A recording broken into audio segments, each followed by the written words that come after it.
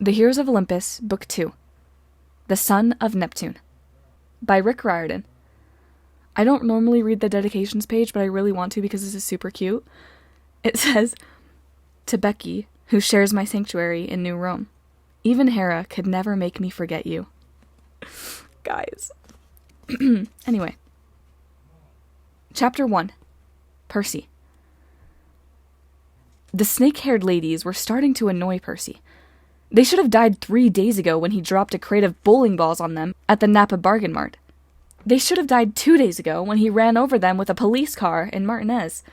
They definitely should have died this morning when he cut off their heads in Tilden Park. No matter how many times Percy killed them and watched them crumble to powder, they just kept reforming like large evil dust bunnies.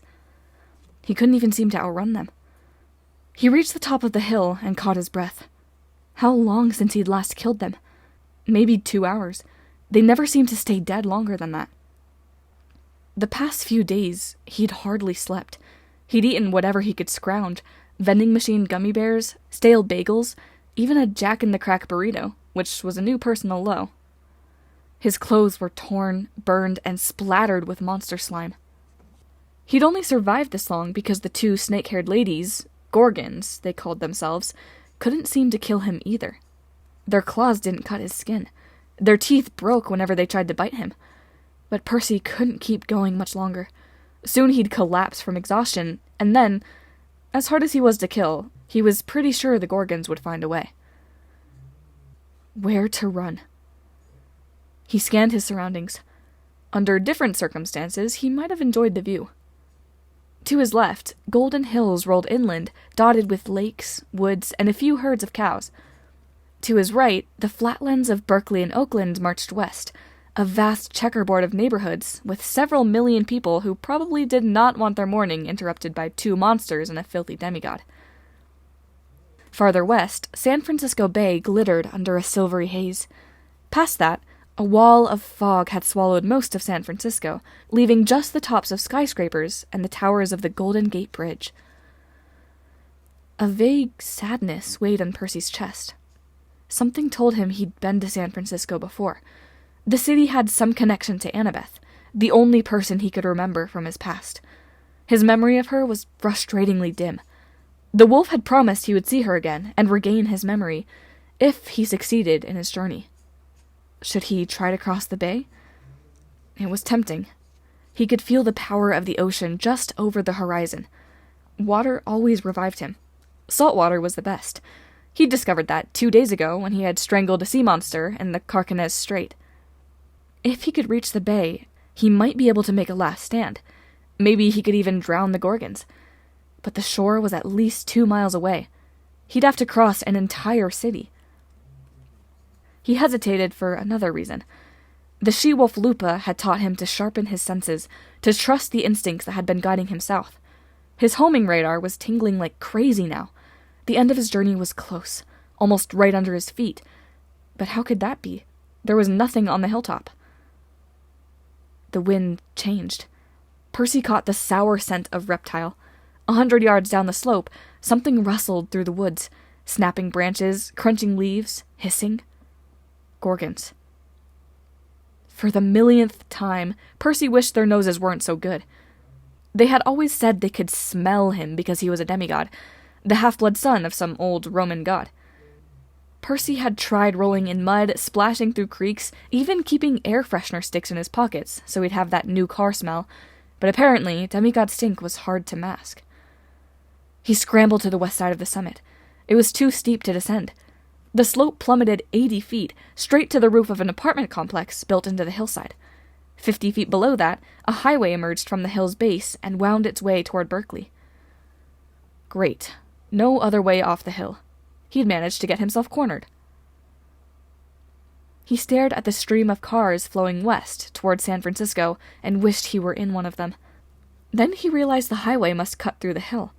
There must be a tunnel right under his feet. His internal radar went nuts. He was in the right place, just too high up. He had to check out that tunnel. He needed a way down to the highway. Fast. He slung off his backpack.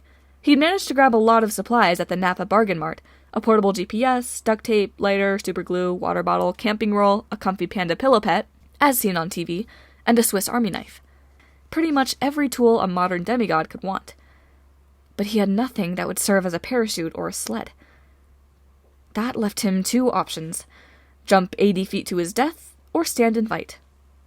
Both options sounded pretty bad. He cursed and pulled his pen from his pocket.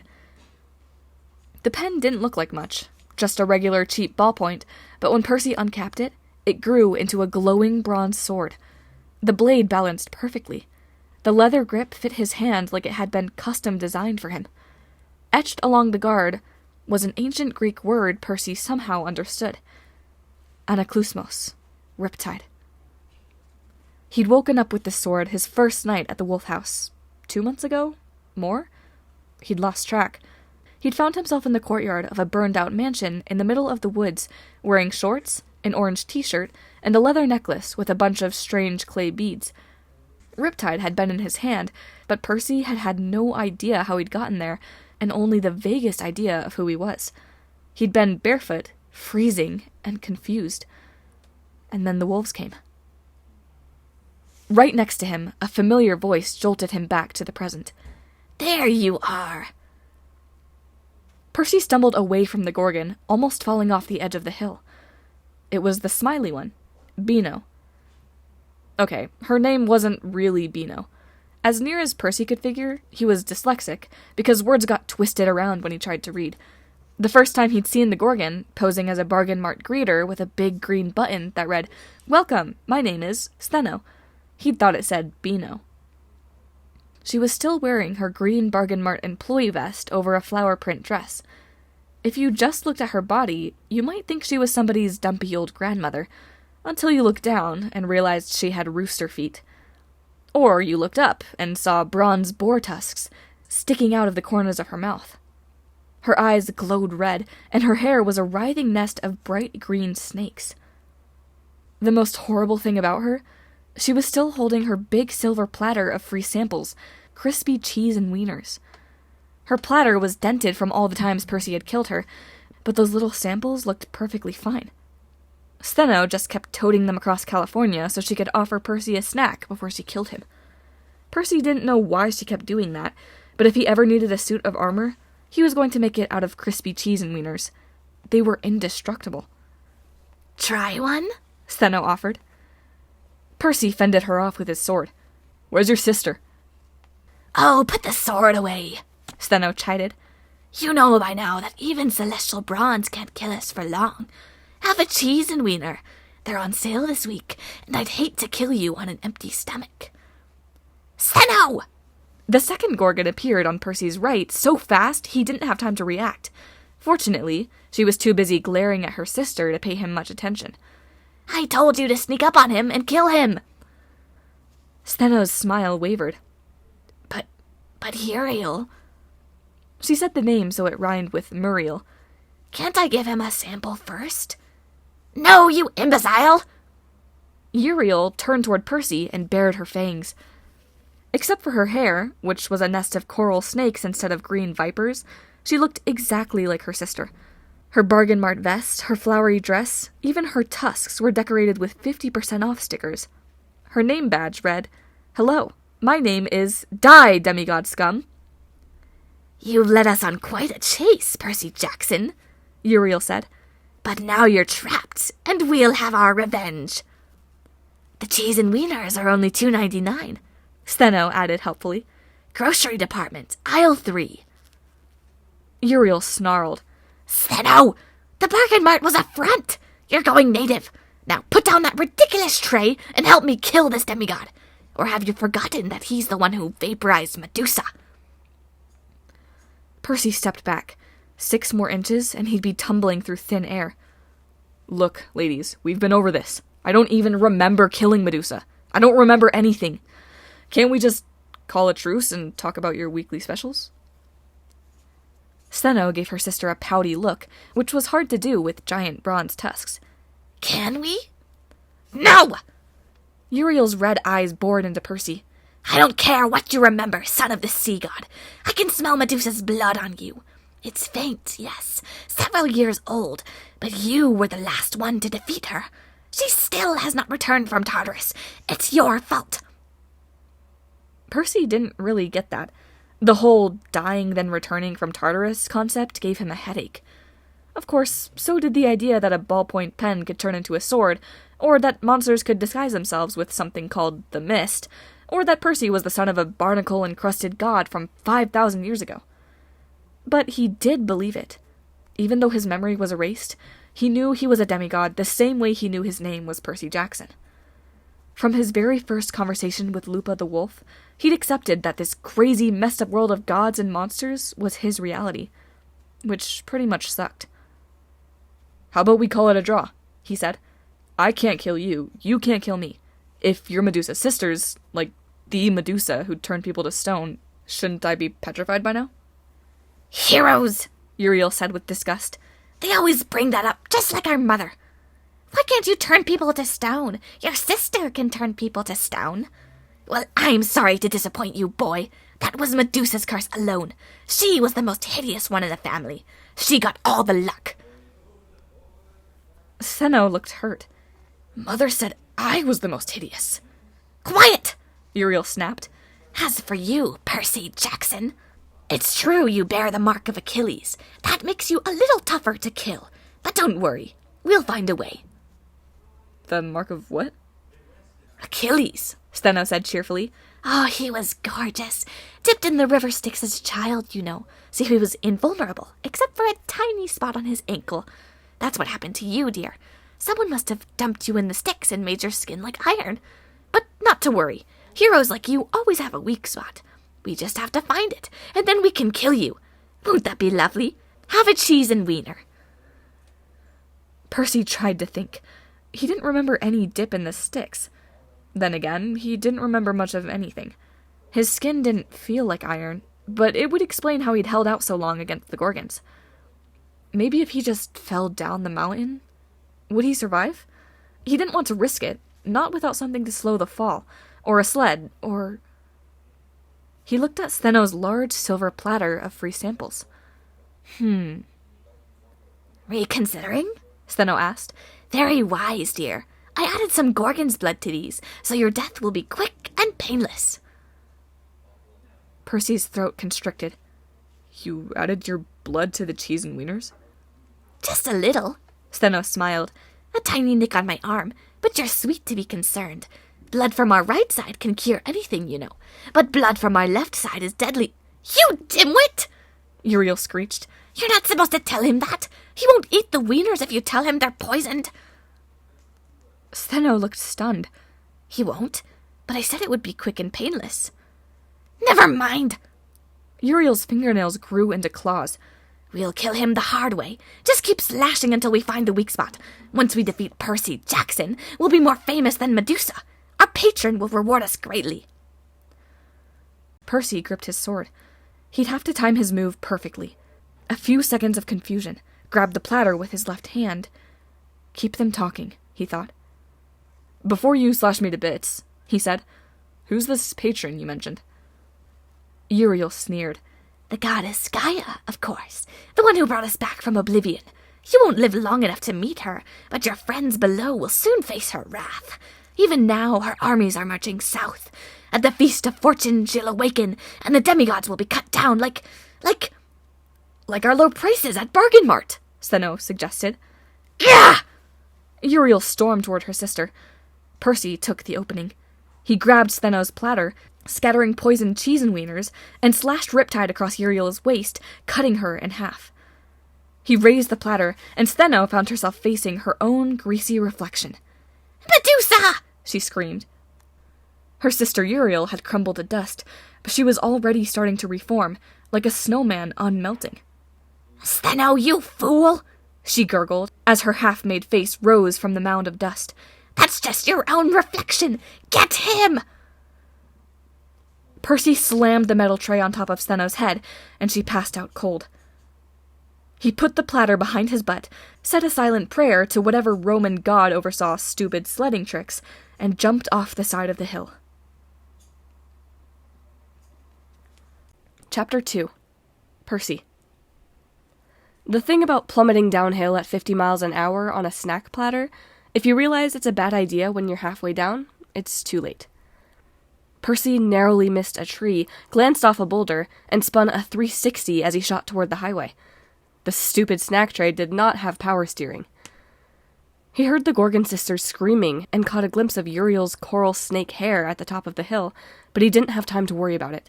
The roof of the apartment building loomed below him like the prow of a battleship. Head-on collision in 10, 9, 8... He managed to swivel sideways to avoid breaking his legs on impact. The snack platter skittered across the roof and sailed through the air. The platter went one way. Percy went the other. As he fell toward the highway, a horrible scenario flashed through his mind. His body smashing against an SUV's windshield, some annoyed commuter trying to push him off with the wipers. Stupid 16-year-old kid falling from the sky? I'm late. Miraculously, a gust of wind blew him to one side, just enough to miss the highway and crash into a clump of bushes. It wasn't a soft landing, but it was better than asphalt. Percy groaned. He wanted to lie there and pass out, but he had to keep moving. He struggled to his feet. His hands were scratched up, but no bones seemed to be broken. He still had his backpack. Somewhere on the sled ride he'd lost his sword, but Percy knew it would eventually reappear in his pocket in pen form. That was part of its magic. He glanced up the hill. The Gorgons were hard to miss, with their colorful snake hair and their bright green bargain mart vests. They were picking their way down the slope, going slower than Percy, but with a lot more control. Those chicken feet must have been good for climbing. Percy figured he had maybe 5 minutes before they reached him. Next to him, a tall chain-link fence separated the highway from a neighborhood of winding streets, cozy houses, and tall eucalyptus trees. The fence was probably there to keep people from getting onto the highway and doing stupid things, like sledding into the fast lane on snack trays, but the chain link was full of big holes. Percy could easily slip through into the neighborhood. Maybe he could find a car and drive west to the ocean. He didn't like stealing cars, but over the past few weeks, in life-and-death situations, he'd borrowed several, including a police cruiser. He'd meant to return them, but they never seemed to last very long. He glanced east. Just as he'd figured, 100 yards uphill, the highway cut through the base of the cliff. 2 tunnel entrances, one for each direction of traffic, stared down at him like eye sockets of a giant skull. In the middle, where the nose would have been, a cement wall jutted from the hillside, with a metal door like the entrance to a bunker. It might have been a maintenance tunnel. That's probably what mortals thought, if they noticed the door at all. But they couldn't see through the mist. Percy knew the door was more than that. 2 kids in armor flanked the entrance. They wore a bizarre mix of plumed Roman helmets, breastplates, scabbards, blue jeans, purple t-shirts, and white athletic shoes. The guard on the right looked like a girl, though it was hard to tell for sure with all the armor. The one on the left was a stocky guy with a bow and quiver on his back. Both kids held long wooden staffs with iron spear tips, like old-fashioned harpoons. Percy's internal radar was pinging like crazy. After so many horrible days, he'd finally reached his goal. His instincts told him that if he could make it inside that door, he might find safety for the first time since the wolves had sent him south. So why did he feel such dread? Farther up the hill, the Gorgons were scrambling over the roof of the apartment complex. 3 minutes away, maybe less. Part of him wanted to run to the door in the hill. He'd have to cross to the median of the highway, but then it would be a short sprint. He could make it before the Gorgons reached him. Part of him wanted to head west to the ocean. That's where he'd be safest. That's where his power would be greatest. Those Roman guards at the door made him uneasy. Something inside him said, "This isn't my territory. This is dangerous." "You're right, of course," said a voice next to him. Percy jumped. At first he thought Beano had managed to sneak up on him again, but the old lady sitting in the bushes was even more repulsive than a Gorgon. She looked like a hippie who'd been kicked to the side of the road maybe 40 years ago, where she'd been collecting trash and rags ever since. She wore a dress made of tie-dyed cloth, ripped-up quilts, and plastic grocery bags. Her frizzy mop of hair was gray-brown, like root beer foam, tied back with a peace sign headband. Warts and moles covered her face. When she smiled, she showed exactly 3 teeth. "It isn't a maintenance tunnel," she confided. "It's the entrance to camp." A jolt went up Percy's spine. Camp. Yes, that's where he was from. A camp. Maybe this was his home. Maybe Annabeth was close by. But something felt wrong. The Gorgons were still on the roof of the apartment building. Then Steno shrieked in delight and pointed in Percy's direction. The old hippie lady raised her eyebrows. Not much time, child. You'll need to make your choice. Who are you? Percy asked, though he wasn't sure he wanted to know. The last thing he needed was another harmless mortal who turned out to be a monster. Oh, you can call me June. The old lady's eyes sparkled as if she'd made an excellent joke. It is June, isn't it? They named the month after me. Okay. Look, I should go. 2 Gorgons are coming. I don't want them to hurt you. June clasped her hands over her heart. How sweet. But that's part of your choice. My choice? Percy glanced nervously toward the hill. The Gorgons had taken off their green vests. Wings sprouted from their backs, small bat wings which glinted like brass. Since when did they have wings? Maybe they were ornamental. Maybe they were too small to get a Gorgon into the air. Then the 2 sisters leaped off the apartment building and soared toward him. Great. Just great. Yes, a choice, June said, as if she were in no hurry. You could leave me here at the mercy of the Gorgons and go to the ocean. You'll make it there safely, I guarantee. The Gorgons will be quite happy to attack me and let you go. In the sea, no monster would bother you. You could begin a new life, live to a ripe old age, and escape a great deal of pain and misery that is in your future. Percy was pretty sure he wasn't going to like the second option. Or you could do a good deed for an old lady, she said. Carry me to the camp with you. Carry you? Percy hoped she was joking. Then June hiked up her skirts and showed him her swollen purple feet. I can't get there by myself, she said. Carry me to camp, across the highway, through the tunnel, across the river. Percy didn't know what river she meant, but it didn't sound easy. June looked pretty heavy. The Gorgons were only 50 yards away now, leisurely gliding toward him as if they knew the hunt was almost over. Percy looked at the old lady. And I'd carry you to this camp because... Because it's a kindness, she said. And if you don't, the gods will die, the world we know will perish, and everyone from your old life will be destroyed. Of course, you wouldn't remember them, so I suppose it wouldn't matter. You'd be safe at the bottom of the sea. Percy swallowed. The Gorgons shrieked with laughter as they soared in for the kill. If I go to the camp, he said, will I get my memory back? Eventually, June said. But be warned, you will sacrifice much. You'll lose the mark of Achilles. You'll feel pain, misery, and loss beyond anything you've ever known. But you might have a chance to save your old friends and family, to reclaim your old life. The Gorgons were circling right overhead. They were probably studying the old woman, trying to figure out who the new player was before they struck. What about those guards at the door? Percy asked. June smiled. Oh, they'll let you in, dear.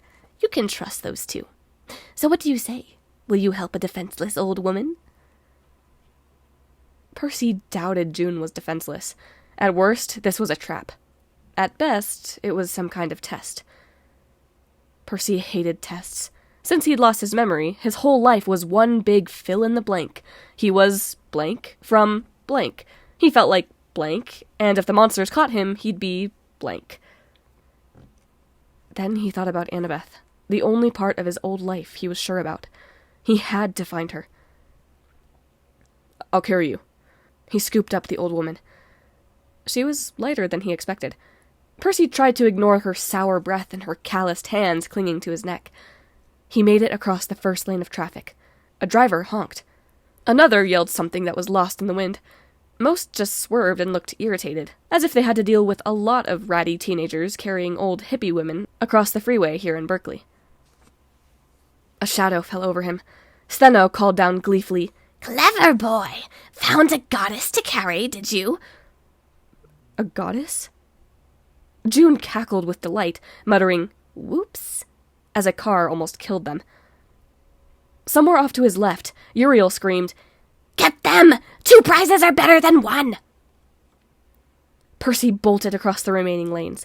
Somehow he made it to the median alive. He saw the Gorgons swooping down, cars swerving as the monsters passed overhead.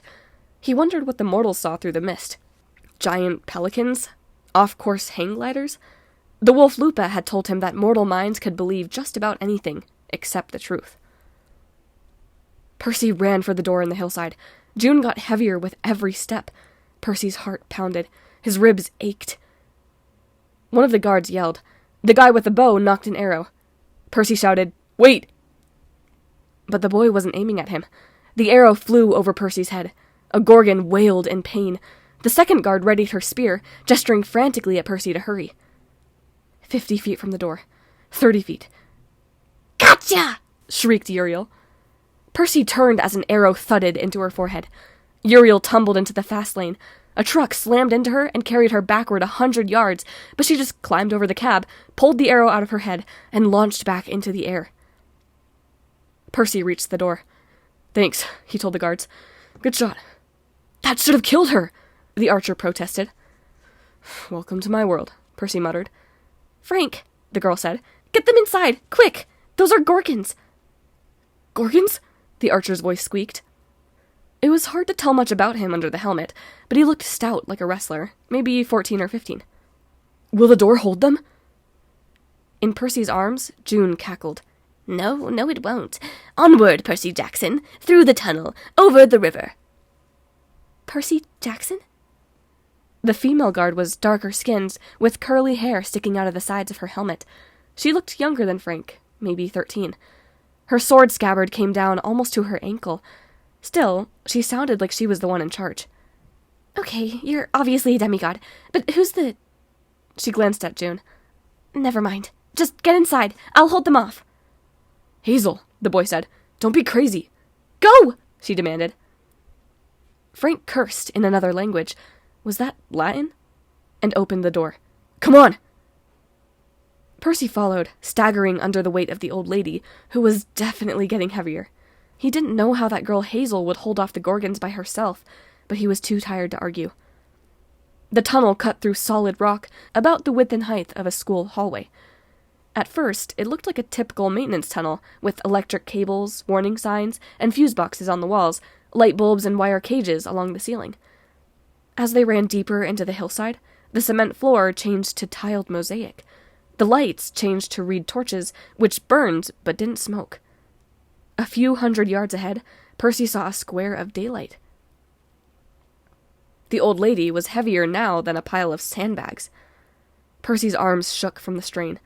June mumbled a song in Latin, like a lullaby, which didn't help Percy concentrate. Behind them, the Gorgons' voices echoed in the tunnel.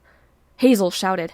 Percy was tempted to dump June and run back to help, but then the entire tunnel shook with the rumble of falling stone. There was a squawking sound, just like the Gorgons had made when Percy had dropped a crate of bowling balls on them in Napa. He glanced back. The west end of the tunnel was now filled with dust.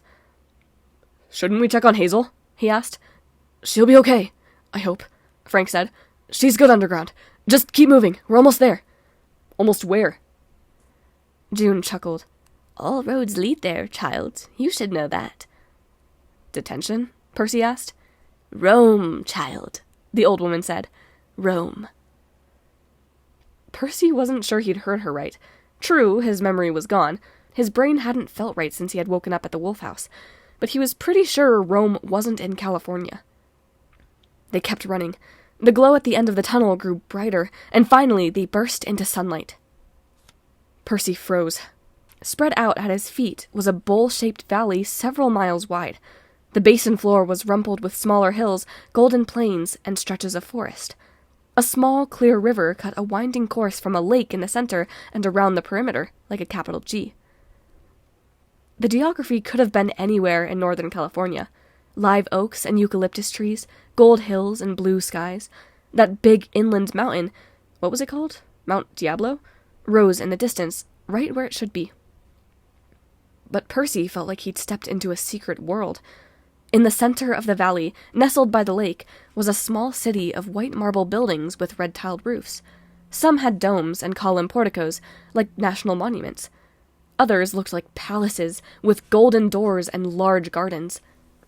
He could see an open plaza with freestanding columns, fountains, and statues.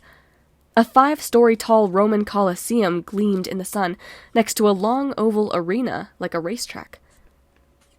Across the lake to the south, another hill was dotted with even more impressive buildings. Temples, Percy guessed. Several stone bridges crossed the river as it wound through the valley, and in the north, a long line of brickwork arches stretched from the hills into the town. Percy thought it looked like an elevated train track.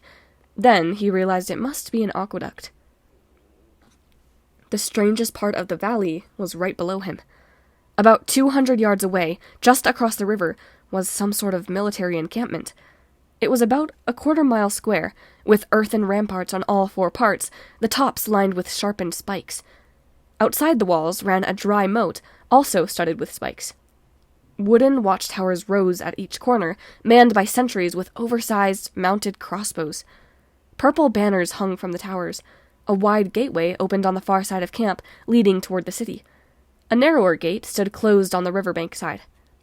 Inside, the fortress bustled with activity. Dozens of kids going to and from barracks, carrying weapons, polishing armor. Percy heard the clank of hammers at a forge and smelled meat cooking over a fire. Something about this place felt very familiar, yet not quite right. "Camp Jupiter," Frank said. "We'll be safe once—" Footsteps echoed in the tunnel behind them. Hazel burst into the light. She was covered with stone dust and breathing hard. She'd lost her helmet, so her curly brown hair fell around her shoulders. Her armor had long slash marks in front from the claws of a gorgon. One of the monsters had tagged her with a 50% off sticker. "I slowed them down," she said, "but they'll be here any second." Frank cursed. "We have to get across the river." June squeezed Percy's neck tighter. "Oh, yes, please. I can't get my dress wet." Percy bit his tongue. If this lady was a goddess, she must have been the goddess of smelly, heavy, useless hippies. But he'd come this far. He'd better keep lugging her along. "It's a kindness," she'd said. "And if you don't, the gods will die, the world we know will perish, and everyone from your old life will be destroyed."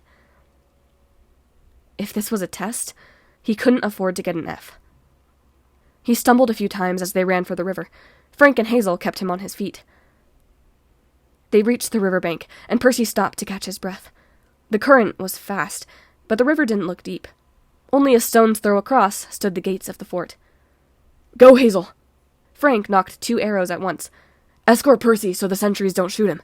It's my turn to hold off the baddies." Hazel nodded and waded into the stream. Percy started to follow, but something made him hesitate. Usually he loved the water, but this river seemed powerful and not necessarily friendly. "The little Tiber," said June sympathetically. "It flows with the power of the original Tiber, river of the Empire. This is your last chance to back out, child. The mark of Achilles is a Greek blessing. You can't retain it if you cross into Roman territory. The Tiber will wash it away." Percy was too exhausted to understand all that, but he got the main point.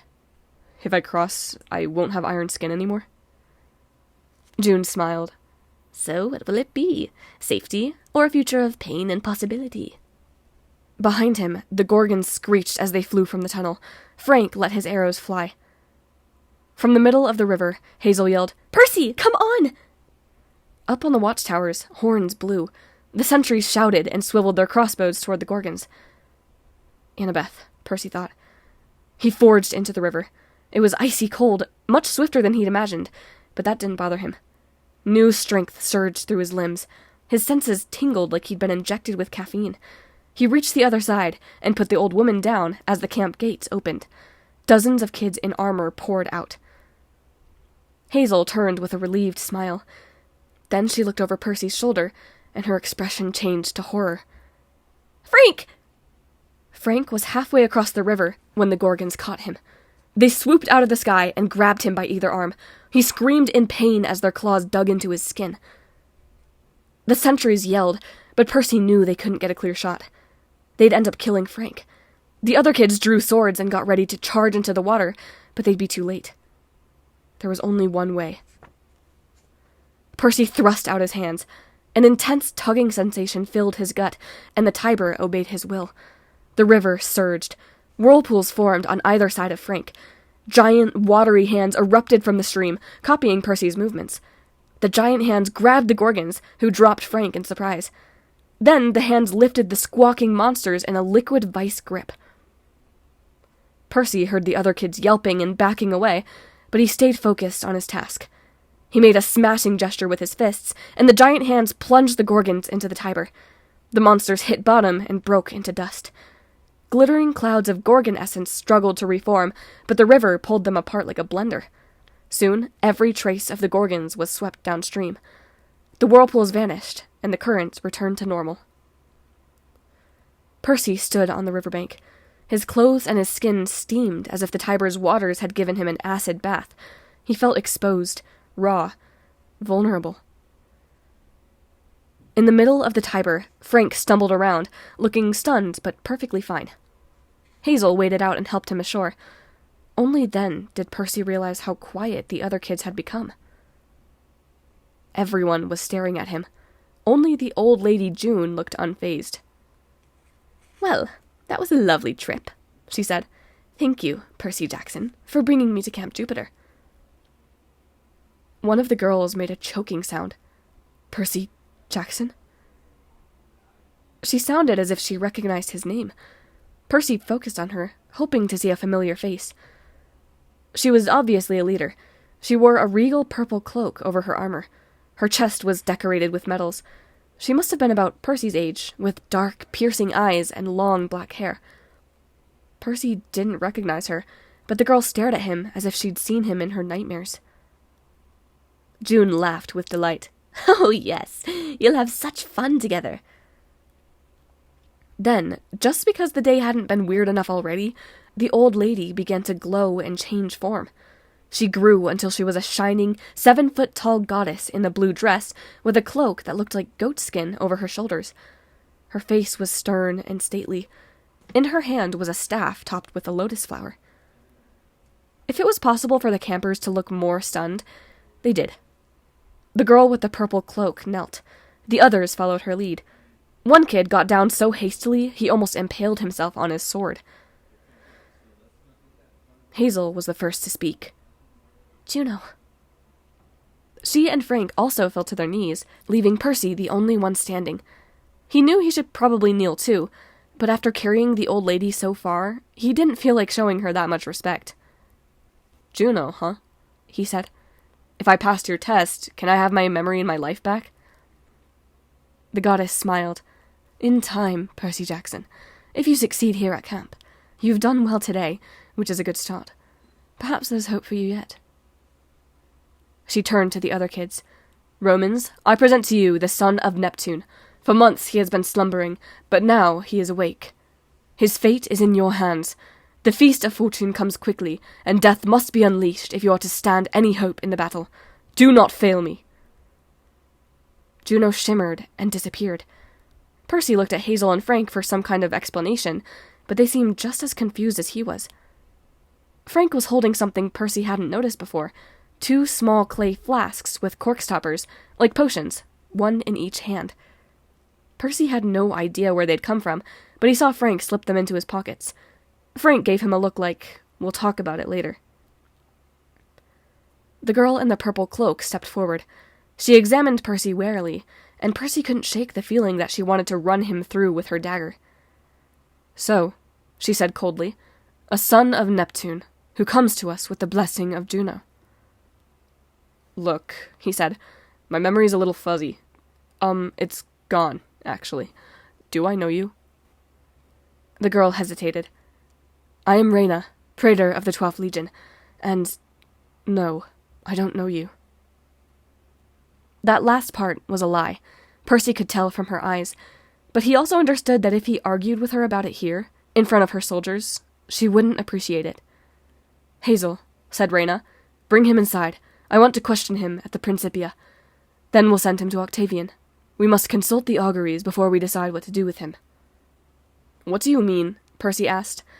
"Decide what to do with me?" Reyna's hand tightened on her dagger. Obviously, she was not used to having her orders questioned. "Before we accept anyone into camp, we must interrogate them and read the auguries. Juno said your fate is in our hands. We have to know whether the goddess has brought us a new recruit. Reyna studied Percy as if she found that doubtful. Or, she said more hopefully, if she's brought us an enemy to kill.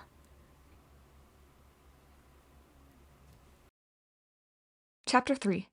Percy. Percy wasn't scared of ghosts, which was lucky. Half the people in camp were dead. Shimmering purple warriors stood outside the armory, polishing ethereal swords. Others hung out in front of the barracks. A ghostly boy chased a ghostly dog down the street. And at the stables, a big glowing red dude with the head of a wolf guarded a herd of... were those unicorns? None of the campers paid the ghosts much attention, but as Percy's entourage walked by, with Reyna in the lead and Frank and Hazel on either side, all the spirits stopped what they were doing and stared at Percy. A few looked angry. The little boy ghost shrieked something like, "Gregis!" and turned invisible. Percy wished he could turn invisible too. After weeks on his own, all this attention made him uneasy. He stayed between Hazel and Frank and tried to look inconspicuous. "Am I seeing things?" he asked. "Or are those Ghosts? Hazel turned. She had startling eyes, like 14-karat gold. They're Larry's. House gods. "House gods," Percy said.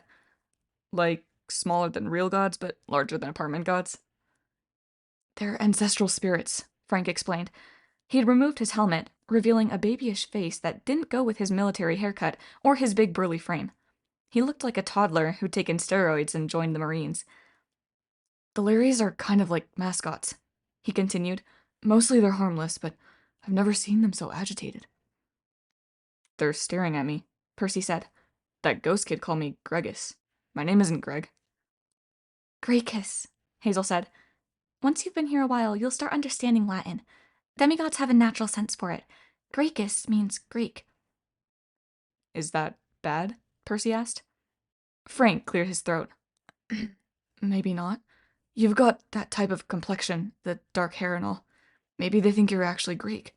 Is your family from there?" "Don't know. Like I said, my memory's gone." "Or maybe..." Frank hesitated. "What?" Percy asked.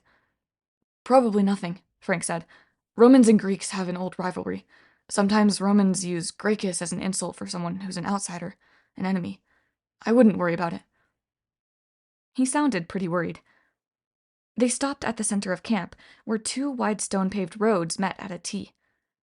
A street sign labeled the road to the main gates as Via Praetoria. The other road, cutting across the middle of camp, was labeled Via Principalis. Under those markers were hand-painted signs like Berkeley 5 miles, New Rome 1 mile, Old Rome 7,280 miles, Hades 2,310 miles, pointing straight down, Reno 208 miles, and Certain Death, you are here. For Certain Death, the place looked pretty clean and orderly. The buildings were freshly whitewashed, laid out in neat grids like the camp had been designed by a fussy math teacher. The barracks had shady porches where campers lounged in hammocks or played cards and drank sodas. Each dorm had a different collection of banners out front, displaying Roman numerals and various animals: eagle, bear, wolf, horse, and something that looked like a hamster. Along the Via Praetoria, rows of shops advertised food, armor, weapons, coffee, gladiator equipment, and toga rentals. A chariot dealership had a big advertisement out front: Caesar XLS, with anti-lock brakes, no denarii down. At one corner of the crossroads stood the most impressive building, a 2-story wedge of white marble with a columned portico like an old-fashioned bank. Roman guards stood out front. Over the doorway hung a big purple banner with the gold letters SPQR embroidered inside a laurel wreath. "Your headquarters?" Percy asked. Reyna faced him, her eyes still cold and hostile. "It's called the Principia." She scanned the mob of curious campers who had followed them from the river. "Everyone back to your duties. I'll give you an update at evening muster. Remember, we have war games after dinner." The thought of dinner made Percy's stomach rumble.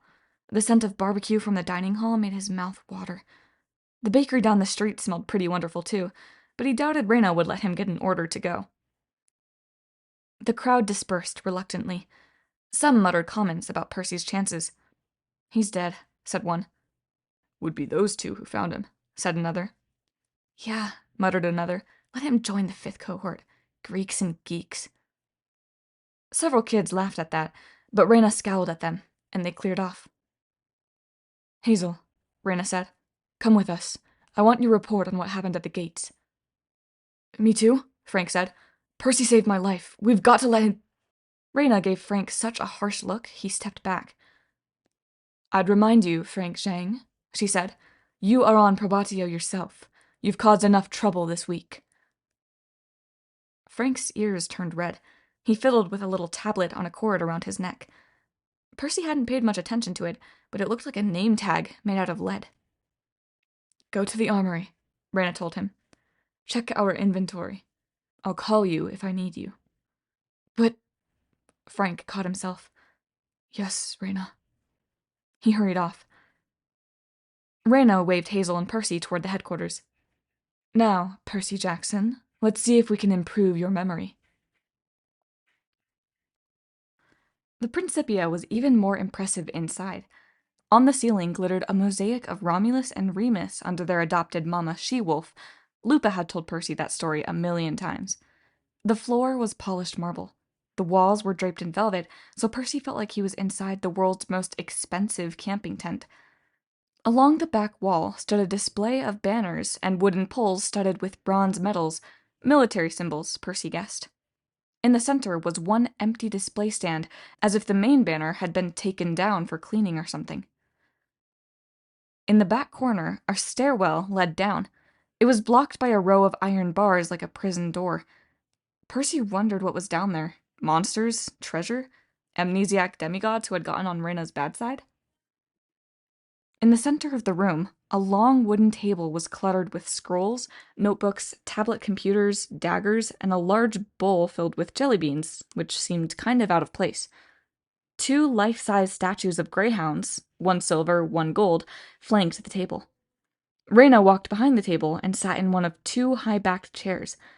Percy wished he could sit in the other, but Hazel remained standing. Percy got the feeling he was supposed to also. So, he started to say. The dog statues bared their teeth and growled. Percy froze. Normally he liked dogs, but these glared at him with ruby eyes. Their fangs looked sharp as razors. Easy, guys, Reyna told the greyhounds. They stopped growling, but kept eyeing Percy as though they were imagining him in a doggy bag. They won't attack, Reyna said, unless you try to steal something, or unless I tell them to. That's argentum and aurum. Silver and gold, Percy said. The Latin meanings popped into his head like Hazel had said they would. He almost asked which dog was which. Then he realized that was a stupid question. Reyna set her dagger on the table. Percy had the vague feeling he'd seen her before. Her hair was black and glossy as volcanic rock, woven in a single braid down her back. She had the poise of a sword fighter, relaxed yet vigilant, as if ready to spring into action at any moment. The worry lines around her eyes made her look older than she probably was. We have met, he decided. I don't remember when. Please, if you can tell me anything. First things first, Reyna said. I want to hear your story. What do you remember? How did you get here?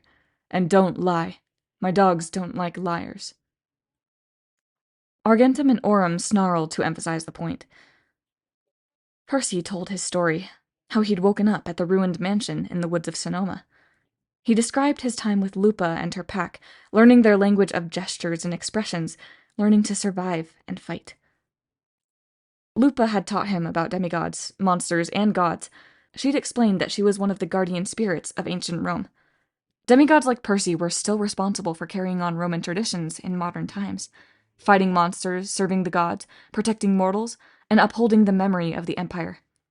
She'd spent weeks training him, until he was as strong and tough and vicious as a wolf. When she was satisfied with his skills, she'd sent him south, telling him that if he survived the journey, he might find a new home and regain his memory. None of it seemed to surprise Reyna. In fact, she seemed to find it pretty ordinary, except for one thing. No memory at all? She asked. You still remember nothing? fuzzy bits and pieces. Percy glanced at the greyhounds. He didn't want to mention Annabeth. It seemed too private, and he was still confused about where to find her. He was sure they'd met at a camp, but this one didn't feel like the right place. Also, he was reluctant to share his one clear memory, Annabeth's face, her blonde hair and gray eyes, the way she laughed, threw her arms around him, and gave him a kiss whenever he did something stupid. She must have kissed me a lot, Percy thought. He feared that if he spoke about that memory to anyone, it would evaporate like a dream. He couldn't risk that. Reyna spun her dagger. Most of what you're describing is normal for demigods. At a certain age, one way or another, we find our way to the wolf house. We're tested and trained. If Lupa thinks we're worthy, she sends us south to join the Legion. But I've never heard of someone losing his memory. How did you find Camp Jupiter? Percy told her about the last 3 days, the Gorgons who wouldn't die, the old lady who turned out to be a goddess, and finally meeting Hazel and Frank at the tunnel in the hill. Hazel took the story from there. She described Percy as brave and heroic, which made him uncomfortable. All he'd done was carry a hippie bag lady. Reyna studied him. You're old for a recruit. You're, what, 16? I think so, Percy said. If you spent that many years on your own, without traveling or help, you should be dead. A son of Neptune? You'd have a powerful aura that would attract all kinds of monsters. Yeah, Percy said. I've been told that I smell. Reyna almost cracked a smile, which gave Percy hope. Maybe she was human after all. You must have been somewhere before the wolf house, she said. Percy shrugged. Juno had said something about him slumbering, and he did have a vague feeling that he'd been asleep, maybe for a long time. But that didn't make sense. Reyna sighed. Well, the dogs haven't eaten you, so I suppose you're telling the truth. Great, Percy said. Next time, can I take a polygraph? Reyna stood. She paced in front of the banners. Her metal dogs watched her go back and forth. Even if I accept that you're not an enemy, she said, you're not a typical recruit. The Queen of Olympus simply doesn't appear at camp, announcing a new demigod. The last time a major god visited us in person like that. She shook her head. I've only heard legends about such things. And a son of Neptune. That's not a good omen, especially now. What's wrong with Neptune? Percy asked. And what do you mean, especially now? Hazel shot him a warning look. Reyna kept pacing. You've fought Medusa's sisters, who haven't been seen in thousands of years. You've agitated our Lares, who are calling you a Gracchus. And you wear strange symbols. That shirt, the beads on your necklace. What do they mean? Percy looked down at his tattered orange t-shirt. It might have had words on it at one point, but they were too faded to read. He should have thrown the shirt away weeks ago. It was worn to shreds, but he couldn't bear to get rid of it. He just kept washing it in streams and water fountains as best he could and putting it back on. As for the necklace, the 4 clay beads were each decorated with a different symbol. One showed a trident. Another displayed a miniature golden fleece. The third was etched with a design of a maze, and the last had an image of a building. Maybe the Empire State Building? With names Percy didn't recognize engraved around it. The beads felt important, like pictures from a family album, but he couldn't remember what they meant. I don't know, he said. And your sword? Reyna asked. Percy checked his pocket. The pen had reappeared as it always did. He pulled it out, but then realized he'd never shown Reyna the sword. Hazel and Frank hadn't seen it either. How had Reyna known about it? Too late to pretend it didn't exist. He uncapped the pen. Riptide sprang to full form. Hazel gasped. The greyhounds barked apprehensively. What is that? Hazel asked. I've never seen a sword like that. I have, Reyna said darkly. It's very old, a Greek design. We used to have a few in the armory before. She stopped herself. The metal is called celestial bronze. It's deadly to monsters, like imperial gold, but even rarer. Imperial gold? Percy asked. Reyna unsheathed her dagger. Sure enough, the blade was gold. The medal was consecrated in ancient times at the Pantheon in Rome. Its existence was a closely guarded secret of the emperors, a way for their champions to slay monsters that threatened the empire. We used to have more weapons like this, but now, well, we scrape by. I use this dagger. Hazel has a spatha, a cavalry sword. Most legionnaires use a shorter sword called a gladius. But that weapon of yours is not Roman at all. It's another sign you're not a typical demigod. And your arm. What about it? Percy asked. Reyna held up her own forearm. Percy hadn't noticed before, but she had a tattoo on the inside. The letters SPQR, a crossed sword and torch, and under that, 4 parallel lines like score marks. Percy glanced at Hazel. We all have them, she confirmed, holding up her arm.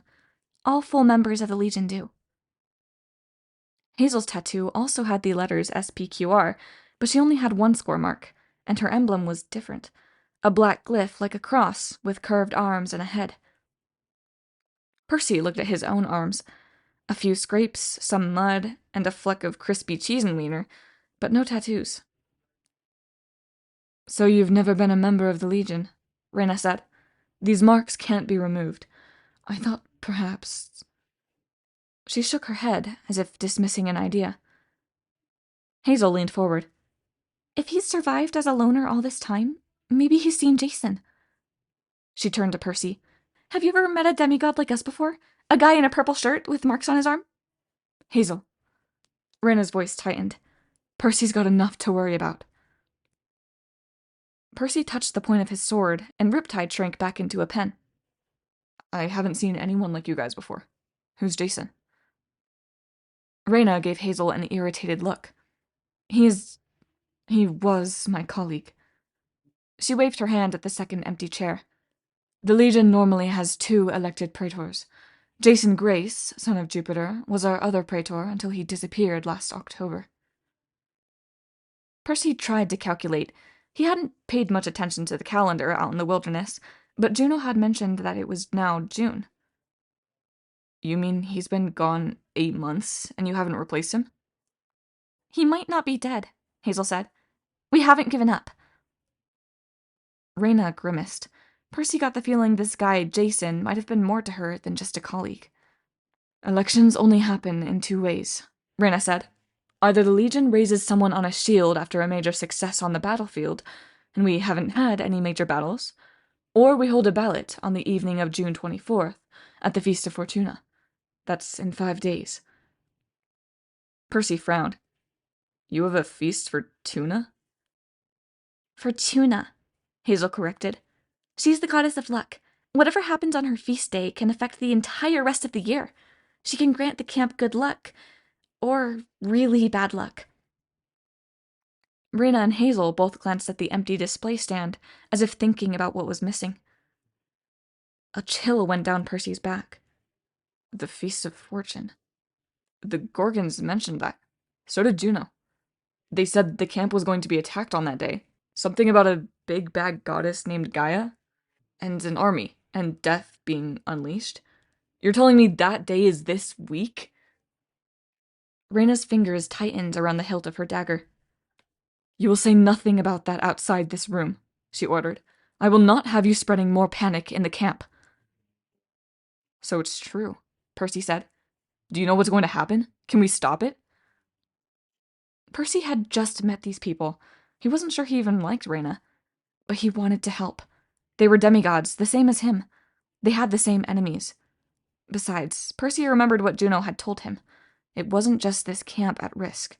His old life, the gods, and the entire world might be destroyed. Whatever was coming down, it was huge. We've talked enough for now, Reyna said. Hazel, take him to Temple Hill. Find Octavian. On the way, you can answer Percy's questions. Tell him about the Legion. Yes, Reyna. Percy still had so many questions, his brain felt like it would melt.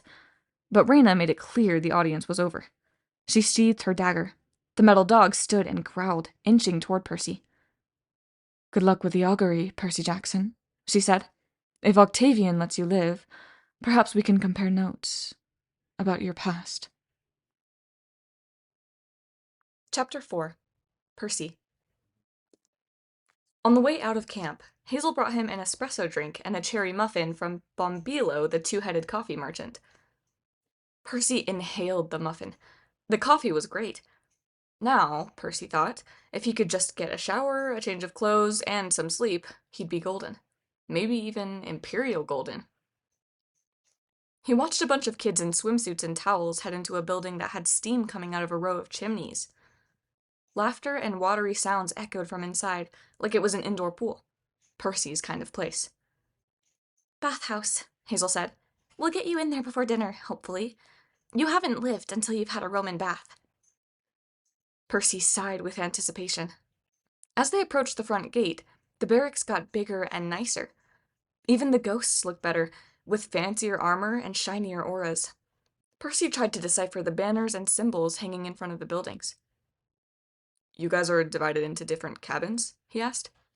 Sort of. Hazel ducked as a kid riding a giant eagle swooped overhead. We have 5 cohorts of about 40 kids each. Each cohort is divided into barracks of 10, like roommates, kind of. Percy had never been great at math, but he tried to multiply. You're telling me there's 200 kids at camp? Roughly.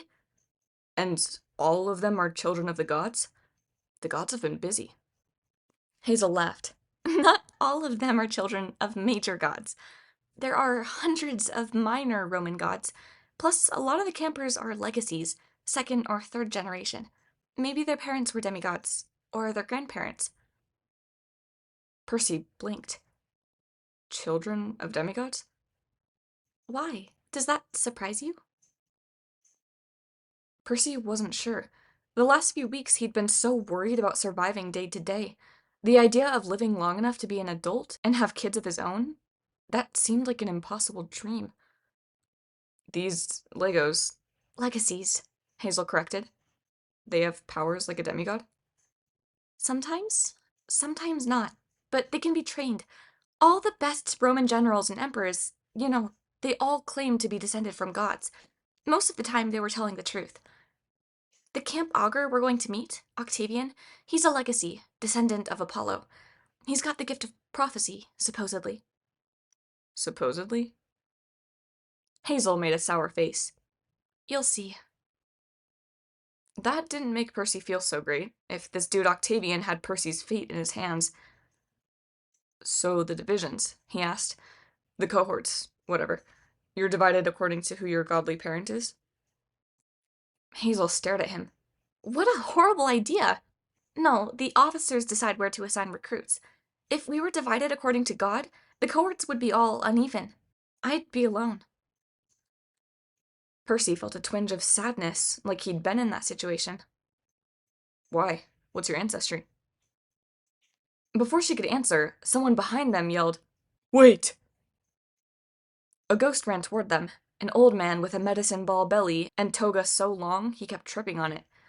He caught up to them and gasped for air, his purple aura flickering around him. "This is him?" the ghost panted. "A new recruit for the 5th, perhaps?" Vitellius, Hazel said. We're sort of in a hurry.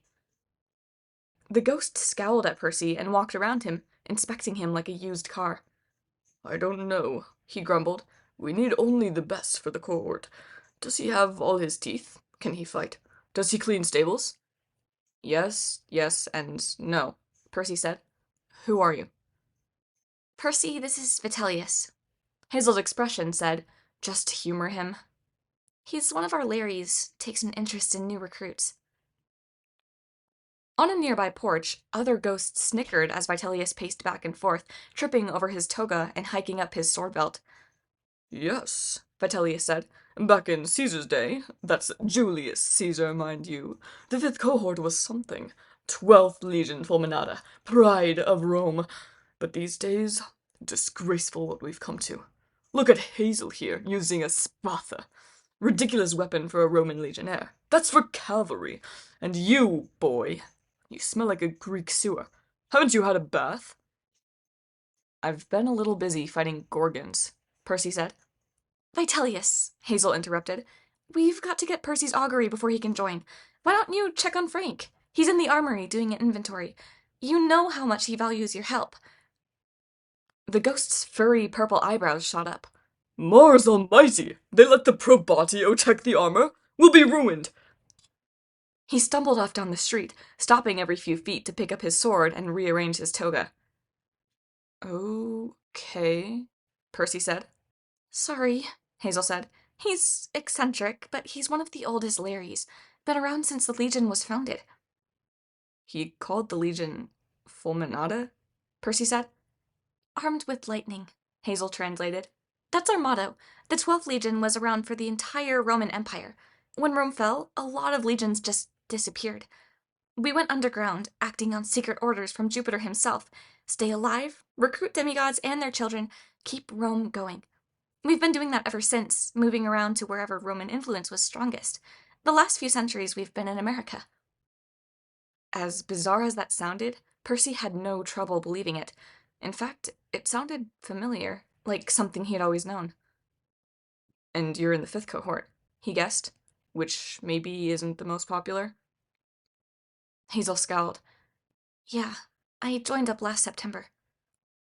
So, just a few weeks before that guy Jason disappeared. Percy knew he'd hit a sore spot. Hazel looked down. She was silent long enough to count every paving stone. Come on, she said at last. I'll show you my favorite view.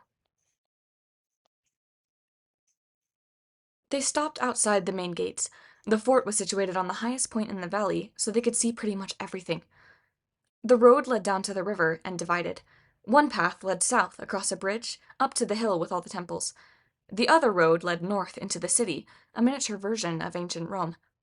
Unlike the military camp, the city looked chaotic and colorful, with buildings crowded together at haphazard angles. Even from this far away, Percy could see people gathered in the plaza, shoppers milling around an open-air market, parents with kids playing in the parks. You've got families here? He asked. In the city, absolutely, Hazel said. When you're accepted into the Legion, you do 10 years of service. After that, you can muster out whenever you want. Most demigods go into the mortal world, but for some, well, it's pretty dangerous out there. This valley is a sanctuary. You can go to college in the city, get married, have kids, retire when you get old. It's the only safe place on Earth for people like us. So, yeah, a lot of veterans make their homes there, under the protection of the Legion. Adult demigods. Demigods who could live without fear, get married, raise a family? Percy couldn't quite wrap his mind around that. It seemed too good to be true. But if this valley is attacked? Hazel pursed her lips. We have defenses. The borders are magical. But our strength isn't what it used to be. Lately, the monster attacks have been increasing. What you said about the Gorgons not dying, we've noticed that too, with other monsters. Do you know what's causing it? Hazel looked away. Percy could tell that she was holding something back, something she wasn't supposed to say. It's complicated, she said. My brother says death isn't... She was interrupted by an elephant. Someone behind them shouted, Make way! Hazel dragged Percy out of the road as a demigod rode past on a full-grown pachyderm covered in black Kevlar armor. The word elephant was printed on the side of his armor, which seemed a little obvious to Percy. The elephant thundered down the road and turned north, heading toward a big open field where some fortifications were under construction. Percy spit dust out of his mouth. What the... Elephant, Hazel explained. Yeah, I read the sign. Why do you have an elephant in a bulletproof vest? War games tonight, Hazel said. That's Hannibal. If we didn't include him, he'd get upset. We can't have that.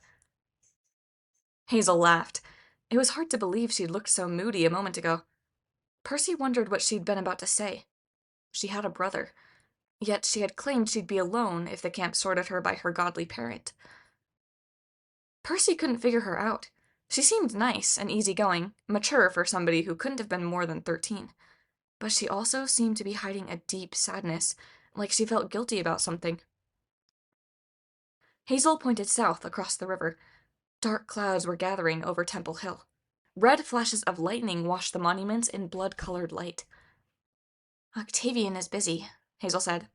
We'd better get over there. On the way, they passed some goat-legged guys hanging out on the side of the road. "Hazel!" one of them cried. He trotted over with a big grin on his face. He wore a faded Hawaiian shirt and nothing for pants except thick brown goat fur. His massive afro jiggled. His eyes were hidden behind little round rainbow-tinted glasses. He held a cardboard sign that read, "Will work, sing, talk, go away for denarii." The work, sing, and talk were all crossed out.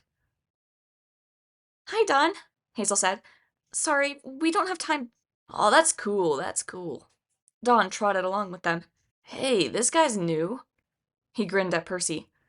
"Do you have 3 denarii for the bus? Because I left my wallet at home, and I've got to get to work and—" "Don," Hazel chided, "Fawns don't have wallets, or jobs, or homes, and we don't have buses." "Right," he said cheerfully. "But do you have denarii?" "Your name is Don the Fawn?" Percy asked. "Yeah. So?" "Nothing." Percy tried to keep a straight face. "Why don't fawns have jobs? Shouldn't they work for the camp?"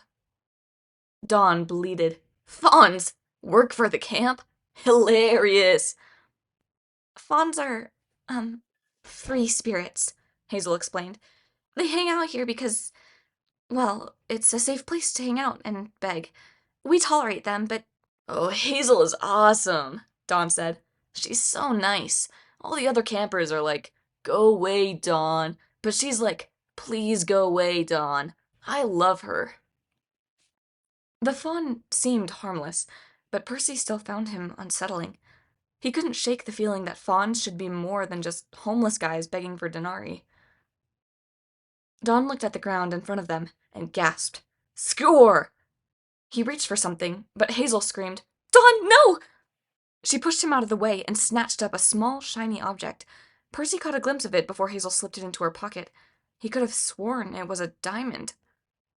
"Come on, Hazel," Don complained. "I could have bought a year's worth of donuts with that." "Don, please," Hazel said. "Go away." She sounded shaken, like she'd just saved Don from a charging, bulletproof elephant. The fawn sighed. "Aw, I can't stay mad at you. But I swear, it's like your good luck.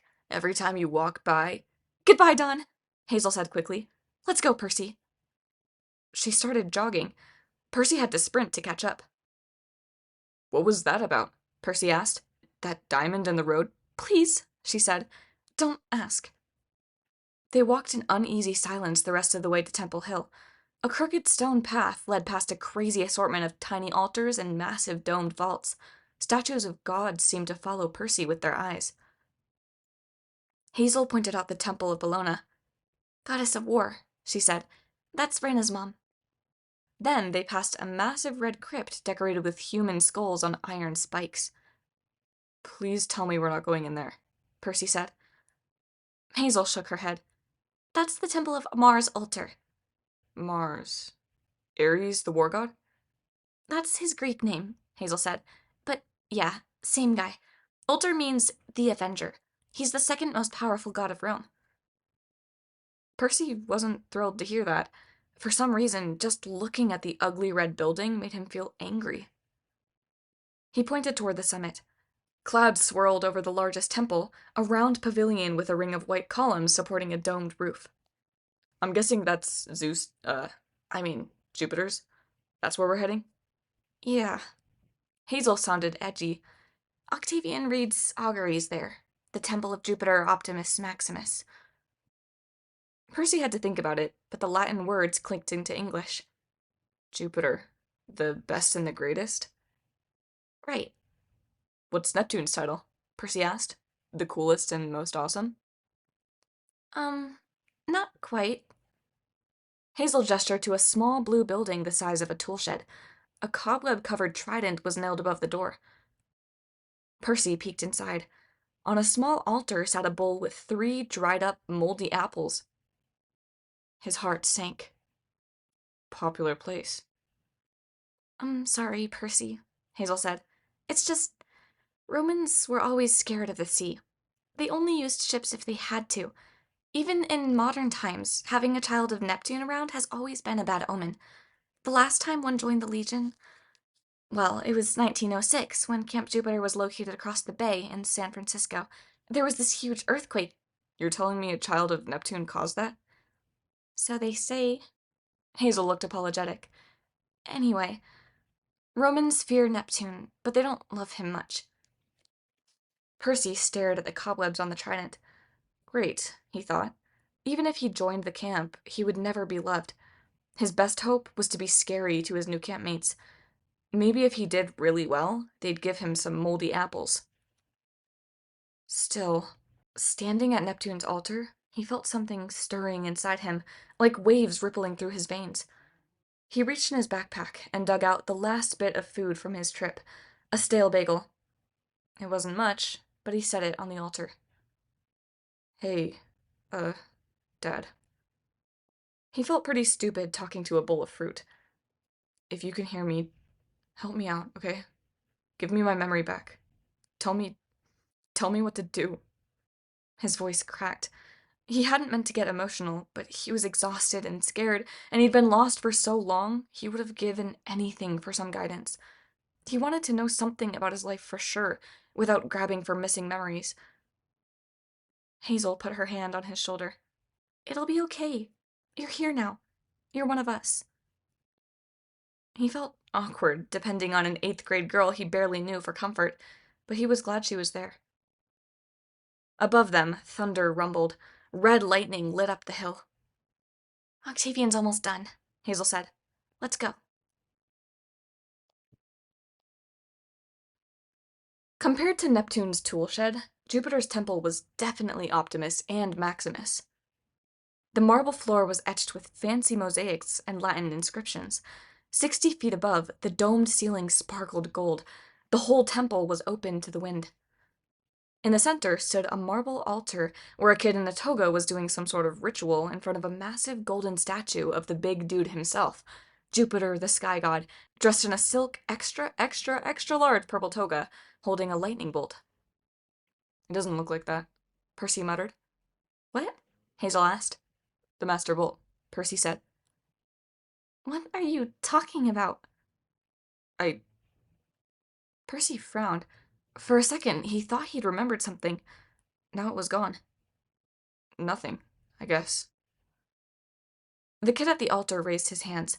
More red lightning flashed in the sky, shaking the temple. Then he put his hands down, and the rumbling stopped. The clouds turned from gray to white and broke apart. A pretty impressive trick, considering the kid didn't look like much.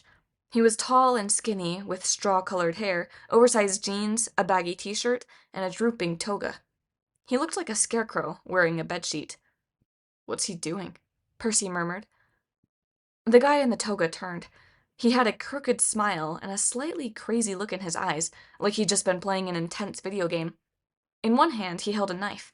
In the other hand was something like a dead animal. That didn't make him look any less crazy. Percy, Hazel said. This is Octavian. The Gracchus, Octavian announced. How interesting. Hi, Percy said. Are you killing small animals? Octavian looked at the fuzzy thing in his hand and laughed. No.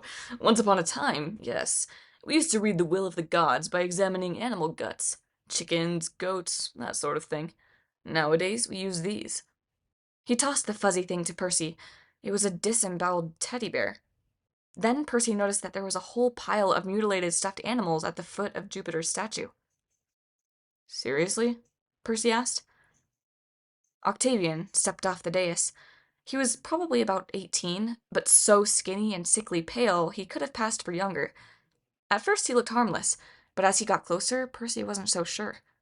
Octavian's eyes glittered with harsh curiosity, like he might gut Percy just as easily as a teddy bear if he thought he could learn something from it. Octavian narrowed his eyes. You seem nervous.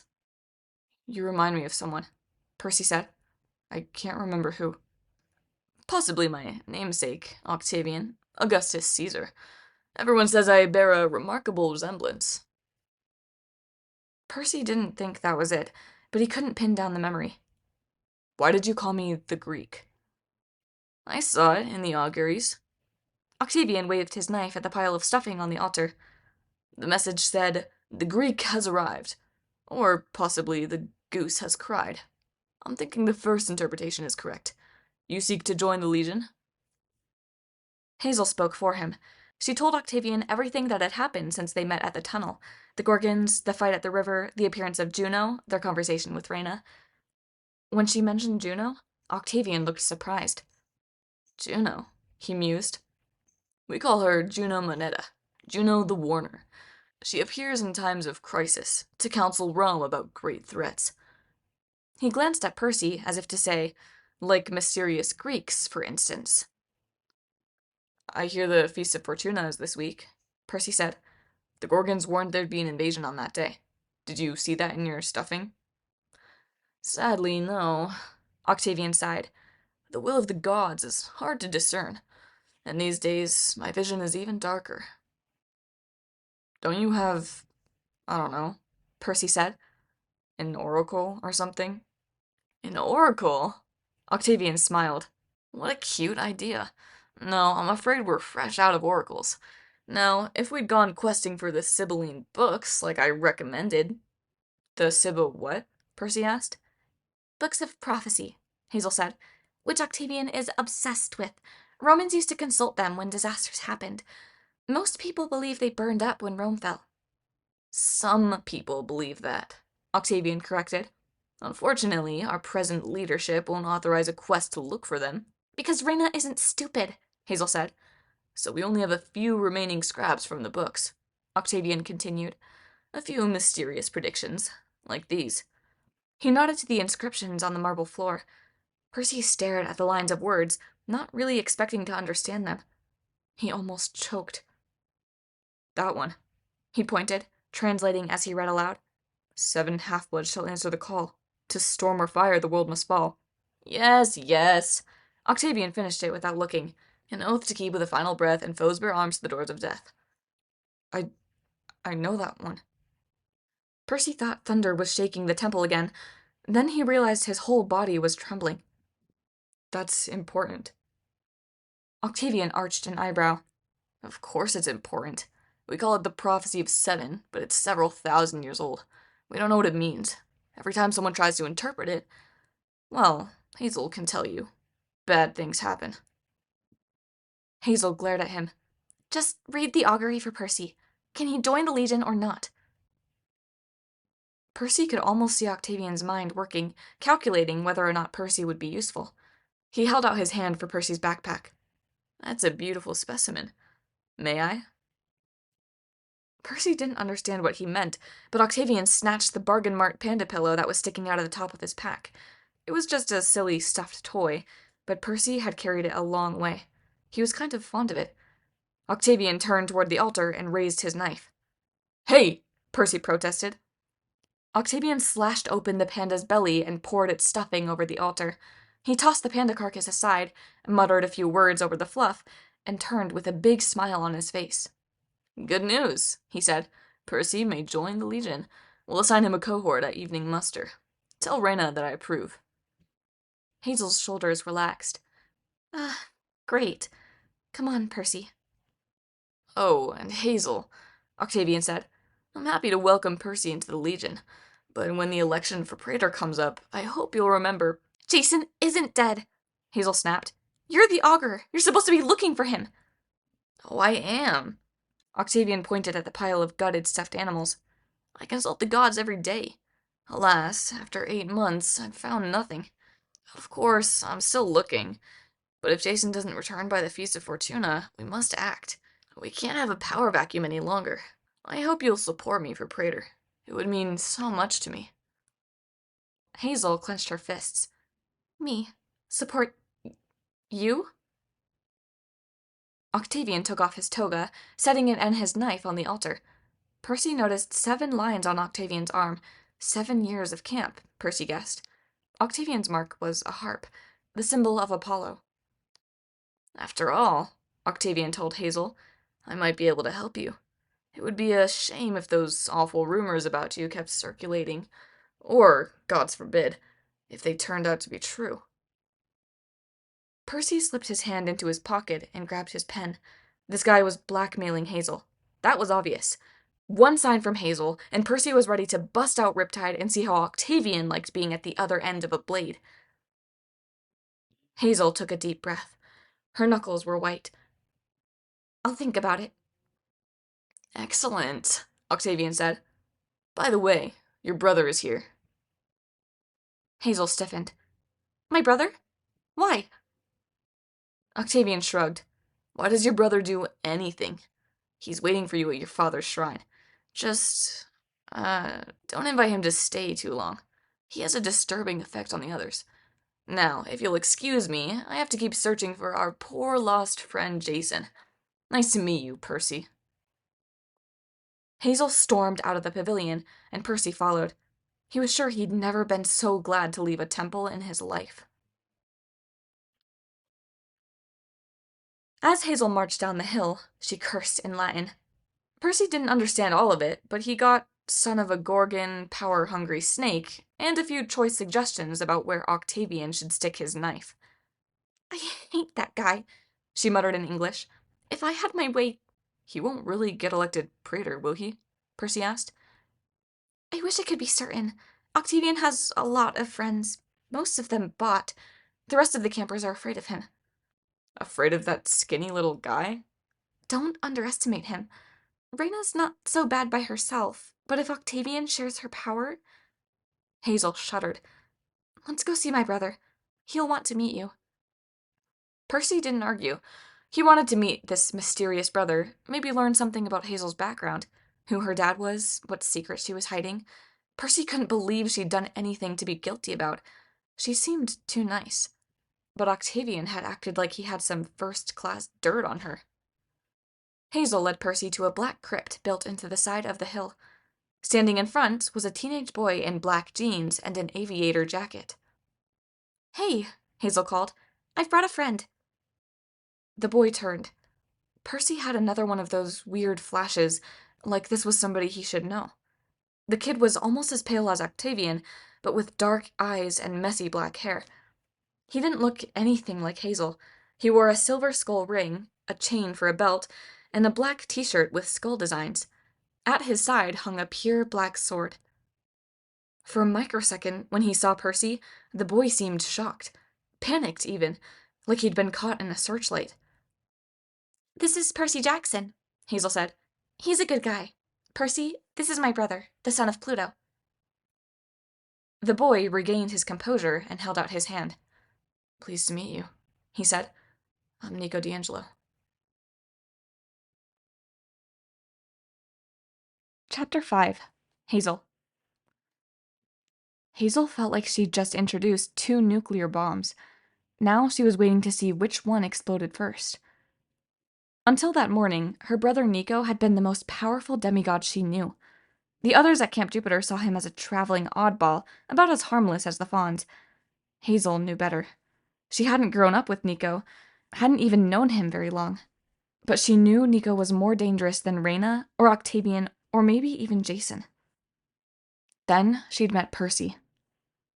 At first, when she saw him stumbling up the highway with the old lady in his arms, Hazel had thought he might be a god in disguise. Even though he was beat up, dirty, and stooped with exhaustion, he'd had an aura of power. He had the good looks of a Roman god, with sea-green eyes and wind-blown black hair. She'd ordered Frank not to fire on him. She thought the gods might be testing them. She'd heard myths like that. A kid with an old lady begs for shelter, and when the rude mortals refuse, boom, they get turned into banana slugs. Then Percy had controlled the river and destroyed the Gorgons. He'd turned a pen into a bronze sword. He'd stirred up the whole camp with talk about the Gracchus, a son of the sea god. Long ago, Hazel had been told that a descendant of Neptune would save her. But could Percy really take away her curse? It seemed too much to hope for. Percy and Nico shook hands. They studied each other warily, and Hazel fought the urge to run. If these two busted out the magic swords, things could get ugly. Nico didn't appear scary. He was skinny and sloppy in his rumpled black clothes. His hair, as always, looked like he'd just rolled out of bed. Hazel remembered when she'd met him. The first time she'd seen him draw that black sword of his, she'd almost laughed. The way he called it Stygian iron, all serious-like. He looked ridiculous.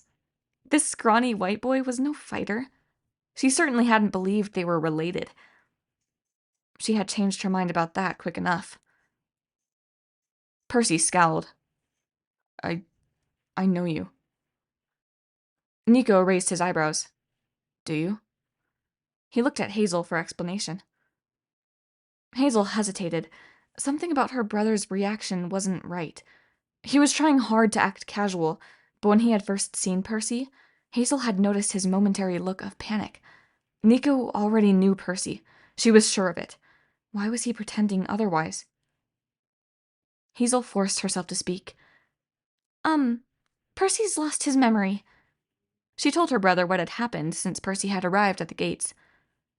So, Nico, she continued carefully, I thought, you travel all over. Maybe you've met demigods like Percy before, or... Nico's expression turned as dark as Tartarus. Hazel didn't understand why, but she got the message. Drop it. The story about Gaia's army, Nico said. You warned Rina? Percy nodded. Who is Gaia, anyway? Hazel's mouth went dry, just hearing that name. It was all she could do to keep her knees from buckling. She remembered a woman's soft, sleepy voice, a glowing cave, and feeling her lungs fill with black oil. She's the Earth Goddess. Nico glanced at the ground as if it might be listening. The oldest goddess of all. She's in a deep sleep most of the time, but she hates the gods and their children. Mother Earth is evil? Percy asked. Very, Nico said gravely. She convinced her son, the Titan Kronos, Saturn, to kill his dad, Uranus, and take over the world. The Titans ruled for a long time. Then the Titans' children, the Olympian gods, overthrew them. That story seems familiar. Percy sounded surprised, like an old memory had partially surfaced. But I don't think I ever heard the part about Gaia. Nico shrugged. She got mad when the gods took over. She took a new husband, Tartarus, the spirit of the abyss, and gave birth to a race of giants. They tried to destroy Mount Olympus, but the gods finally beat them. At least, the first time.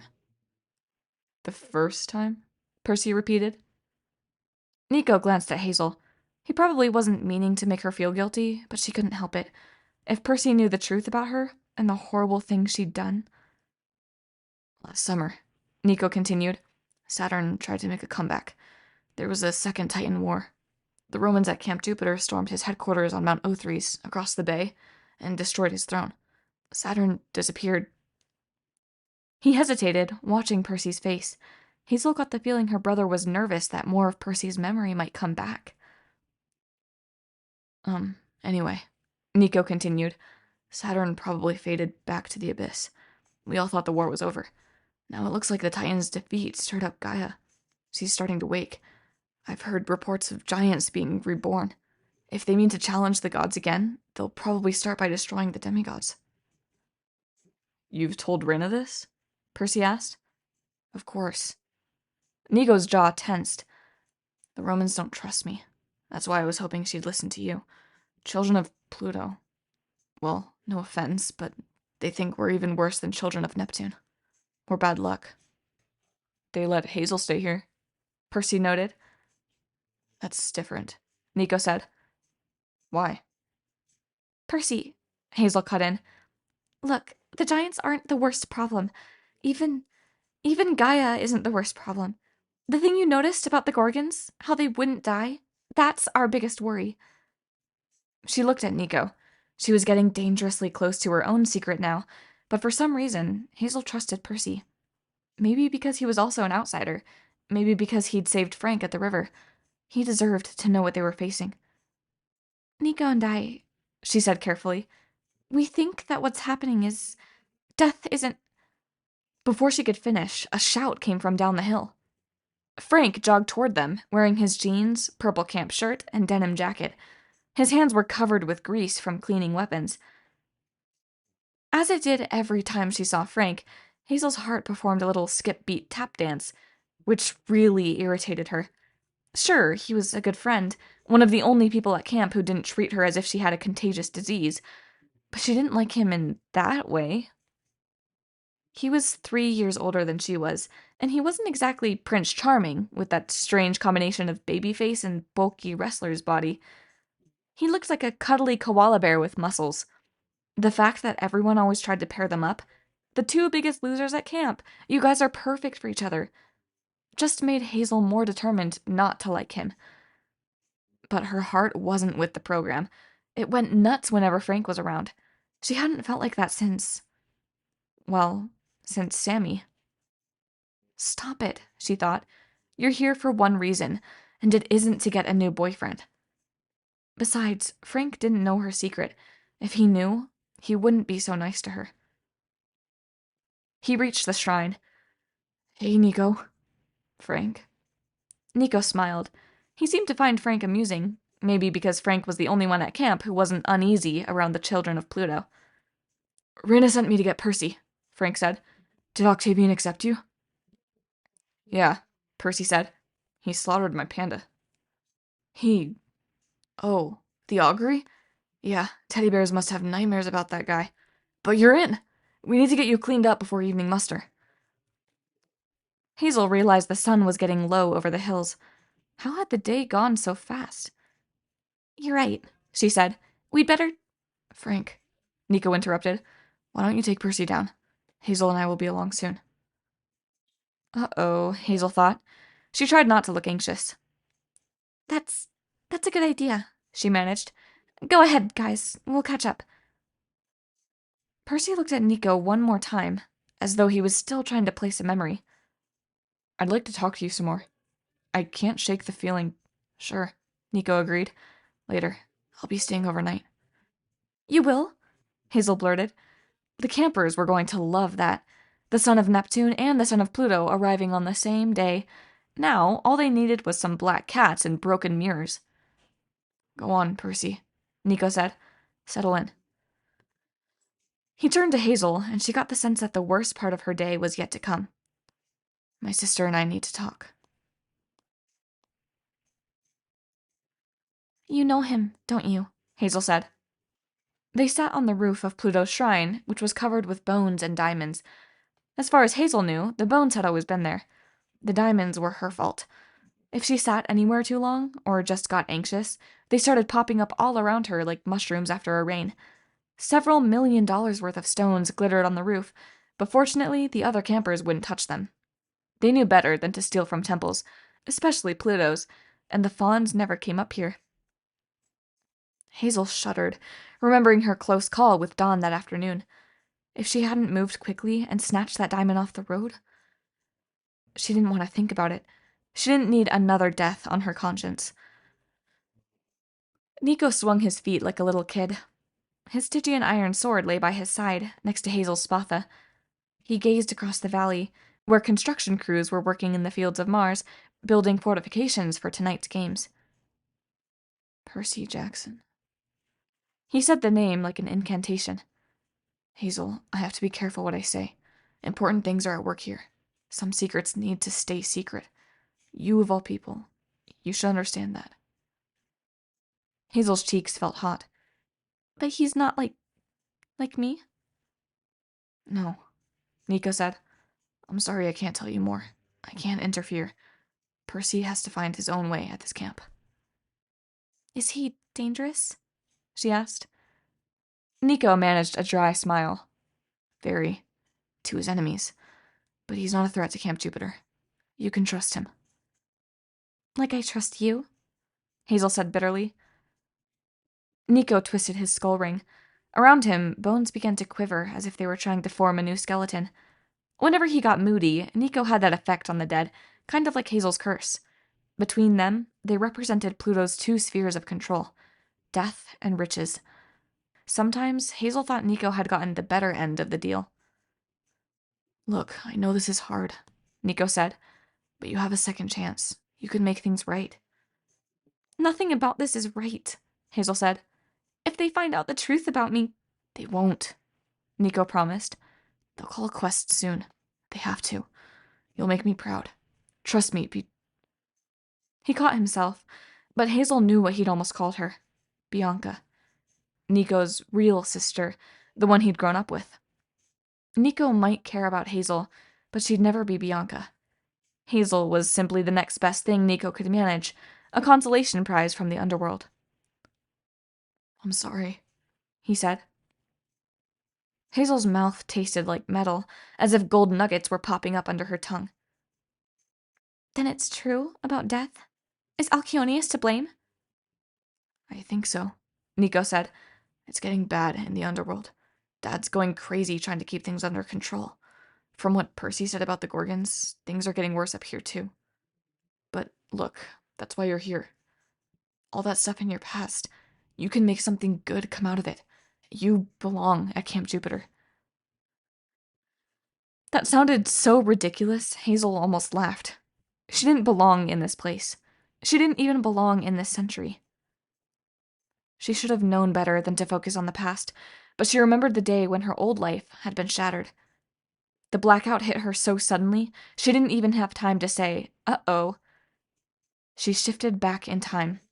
Not a dream or a vision. The memory washed over her with such perfect clarity, she felt like she was actually there. Her most recent birthday. She'd just turned 13. But not last December. December 17th, 1941. The last day she had lived in New Orleans.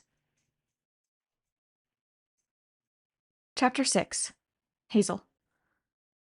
Hazel was walking home alone from the riding stables. Despite the cold evening, she was buzzing with warmth. Sammy had just kissed her on the cheek. The day had been full of ups and downs. Kids at school had teased her about her mother, calling her a witch, and a lot of other names. That had been going on for a long time, of course, but it was getting worse. Rumors were spreading about Hazel's curse. The school was called St. Agnes Academy for Colored Children and Indians, a name that hadn't changed in 100 years. Just like its name, the place masked a whole lot of cruelty under a thin veneer of kindness. Hazel didn't understand how other black kids could be so mean. They should have known better, since they themselves had to put up with name-calling all the time. But they yelled at her and stole her lunch, always asking for those famous jewels. "Where's those cursed diamonds, girl? Give me some, or I'll hurt you." They pushed her away at the water fountain and threw rocks at her if she tried to approach them on the playground. Despite how horrible they were, Hazel never gave them diamonds or gold. She didn't hate anyone that much. Besides, she had one friend, Sammy, and that was enough. Sammy liked to joke that he was the perfect St. Agnes student. He was Mexican-American, so he considered himself colored and Indian. "They should give me a double scholarship," he said. He wasn't big or strong, but he had a crazy smile, and he made Hazel laugh. That afternoon, he'd taken her to the stables where he worked as a groom. It was a whites-only riding club, of course, but it was closed on weekdays, and with the war on, there was talk that the club might have to shut down completely until the Japanese were whipped and the soldiers came back home. Sammy could usually sneak Hazel in to help take care of the horses. Once in a while, they'd go riding. Hazel loved horses. They seemed to be the only living things that weren't scared of her. People hated her. Cats hissed. Dogs growled. Even the stupid hamster in Miss Finley's classroom squeaked in terror when she gave it a carrot. But horses didn't mind. When she was in the saddle, she could ride so fast that there was no chance of gemstones cropping up in her wake. She almost felt free of her curse. That afternoon, she'd taken out a tan-roan stallion with a gorgeous black mane. She galloped into the field so swiftly, she left Sammy behind. By the time he caught up, he and his horse were both winded. "What are you running from?" he laughed. "I'm not that ugly, am I?" It was too cold for a picnic, but they had one anyway, sitting under a magnolia tree with the horses tethered to a split-rail fence. Sammy had brought her a cupcake with a birthday candle, which had gotten smashed on the ride, but was still the sweetest thing Hazel had ever seen. They broke it in half and shared it. Sammy talked about the war. He wished he were old enough to go. He asked Hazel if she would write him letters if he were a soldier going overseas. "Course, dummy," she said. He grinned. Then, as if moved by a sudden impulse, He lurched forward and kissed her on the cheek. "Happy birthday, Hazel." It wasn't much. Just one kiss, and not even on the lips. But Hazel felt like she was floating. She hardly remembered the ride back to the stables, or telling Sammy goodbye. He said, "See you tomorrow," like he always did, but she would never see him again. By the time she got back to the French Quarter, it was getting dark. As she approached home, her warm feeling faded, replaced by dread. Hazel and her mother, Queen Marie, she liked to be called, lived in an old apartment above a jazz club. Despite the beginning of the war, there was a festive mood in the air. New recruits would roam the streets, laughing and talking about fighting the Japanese. They'd get tattoos in the parlors or propose to their sweethearts right on the sidewalk. Some would go upstairs to Hazel's mother and have their fortunes read, or to buy charms from Marie Levesque, the famous Gris-Gris queen. "Did you hear?" one would say. "2 bits for this good luck charm. I took it to a guy I know. He says it's a real silver nugget, worth $20. That voodoo woman is crazy." For a while, that kind of talk brought Queen Marie a lot of business. Hazel's curse had started out slowly. At first it seemed like a blessing. The precious stones and gold only appeared once in a while, never in huge quantities. Queen Marie paid her bills. They ate steak for dinner once a week. Hazel even got a new dress. But then stories started spreading. The locals began to realize how many horrible things happened to people who bought those good luck charms or got paid with Queen Marie's treasure. Charlie Gasco lost his arm in a harvester while wearing a gold bracelet. Mr. Henry at the general store dropped dead from a heart attack after Queen Marie settled her tab with a ruby. Folks started whispering about Hazel, how she could find cursed jewels just by walking down the street. These days, only out-of-towners came to visit her mother, and not so many of them, either. Hazel's mom had become short-tempered. She gave Hazel resentful looks. Hazel climbed the stairs as quietly as she could, in case her mother had a customer. In the club downstairs, the band was tuning their instruments. The bakery next door had started making beignets for tomorrow morning, filling the stairwell with the smell of melting butter. When she got to the top, Hazel thought she heard 2 voices inside the apartment. But when she walked into the parlor, her mother was sitting alone at the seance table, her eyes closed, as if in a trance. Hazel had seen her that way many times, pretending to talk to spirits for her clients, but not ever when she was by herself. Queen Marie had always told Hazel her Gris-Gris was bunk and hokum. She didn't really believe in charms or fortune-telling or ghosts. She was just a performer, like a singer or an actress, doing a show for money. But Hazel knew her mother did believe in some magic. Hazel's curse wasn't hokum. Queen Marie just didn't want to think it was her fault, that somehow she had made Hazel the way she was. "It was your blasted father," Queen Marie would grumble in her darker moods, "coming here with his fancy silver and black suit. The one time I actually summon a spirit. And what do I get? Fulfills my wish and ruins my life. I should have been a real queen. It's his fault you turned out this way." She would never explain what she meant, and Hazel had learned not to ask about her father. It just made her mother angrier. As Hazel watched, Queen Marie muttered something to herself. Her face was calm and relaxed.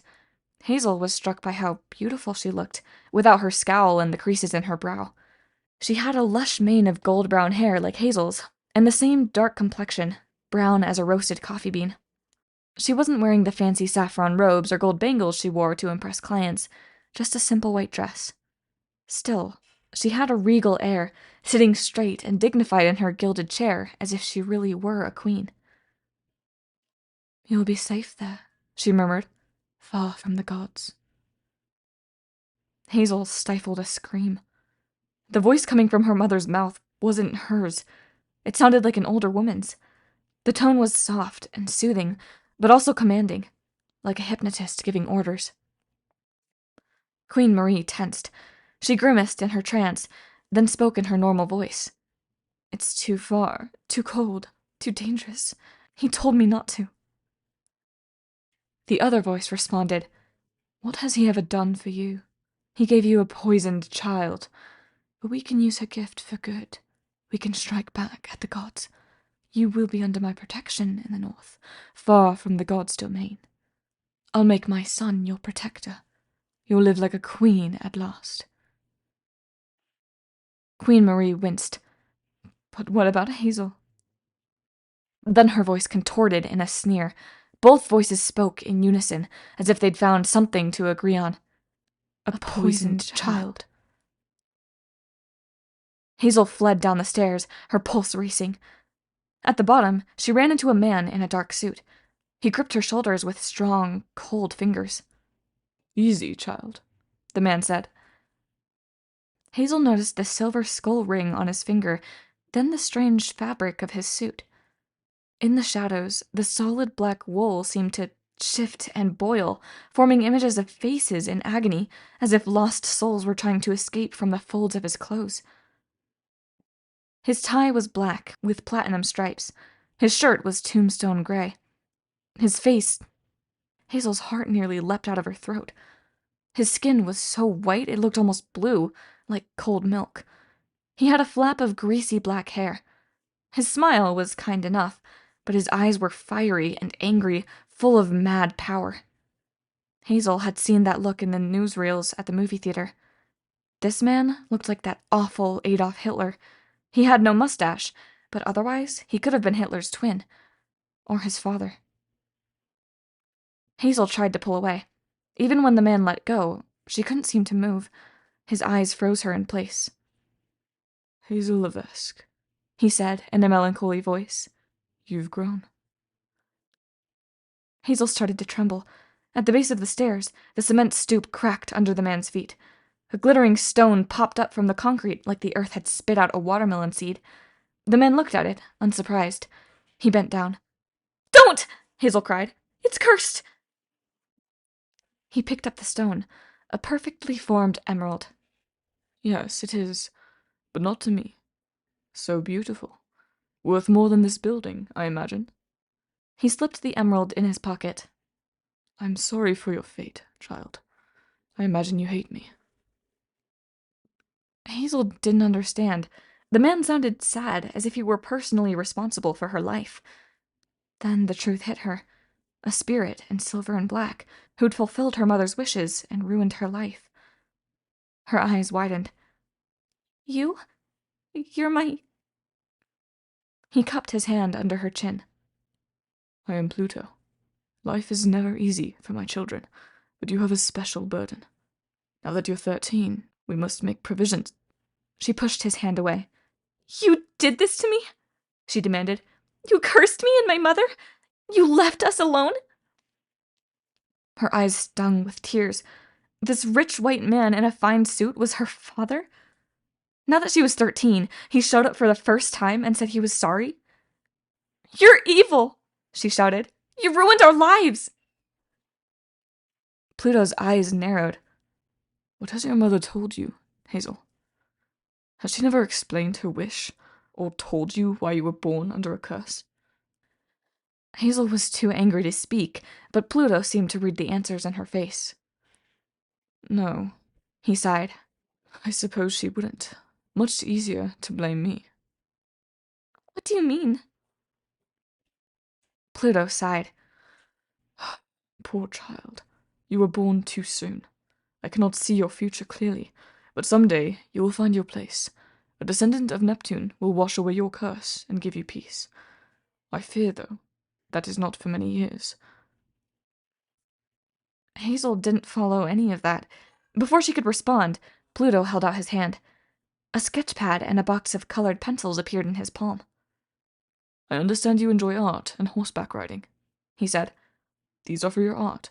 As for the horse... His eyes gleamed. That you'll have to manage yourself. Now, I must speak with your mother. Happy birthday, Hazel. He turned and headed up the stairs, just like that, as if he'd checked Hazel off of his to-do list and had already forgotten her. Happy birthday. Go draw a picture. See you in another 13 years. She was so stunned, so angry, so upside-down confused that she just stood paralyzed at the base of the steps. She wanted to throw down the colored pencils and stomp on them. She wanted to charge after Pluto and kick him. She wanted to run away, find Sammy, steal a horse, leave town, and never come back. But she didn't do any of those things. Above her, the apartment door opened, and Pluto stepped inside. Hazel was still shivering from his cold touch, but she crept up the stairs to see what he would do. What would he say to Queen Marie? Who would speak back? Hazel's mother? Or that awful voice? When she reached the doorway, Hazel heard arguing. She peeked in.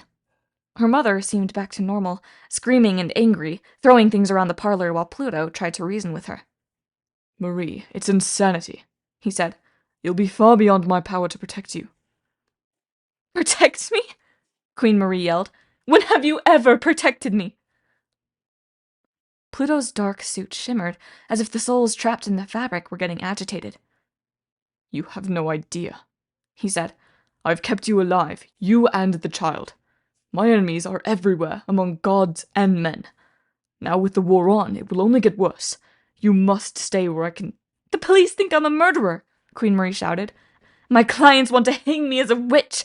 And Hazel, her curse is getting worse. Your protection is killing us. Pluto spread his hands in a pleading gesture. Marie, please. No! Queen Marie turned to the closet, pulled out a leather valise, and threw it on the table. We're leaving, she announced. You can keep your protection. We're going north. Marie, it's a trap, Pluto warned. Whoever's whispering in your ear, whoever's turning you against me, you turn me against you. She picked up a porcelain vase and threw it at him. It shattered on the floor, and precious stones spilled everywhere. Emeralds, rubies, diamonds. Hazel's entire collection. You won't survive, Pluto said.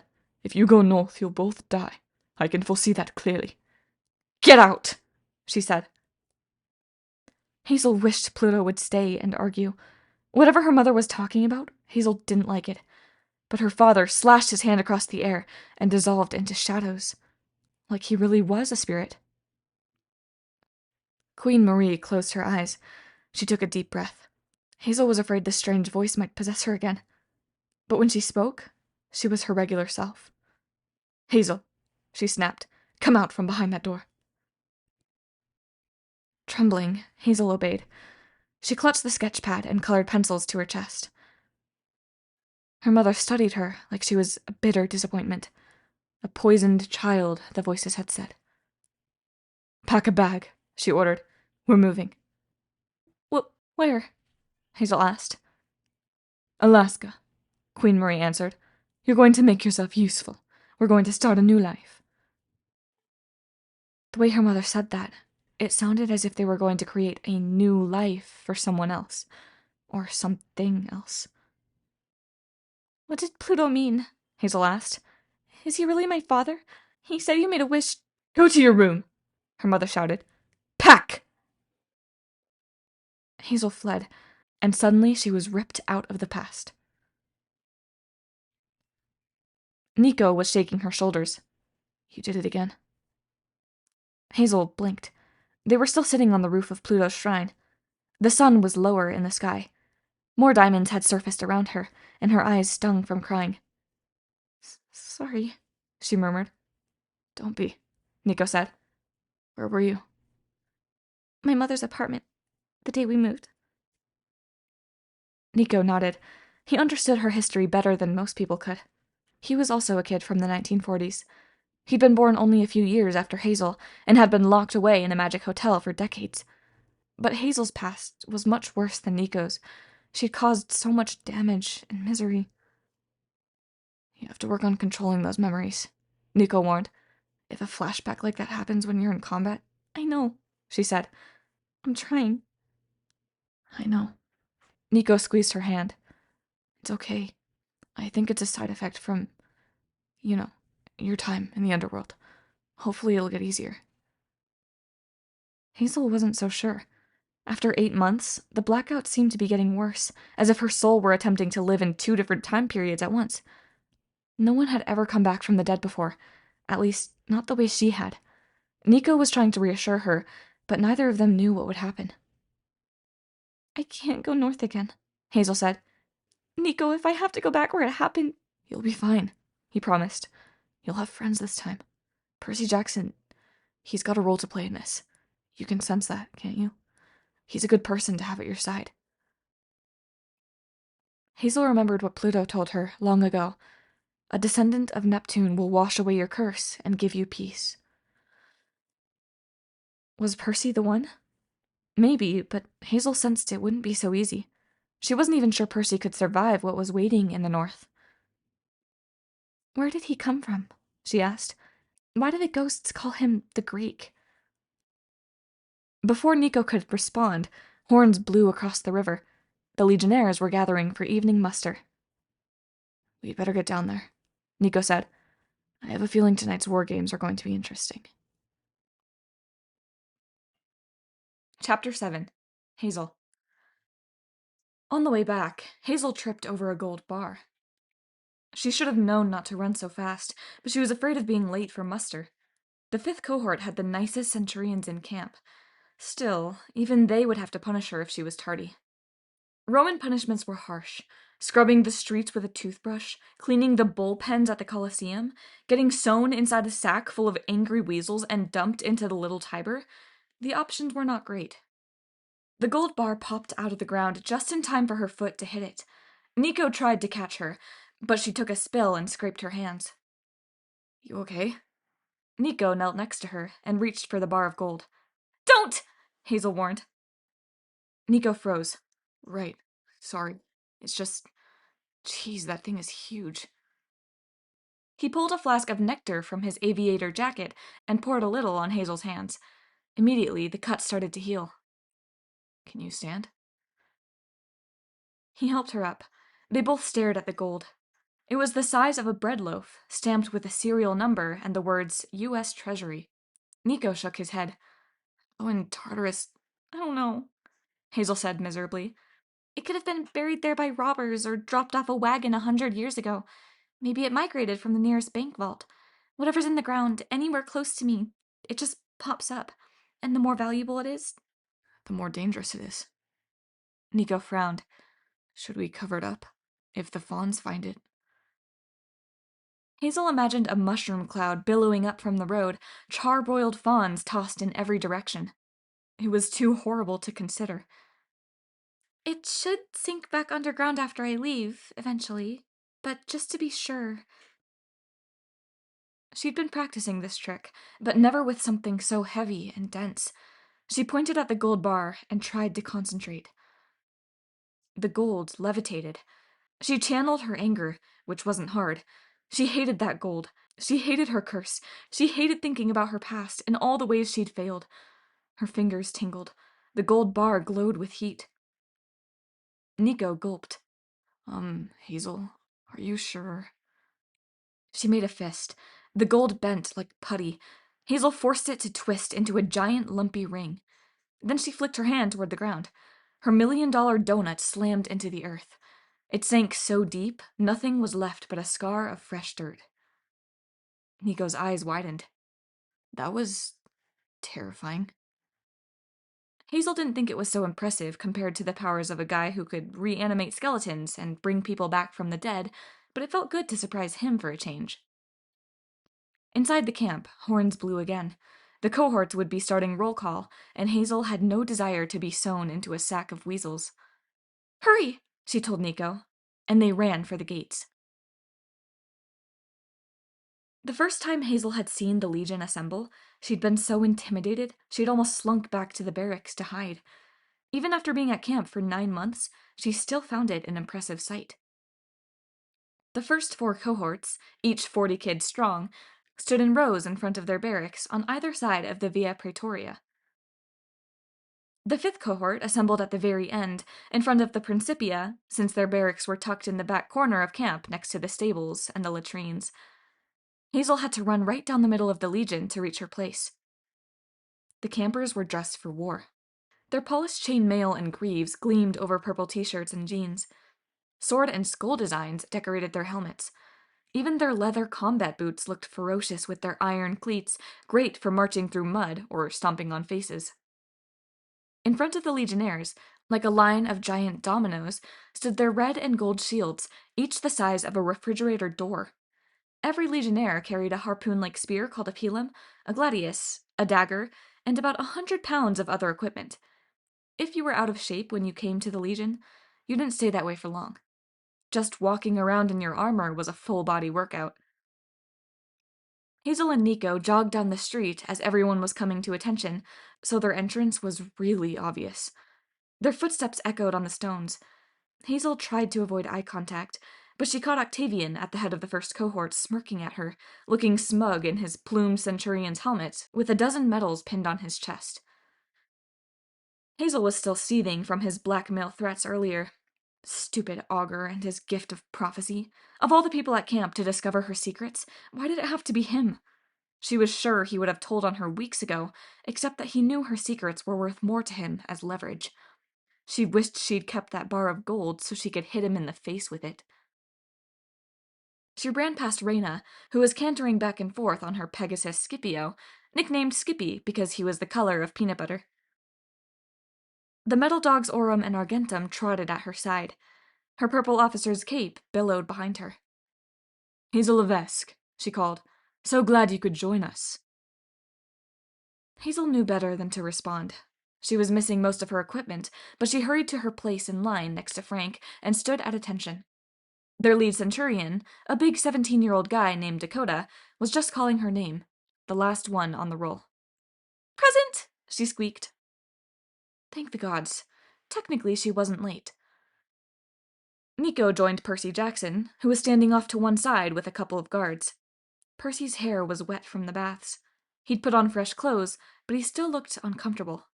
Hazel couldn't blame him. He was about to be introduced to 200 heavily armed kids.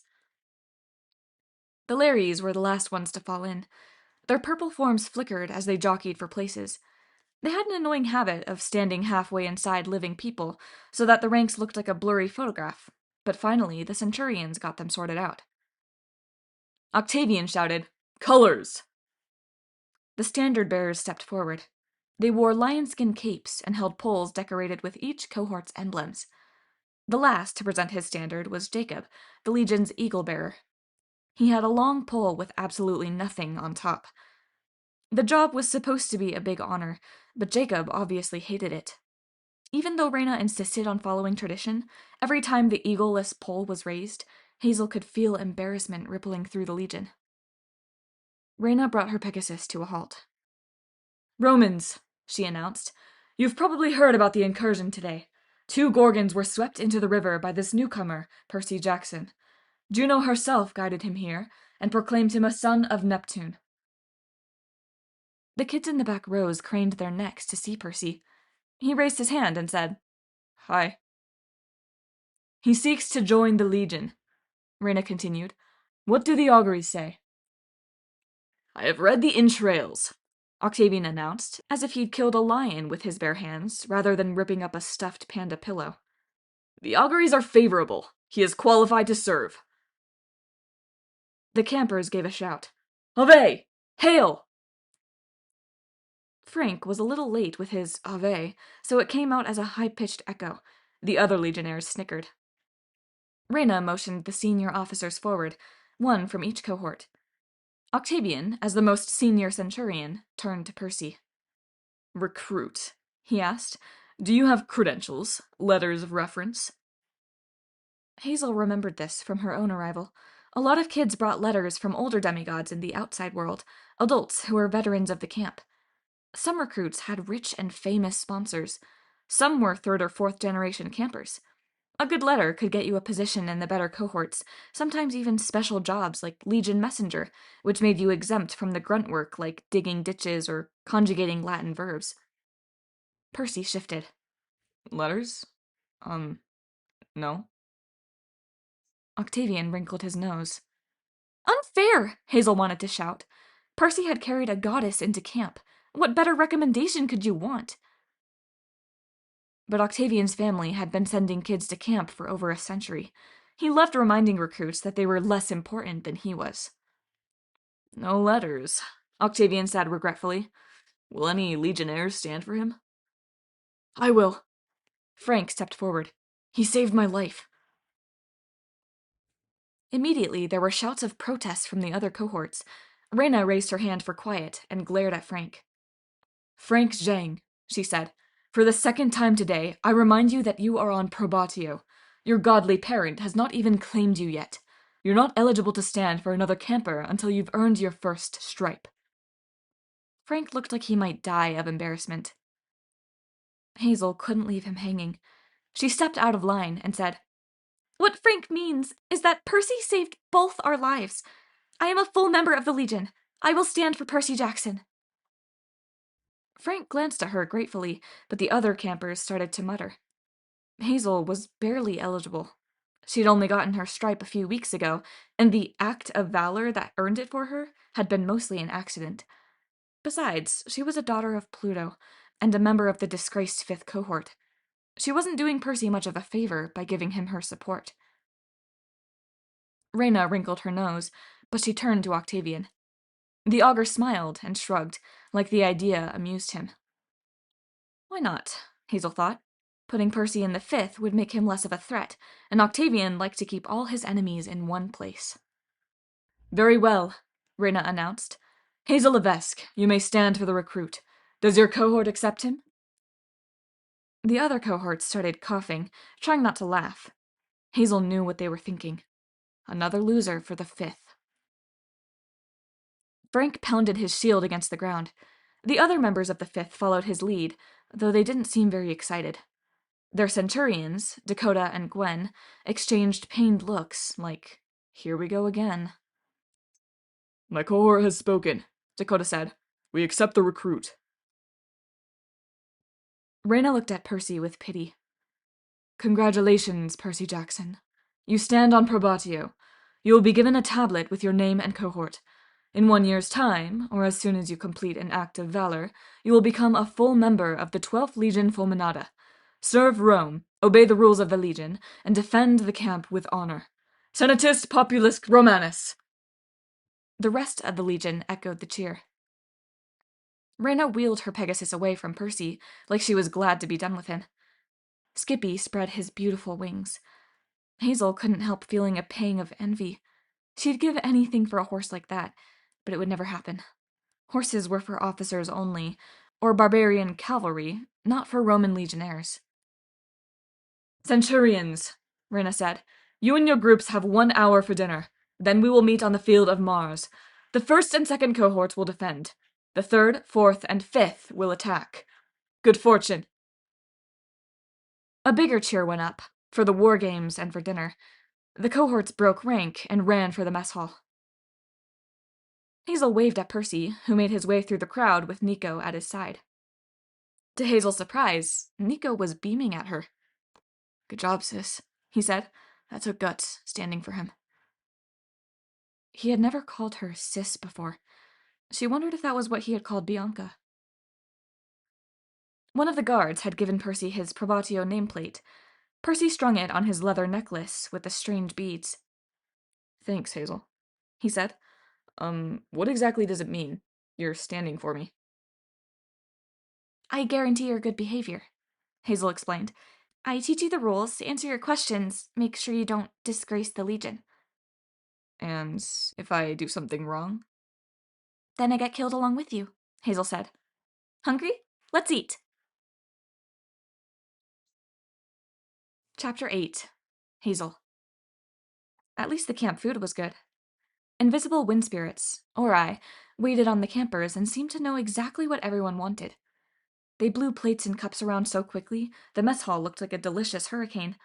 If you got up too fast, you were likely to get beaned by beans or potted by a pot roast. Hazel got shrimp gumbo, her favorite comfort food. It made her think about being a little girl in New Orleans before her curse set in and her mom got so bitter. Percy got a cheeseburger and a strange-looking soda that was bright blue. Hazel didn't understand that, but Percy tried it and grinned. "This makes me happy," he said. "I don't know why, but it does." Just for a moment, one of the RI became visible, an elfin girl in a white silk dress. She giggled as she topped off Percy's glass, then disappeared in a gust. The mess hall seemed especially noisy tonight. Laughter echoed off the walls. War banners rustled from cedar ceiling beams as Ori flew back and forth, keeping everyone's plates full. The campers dined Roman style, sitting on couches around low tables. Kids were constantly getting up and trading places, spreading rumors about who liked whom and all the other gossip. As usual, the fifth cohort took the place of least honor. Their tables were at the back of the dining hall, next to the kitchen. Hazel's table was always the least crowded. Tonight, it was she and Frank, as usual, with Percy and Nico and their centurion Dakota, who sat there, Hazel figured, because he felt obligated to welcome the new recruit. Dakota reclined glumly on his couch, mixing sugar into his drink and chugging it. He was a beefy guy with curly black hair and eyes that didn't quite line up straight, so Hazel felt like the world was leaning whenever she looked at him. It wasn't a good sign that he was drinking so much so early in the night. So, He burped, waving his goblet. welcome to the Percy party. He frowned. Party, Percy. Whatever. Thanks, Percy said, but his attention was focused on Nico. I was wondering if we could talk, about where I might have seen you before. Sure, Nico said, a little too quickly. The thing is, I spend most of my time in the underworld, so unless I met you there somehow... Dakota belched. Ambassador from Pluto, they call him. Reyna's never sure what to do with this guy when he visits. You should have seen her face when he showed up with Hazel, asking Reyna to take her in. No offense. None taken. Nico seemed relieved to change the subject. Dakota was really helpful, standing for Hazel. Dakota blushed. Yeah, well, she seemed like a good kid. Turned out I was right. Last month, when she saved me from, you know. Oh, man! Frank looked up from his fish and chips. Percy, you should have seen her. That's how Hazel got her stripe. The unicorns decided to stampede. It was nothing, Hazel said. Nothing? Frank protested. Dakota would have gotten trampled. You stood right in front of them, shooed them away, saved his hide. I've never seen anything like it. Hazel bit her lip. She didn't like to talk about it, and she felt uncomfortable, the way Frank made her sound like a hero. In truth, she'd been mostly afraid that the unicorns would hurt themselves in their panic.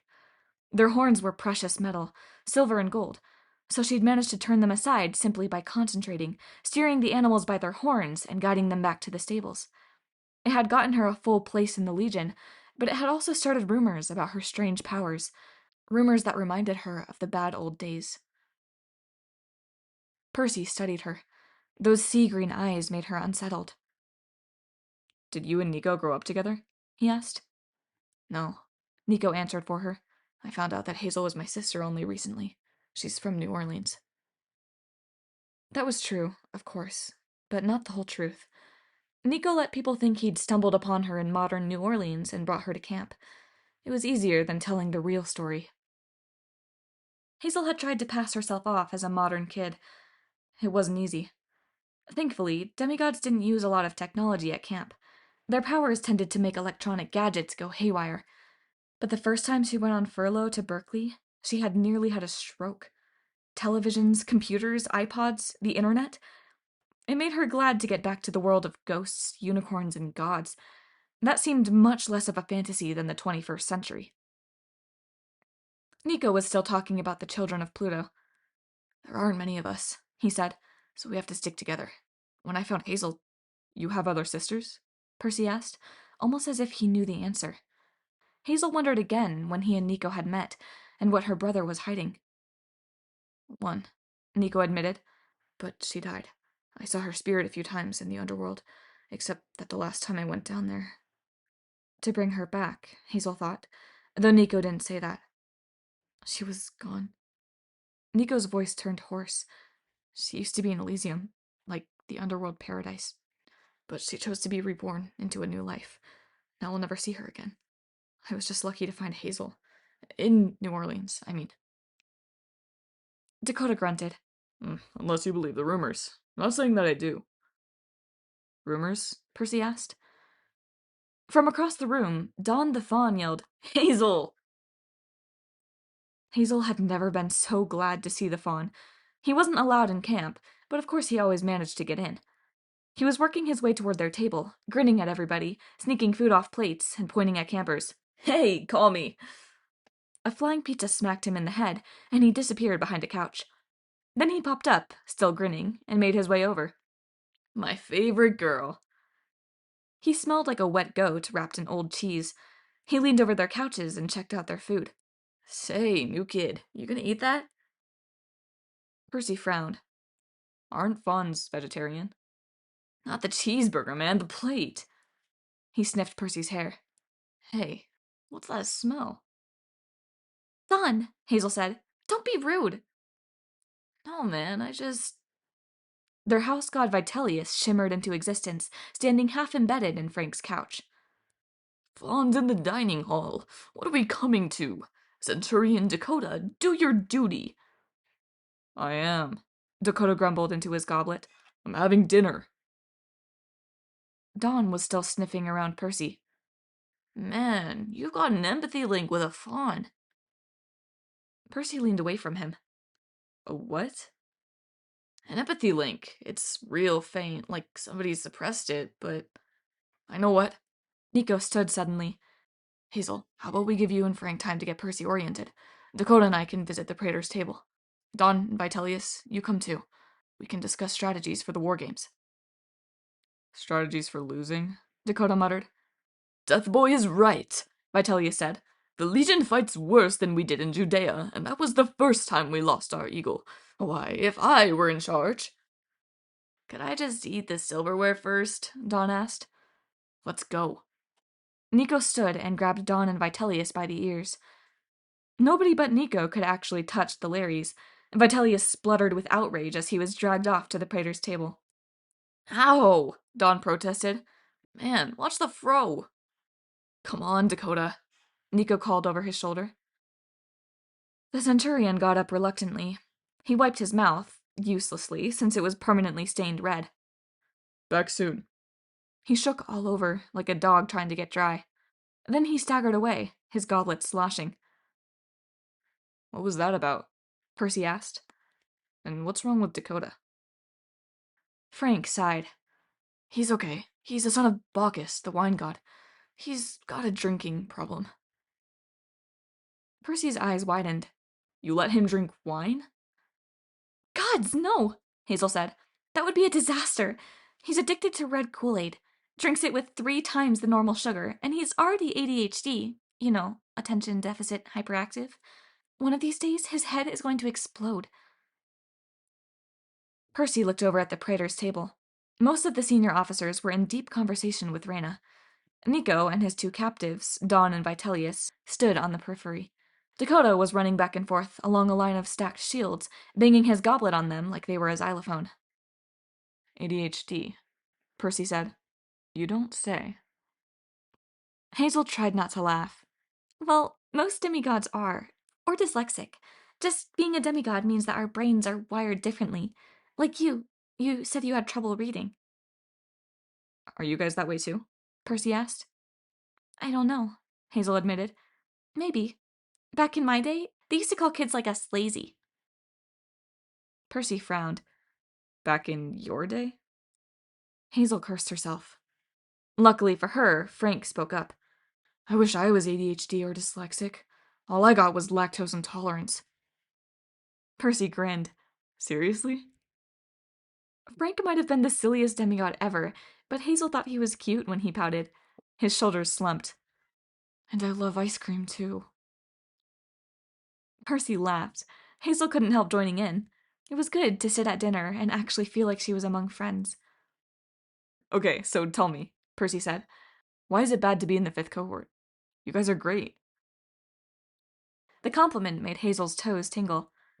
It's complicated. Aside from being Pluto's kid, I want to ride horses. That's why you use a cavalry sword? She nodded. It's stupid, I guess. Wishful thinking. There's only one Pegasus at camp, Reyna's. The unicorns are just kept for medicine, because the shavings off their horns cure poison and stuff. Anyway, Roman fighting is always done on foot. Cavalry, they kind of look down on that. So they look down on me. Their loss, Percy said. What about you, Frank? Archery, he muttered. They don't like that either, unless you're a child of Apollo. Then you've got an excuse. I hope my dad is Apollo, but I don't know. I can't do poetry very well. And I'm not sure I want to be related to Octavian. Can't blame you, Percy said. But you're excellent with the bow. The way you pegged those gorgons? Forget what other people think. Frank's face turned as red as Dakota's Kool-Aid. Wish I could. They all think I should be a sword fighter because I'm big and bulky. He looked down at his body like he couldn't quite believe it was his.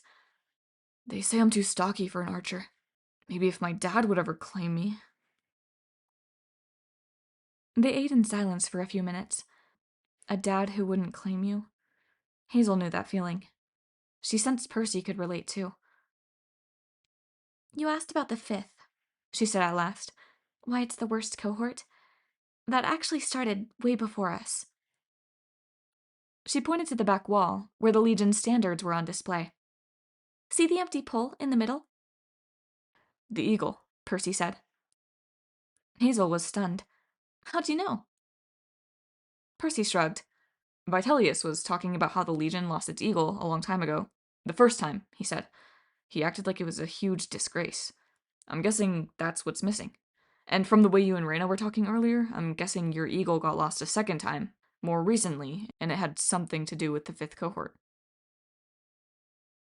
Hazel made a mental note not to underestimate Percy again. When he'd first arrived, she'd thought he was a little goofy from the questions he'd asked, about the Feast of Tuna and all, but clearly he was smarter than he let on. You're right, she said. That's exactly what happened. So what is this eagle anyway? Why is it a big deal? Frank looked around to make sure no one was eavesdropping. It's the symbol of the whole camp. A big eagle made of gold. It's supposed to protect us in battle and make our enemies afraid. Each legion's eagle gave it all sorts of power, and ours came from Jupiter himself. Supposedly, Julius Caesar nicknamed our legion Fulminata, armed with lightning, because of what the eagle could do. I don't like lightning, Percy said. Yeah, well, Hazel said. It didn't make us invincible. The 12th lost its eagle the first time way back in ancient days, during the Jewish rebellion. I think I saw a movie like that, Percy said. Hazel shrugged. Could be. There have been lots of books and movies about legions losing their eagles. Unfortunately, it happened quite a few times.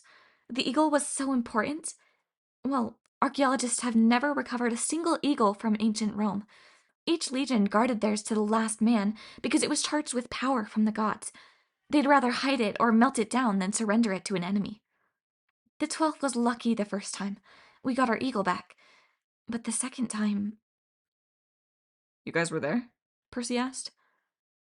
They both shook their heads. I'm almost as new as you. Frank tapped his Probadio plate. Just got here last month, but everyone's heard the story. It's bad luck to even talk about this. There was this huge expedition to Alaska back in the 80s. That prophecy you noticed in the temple, Hazel continued. The one about the 7 demigods and the doors of death? Our senior praetor at the time was Michael Varus from the 5th cohort. Back then, the 5th was the best in camp. He thought it would bring glory to the Legion if he could figure out the prophecy and make it come true. Save the world from storm and fire and all that. He talked to the augur, and the augur said the answer was in Alaska.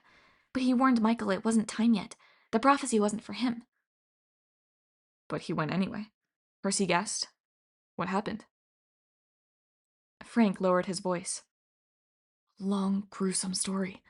Almost the entire 5th cohort was wiped out. Most of Legion's Imperial gold weapons were lost, along with the eagle.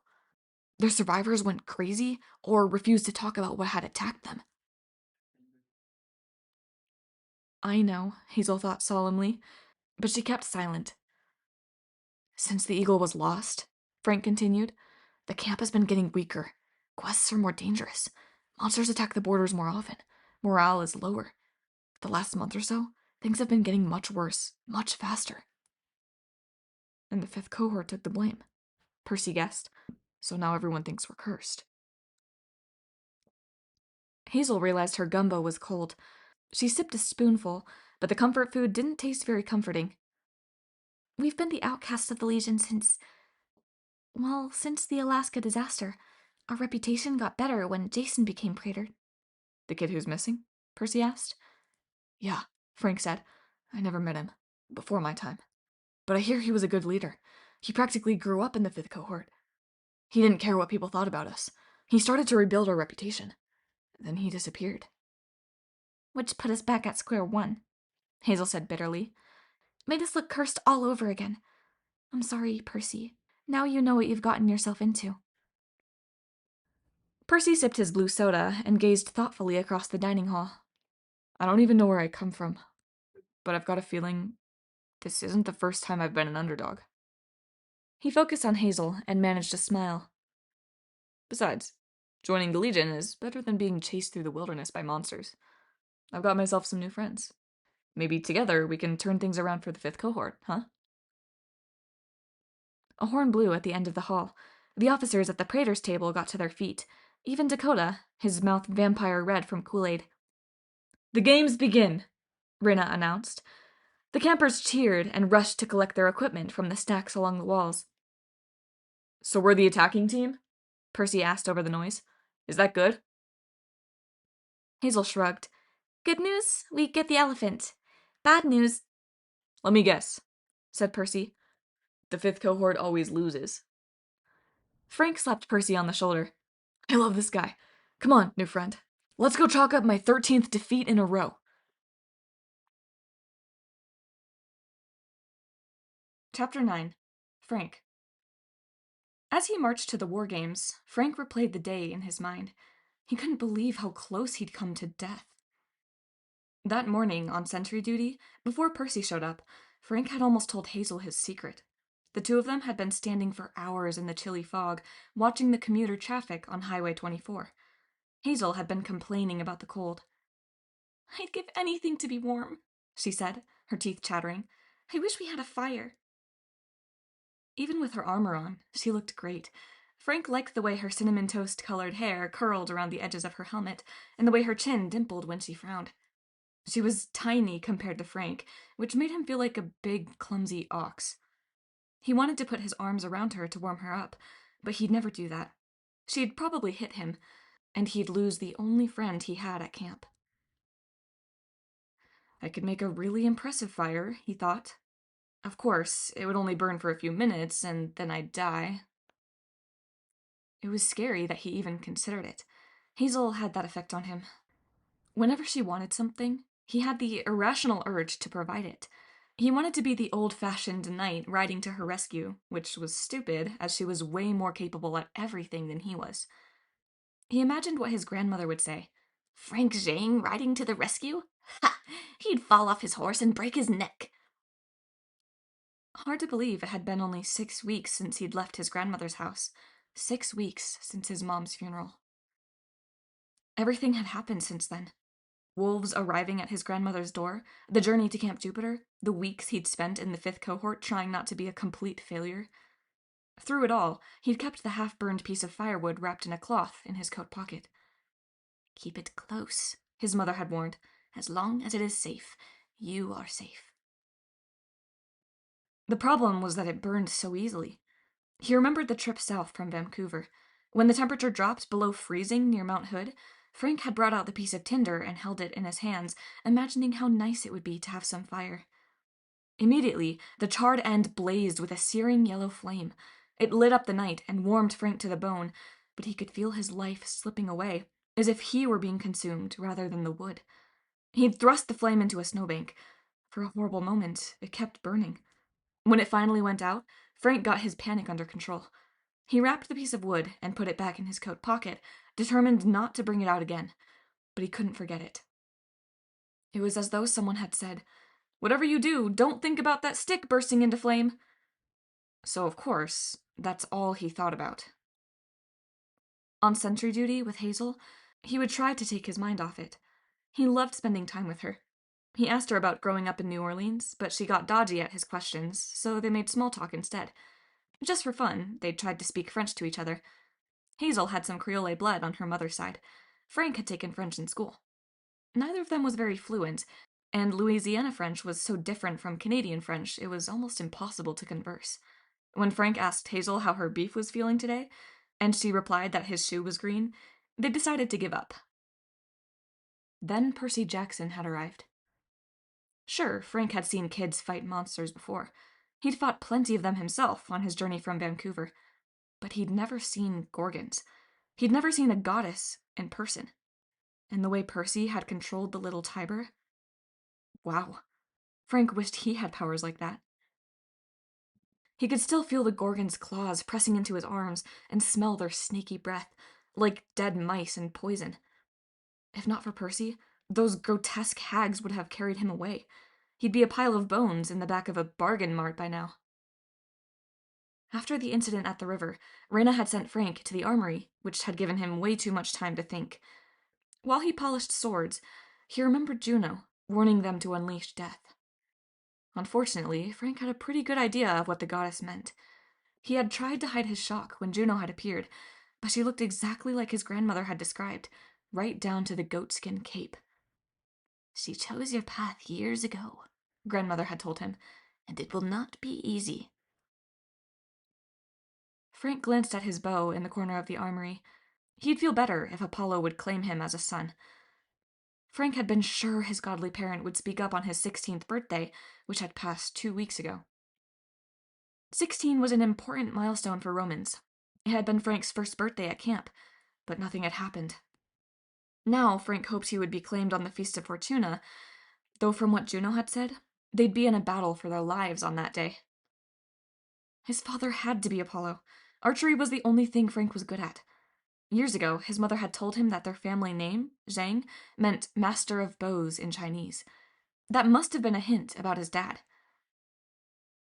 Frank put down his polishing rags. He looked at the ceiling. Please, Apollo, if you're my dad, tell me. I want to be an archer like you. No, you don't, a voice grumbled. Frank jumped out of his seat. Vitellius, the 5th cohort's Lar, was shimmering behind him. His full name was Gaius Vitellius Reticulus, but the other cohorts called him Vitellius the Ridiculous. Hazel Levesque sent me to check on you, Vitellius said, hiking up his sword belt. Good thing, too. Look at the state of this armor. Vitellius wasn't one to talk. His toga was baggy, his tunic barely fit over his belly, and his scabbard fell off his belt every 3 seconds. But Frank didn't bother pointing that out. As for archers, the ghost said, they're wimps. Back in my day, archery was a job for barbarians. A good Roman should be in the fray, gutting his enemy with a spear and sword like a civilized man. That's how we did it in the Punic Wars. Roman up, boy. Frank sighed. I thought you were in Caesar's army. I was. Vitellius, Caesar was hundreds of years after the Punic Wars. You couldn't have been alive that long. Questioning my honor? Vitellius looked so mad, his purple aura glowed. He drew his ghostly gladius and yelled, Take that! He ran the sword, which was about as deadly as a laser pointer, through Frank's chest a few times. Ouch, Frank said, just to be nice. Vitellius looked satisfied and put his sword away. Perhaps you'll think twice about doubting your elders next time. Now, it was your 16th birthday recently, wasn't it? Frank nodded. He wasn't sure how Vitellius knew this, since Frank hadn't told anyone except Hazel, but ghosts had a way of finding out secrets. Eavesdropping while invisible was probably one of them. So that's why you're such a grumpy gladiator, the Lar said. Understandable. The 16th birthday is your day of manhood. Your godly parents should have claimed you, no doubt about it, even if with only a small omen. Perhaps he thought you were younger. You look younger, you know, with that pudgy baby face. Thanks for reminding me, Frank muttered. Yes, I remember my 16th, Vitellius said happily.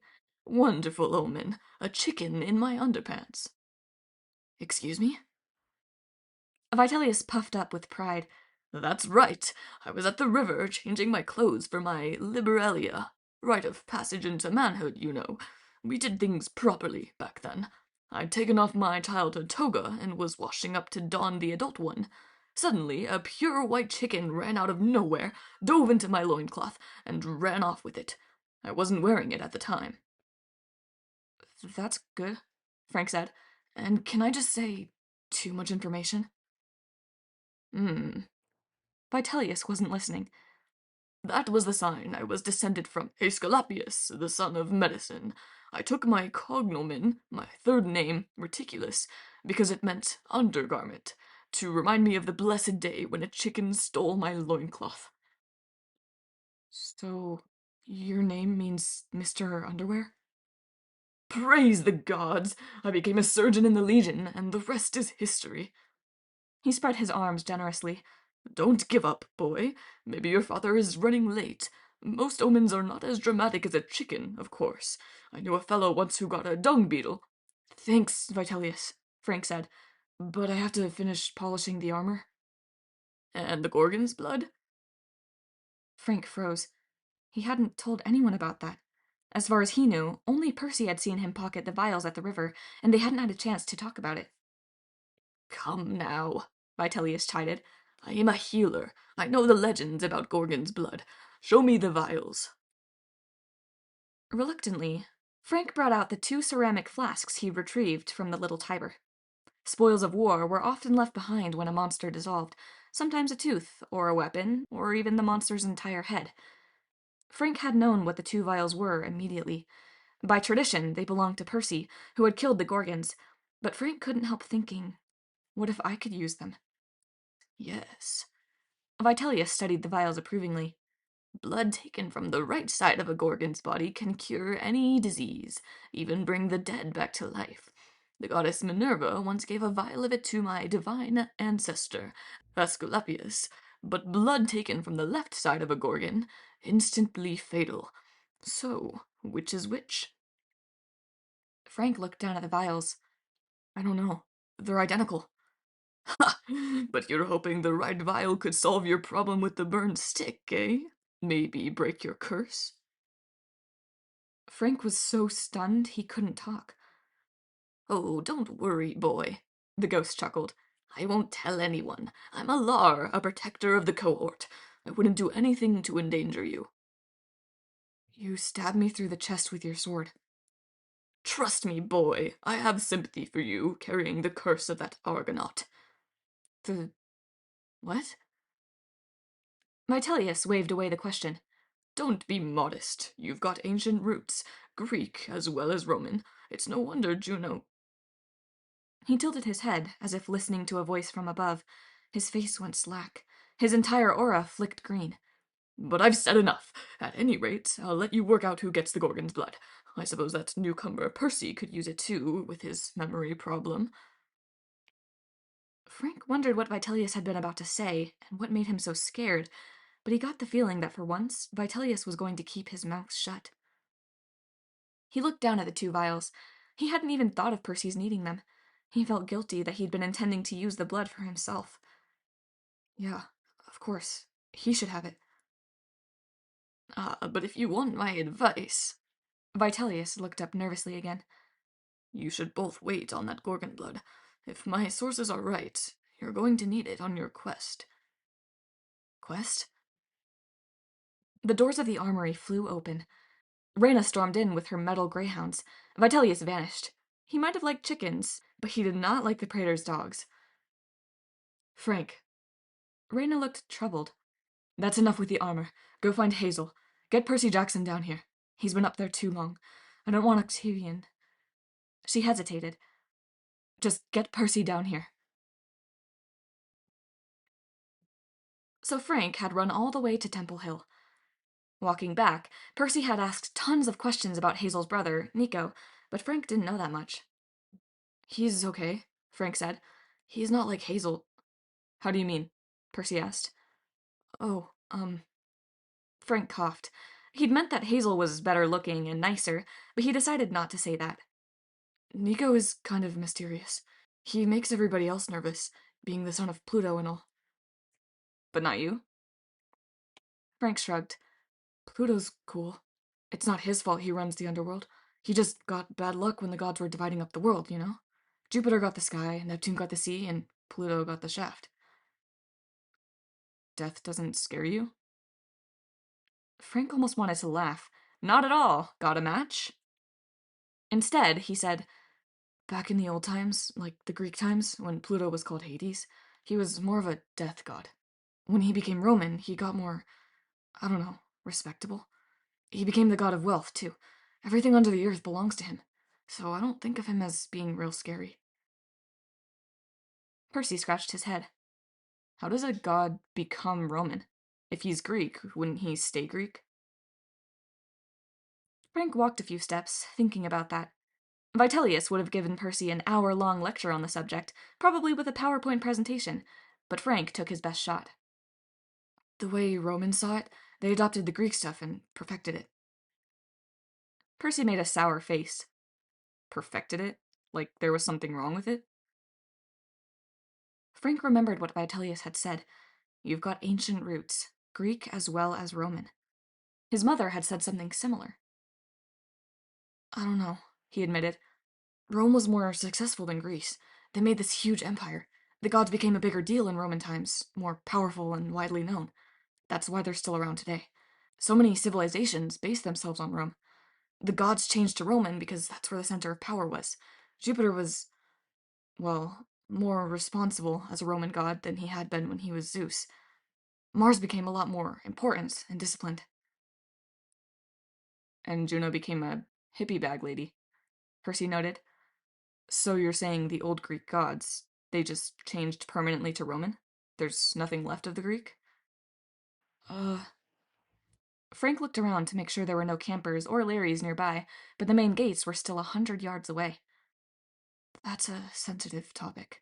Some say Greek influence is still around, like it's still a part of the gods' personalities. I've heard stories of demigods occasionally leaving Camp Jupiter. They reject Roman training and try to follow the older Greek style, like being solo heroes instead of working as a team the way the Legion does. And back in the ancient days, when Rome fell, the eastern half of the empire survived, the Greek half. Percy stared at him. I didn't know that. It was called Byzantium. Frank liked saying that word. It sounded cool. The Eastern Empire lasted another 1,000 years, but it was always more Greek than Roman. For those of us who follow the Roman way, it's kind of a sore subject. That's why, whatever country we settle in, Camp Jupiter is always in the west, the Roman part of the territory. The east is considered bad luck. Huh. Percy frowned. Frank couldn't blame him for feeling confused. The Greek-Roman stuff gave him a headache, too. They reached the gates. I'll take you to the baths to get you cleaned up, Frank said. But first, about those vials I found at the river. Gorgon's blood, Percy said. One vial heals, one is deadly poison. Frank's eyes widened. You know about that? Listen, I wasn't trying to keep them, I know why you did it, Frank. You do? Yeah. Percy smiled. If I'd come into camp carrying a vial of poison, that would have looked bad. You were trying to protect me. Oh, right. Frank wiped the sweat off his palms. But if we could figure out which vial was which, it might heal your memory. Percy's smile faded. He gazed across the hills. Maybe, I guess. But you should hang on to those vials for now. There's a battle coming. We may need them to save lives. Frank stared at him, a little bit in awe. Percy had a chance to get his memory back, and he was willing to wait in case someone else needed the vial more? Romans were supposed to be unselfish and help their comrades, but Frank wasn't sure anyone else at camp would have made that choice. So you don't remember anything? Frank asked. Family? Friends? Percy fingered the clay beads around his neck.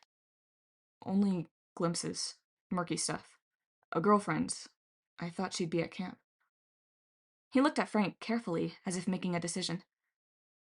Her name was Annabeth. You don't know her, do you? Frank shook his head. I know everybody at camp, but no Annabeth. What about your family? Is your mom mortal? I guess so. She's probably worried out of her mind. Does your mom get to see you much? Frank stopped at the bathhouse entrance. He grabbed some towels from the supply shed. She died. Percy knit his brow. How? Usually Frank would lie. He'd say, an accident, and shut off the conversation. Otherwise, his emotions got out of control. He couldn't cry at Camp Jupiter. He couldn't show weakness. But with Percy, Frank found it easier to talk. She died in the war, he said. Afghanistan. She was in the military? Canadian, yeah. Canada? I didn't know. Most Americans don't, Frank sighed. But yeah, Canada has troops there. My mom was a captain.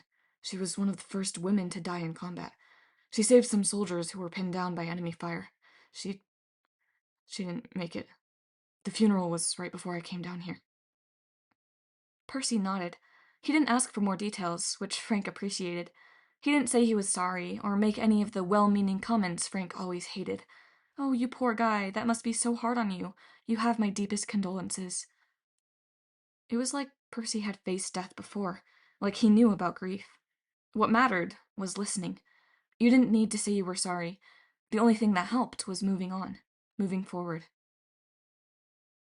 How about you show me the baths now? Percy suggested. I'm filthy. Frank managed a smile. Yeah, you kind of are. As they walked into the steam room, Frank thought of his grandmother, his mom, and his cursed childhood, thanks to Juno and her piece of firewood.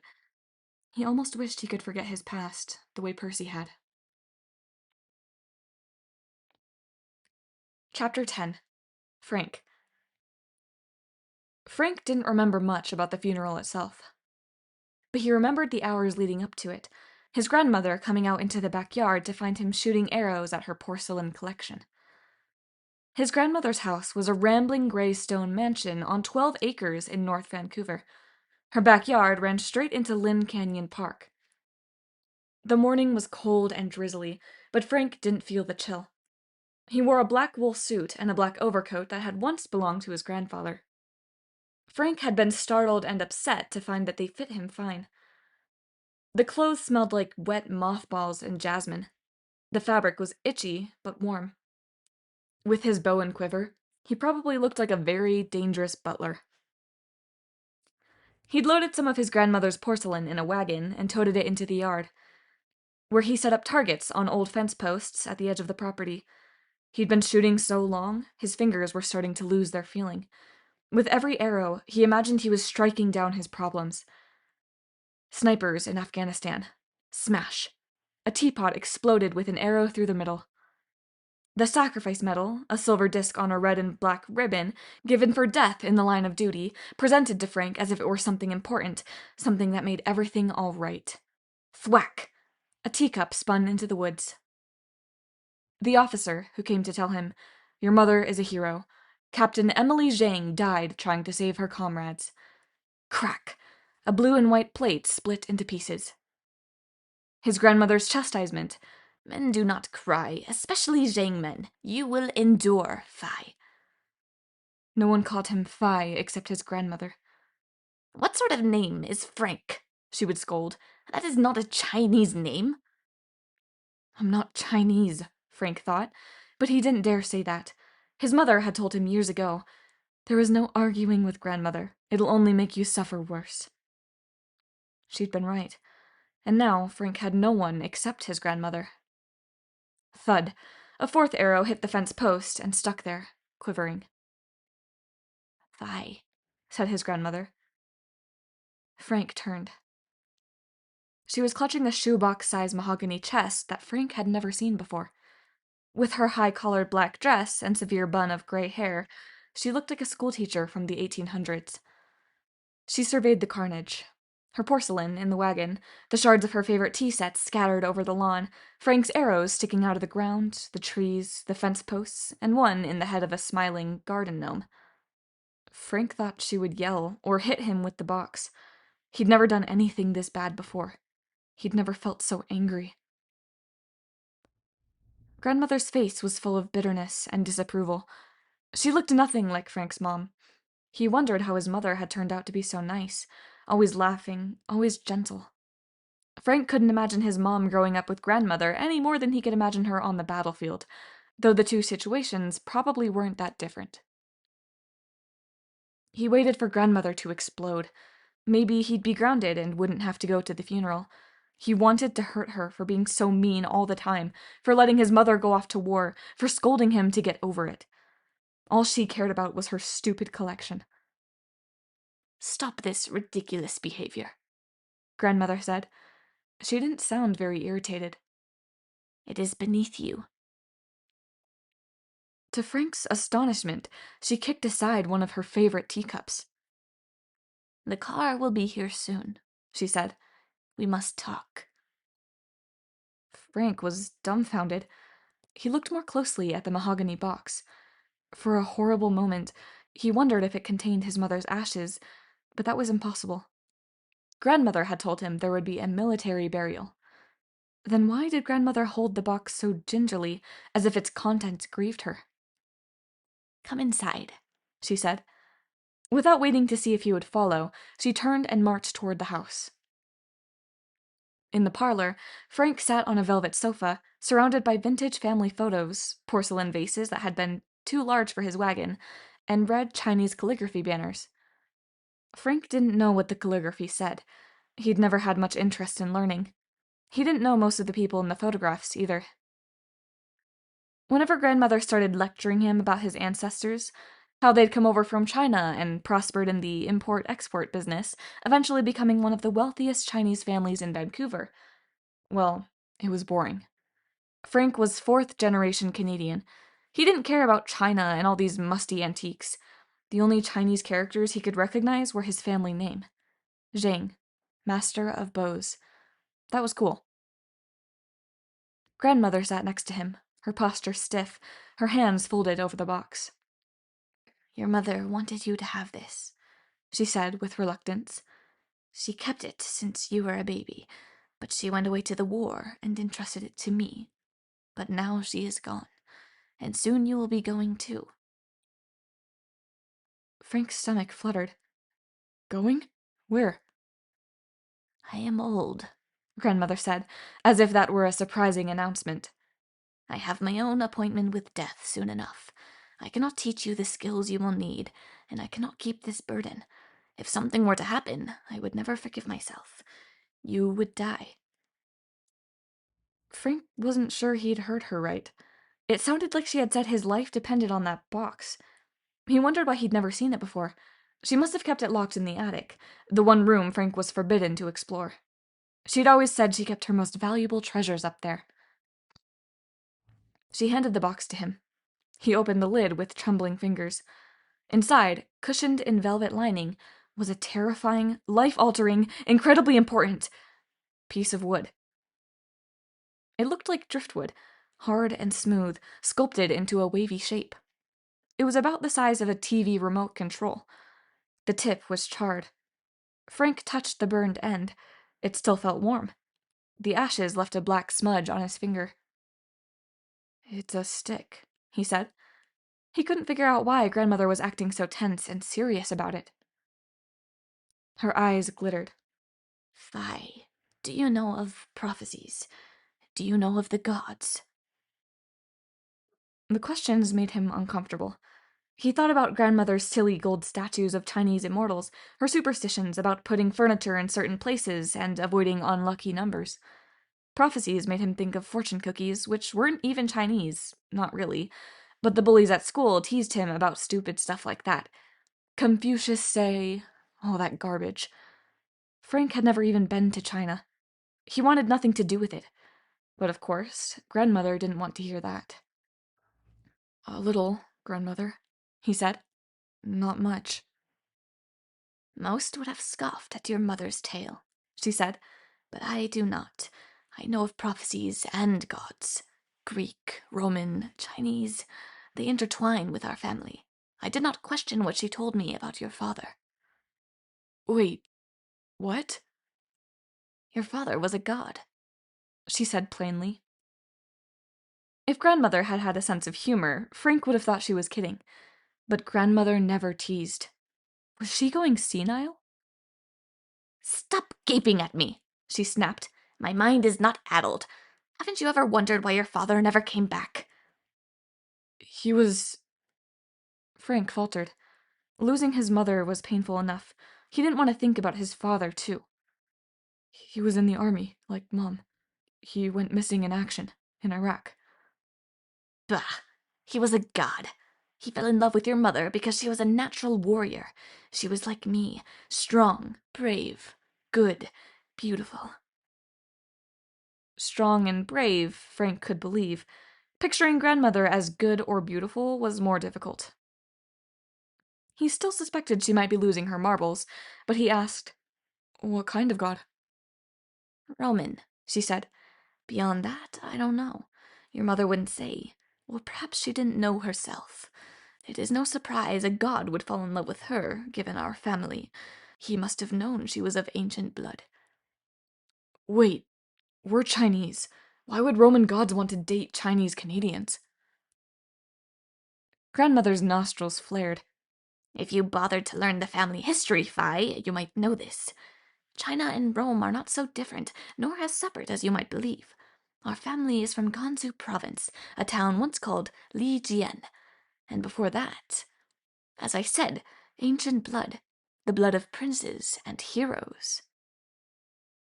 Frank just stared at her. She sighed in exasperation. My words are wasted on this young ox. You will learn the truth when you go to camp. Perhaps your father will claim you, but for now I must explain the firewood. She pointed at the big stone fireplace. Shortly after you were born, a visitor appeared at our hearth. Your mother and I sat here on the couch, just where you and I are sitting. You were a tiny thing, swaddled in a blue blanket, and she cradled you in her arms. It sounded like a sweet memory, but grandmother told it in a bitter tone, as if she knew, even then, that Frank would turn into a big, lumbering oaf. A woman appeared at the fire, she continued. She was a white woman, a guaipo, dressed in blue silk, with a strange cloak like the skin of a goat. A goat, Frank said numbly. Grandmother scowled. Yes, clean your ears, Fai Zheng. I'm too old to tell every story twice. The woman in the goatskin was a goddess. I can always tell these things. She smiled at the baby, at you, and told your mother, in perfect Mandarin no less, he will close the circle. He will return your family to its roots and bring you great honor. Grandmother snorted. I do not argue with goddesses, but perhaps this one did not see the future clearly. Whatever the case, she said, he will go to camp and restore your reputation there. He will free Thanatos from his icy chains. Wait, who? Thanatos, Grandmother said impatiently. the Greek name for death. Now, may I continue without interruptions? The goddess said, the blood of Pylos is strong in this child from his mother's side. He will have the Zhang family gift, but he will also have the powers of his father. Suddenly, Frank's family history didn't seem so boring. He desperately wanted to ask what it all meant. Powers, gifts, blood of Pylos? What was this camp, and who was his father? But he didn't want to interrupt grandmother again. He wanted her to keep talking. No power comes without a price, Phi, she said. Before the goddess disappeared, she pointed at the fire and said, he will be the strongest of your clan and the greatest, but the fates have decreed he will also be the most vulnerable. His life will burn bright and short.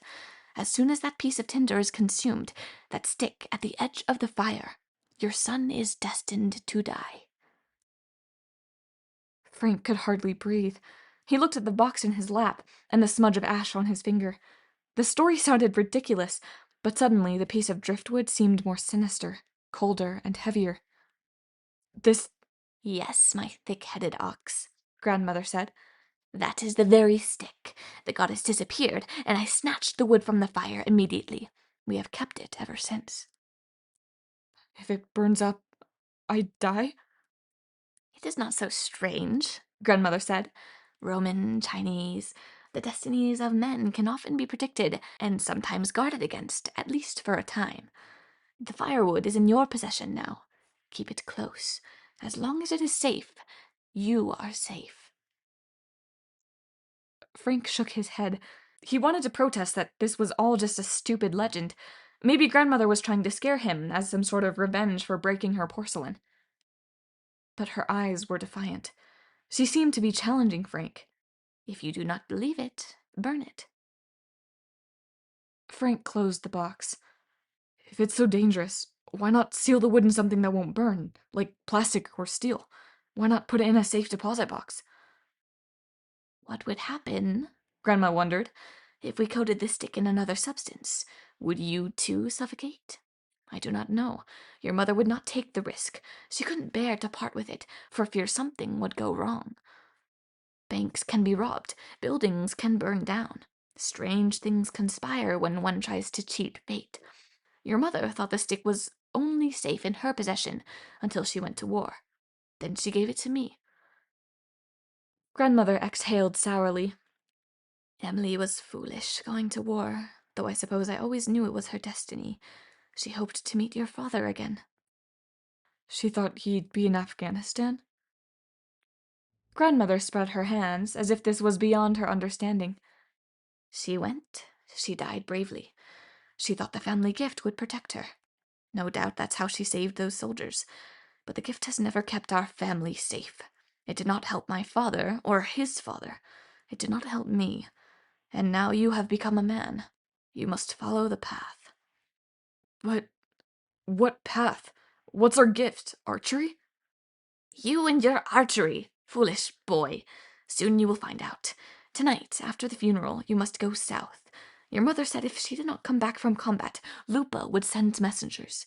They will escort you to a place where the children of the gods can be trained for their destiny. Frank felt as if he were being shot with arrows, his heart splintering into porcelain shards. He didn't understand most of what Grandmother said, but one thing was clear.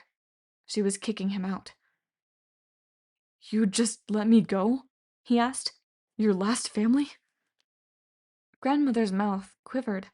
Her eyes looked moist. Frank was shocked to realize she was near tears. She'd lost her husband years ago, then her daughter, and now she was about to send away her only grandson. But she rose from the couch and stood tall, her posture as stiff and correct as ever. When you arrive at camp, she instructed, you must speak to the praetor in private. Tell her your great-grandfather was Shen Lun. It has been many years since the San Francisco incident. Hopefully they will not kill you for what he did, but you might want to beg for forgiveness for his actions. "This is sounding better and better," Frank mumbled. The goddess said you would bring our family full circle. Grandmother's voice had no trace of sympathy. She chose your path years ago, and it will not be easy, but now it is time for the funeral. We have obligations. Come, the car will be waiting.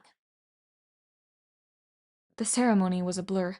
Solemn faces, the patter of rain on the gravestone awning, the crack of rifles from the honor guard, the casket sinking into the earth. That night, the wolves came. They howled on the front porch. Frank came out to meet them. He took his travel pack, his warmest clothes, his bow, and his quiver. His mother's sacrifice medal was tucked in his pack. The charred stick was wrapped carefully in 3 layers of cloth in his coat pocket, next to his heart.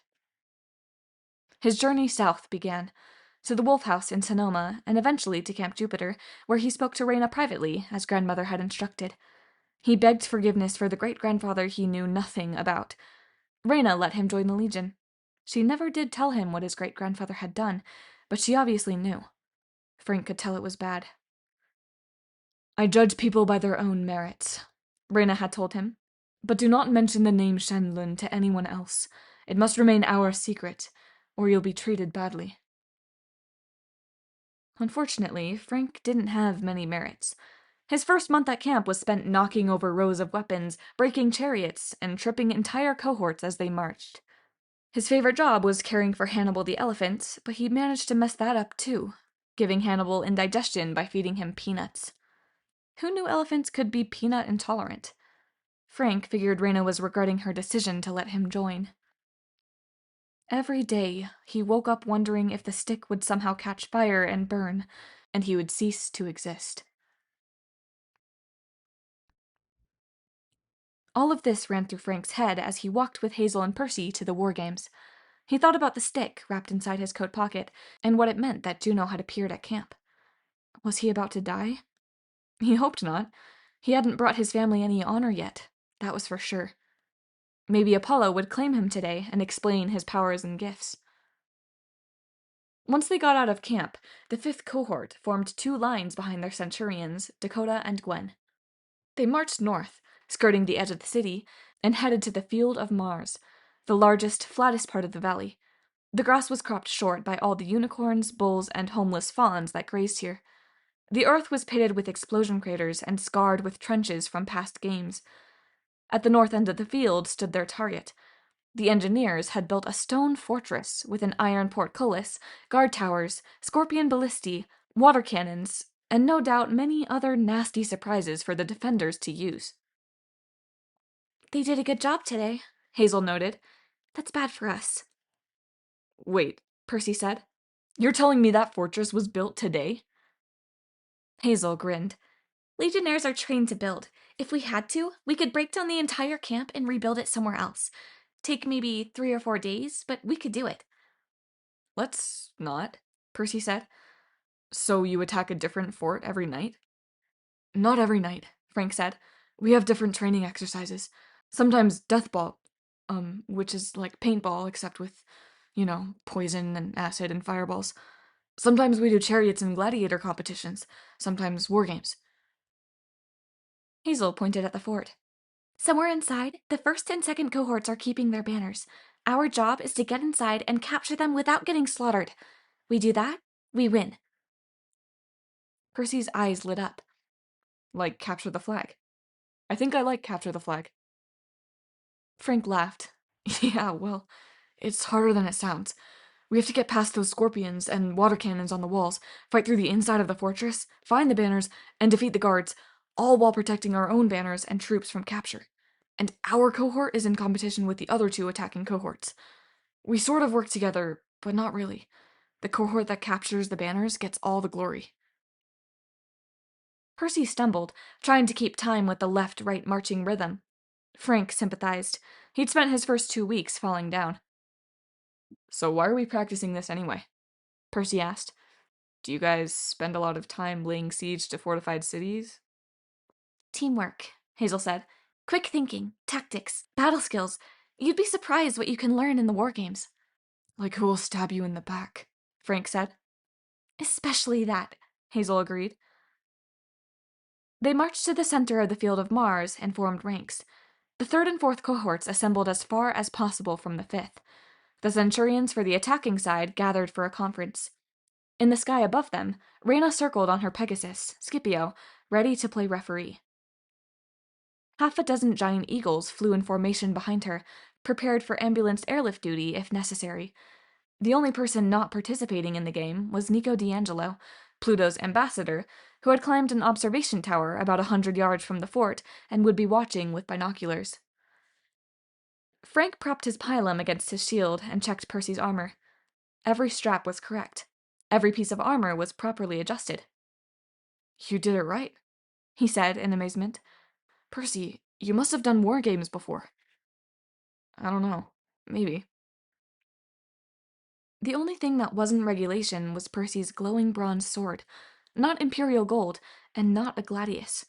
The blade was leaf-shaped, and the writing on the hilt was Greek. Looking at it made Frank uneasy. Percy frowned. We can use real weapons, right? Yeah, Frank agreed. For sure. I've just never seen a sword like that. What if I hurt somebody? We heal them, Frank said. Or try to. The Legion medics are pretty good with ambrosia and nectar and unicorn draft. No one dies, Hazel said. Well, not usually. And if they do... Frank imitated the voice of Vitellius. They're wimps. Back in my day, we died all the time and we liked it. Hazel laughed. Just stay with us, Percy. Chances are we'll get the worst duty and get eliminated early. They'll throw us at the walls first to soften up the defenses. Then the 3rd and 4th cohorts will march in and get the honors, if they can even breach the fort. Horns blew. Dakota and Gwen walked back from the officers' conference, looking grim. All right, here's the plan. Dakota took a quick swig of Kool-Aid from his travel flask. They're throwing us at the walls first to soften up the defenses. The whole cohort groaned. I know, Gwen said. But maybe this time we'll have some luck. Leave it to Gwen to be the optimist. Everybody liked her because she took care of her people and tried to keep their spirits up. She could even control Dakota during his hyperactive bug juice fits. Still, the campers grumbled and complained. Nobody believed in luck for the 5th. First line with Dakota, Gwen said. Lock shield and advance in turtle formation to the main gates. Try to stay in one piece. Draw their fire. Second line? Gwen turned to Frank's row without much enthusiasm. U-17, from Bobby over, take charge of the elephant and the scaling ladders. Try a flank attack on the western wall. Maybe we can spread the defenders too thin. Frank, Hazel, Percy... Well, just do whatever. Show Percy the ropes. Try to keep him alive. She turned back to the whole cohort. If anybody gets over the wall first, I'll make sure you get the mural crown. Victory for the 5th! The cohort cheered half-heartedly and broke ranks. Percy frowned. Do whatever? Yeah, Hazel sighed. Big vote of confidence. What's the mural crown? He asked. Military medal, Frank said. He'd been forced to memorize all the possible awards. Big honor for the first soldier to breach an enemy fort. You'll notice nobody in the 5th is wearing one. Usually we don't even get into the fort because we're burning or drowning or... He faltered and looked at Percy. Water cannons. What? Percy asked. The cannons on the walls, Frank said. They draw water from the aqueduct. There's a pump system. Heck, I don't know how they work, but they're under a lot of pressure. If you could control them, like you control the river. Frank! Hazel beamed. That's brilliant! Percy didn't look so sure. I don't know how I did that to the river. I'm not so sure I can control the cannons from this far away. We'll get you closer. Frank pointed to the eastern wall of the fort, where the 5th cohort wouldn't be attacking. That's where the defense will be weakest. They'll never take 3 kids seriously. I think we can sneak up pretty close before they see us. Sneak up how? Percy asked. Frank turned to Hazel. Can you do that thing again? She punched him in the chest. You said you wouldn't tell anybody. Immediately, Frank felt terrible. He'd gotten so caught up in the idea. Hazel muttered under her breath. Never mind. It's fine. Percy, he's talking about the trenches. The field of Mars is riddled with tunnels from over the years. Some are collapsed or buried deep, but a lot of them are still passable. I'm pretty good at finding them and using them. I can even collapse them if I have to. Like you did with the Gorgons, Percy said, to slow them down. Frank nodded approvingly. I told you Pluto was cool. He's the god of everything under the earth. Hazel can find caves, tunnels, trapdoors. And it was our secret, she grumbled. Frank felt himself blushing. Yeah, sorry. But if we can get close, and if I can knock out the water cannons... Percy nodded like he was warming to the idea. What do we do then? Frank checked his quiver. He always stocked up on special arrows. He'd never gotten to use them before, but maybe tonight was the night. Maybe he could finally do something good enough to get Apollo's attention. The rest is up to me, he said. Let's go. Chapter 11. Frank. Frank had never felt so sure of anything, which made him nervous. Nothing he planned ever went right. He always managed to break, ruin, burn, sit on, or knock over something important. Yet he knew this strategy would work. Hazel found them a tunnel with no problem. In fact, Frank had a sneaking suspicion she didn't just find tunnels. It was as though tunnels manufactured themselves to suit her needs. Passages that had been filled in years ago suddenly unfilled, changing direction to lead Hazel where she wanted to go. They crept along by the light of Percy's glowing sword, Riptide. Above, they heard the sounds of battle. Kids shouting, Hannibal the elephant bellowing with glee, scorpion bolts exploding, and water cannons firing. The tunnel shook. Dirt rained down on them. Frank slipped his hand inside his armor. The piece of wood was still safe and secure in his coat pocket, though one good shot from a scorpion might set his lifeline on fire. Bad Frank, he chided himself. Fire is the F word. Don't think about it. There's an opening just ahead, Hazel announced. We'll come up 10 feet from the east wall. How can you tell? Percy asked. I don't know, she said, but I'm sure. Could we tunnel straight under the wall? Frank wondered. No, Hazel said. The engineers were smart. They built the walls on old foundations that go down to bedrock. And don't ask how I know. I just do. Frank stumbled over something and cursed. Percy brought his sword around for more light. The thing Frank had tripped on was gleaming silver. He crouched down. Don't touch it, Hazel said. Frank's hand stopped a few inches from the chunk of metal. It looked like a giant Hershey's kiss, about the size of his fist. It's massive, he said. Silver? Platinum. Hazel sounded scared out of her wits. It'll go away in a second. Please don't touch it. It's dangerous. Frank didn't understand how a lump of metal could be dangerous, but he took Hazel seriously. As they watched, the chunk of platinum sank into the ground. He stared at Hazel. "How did you know?" In the light of Percy's sword, Hazel looked as ghostly as a lar. "I'll explain later," she promised.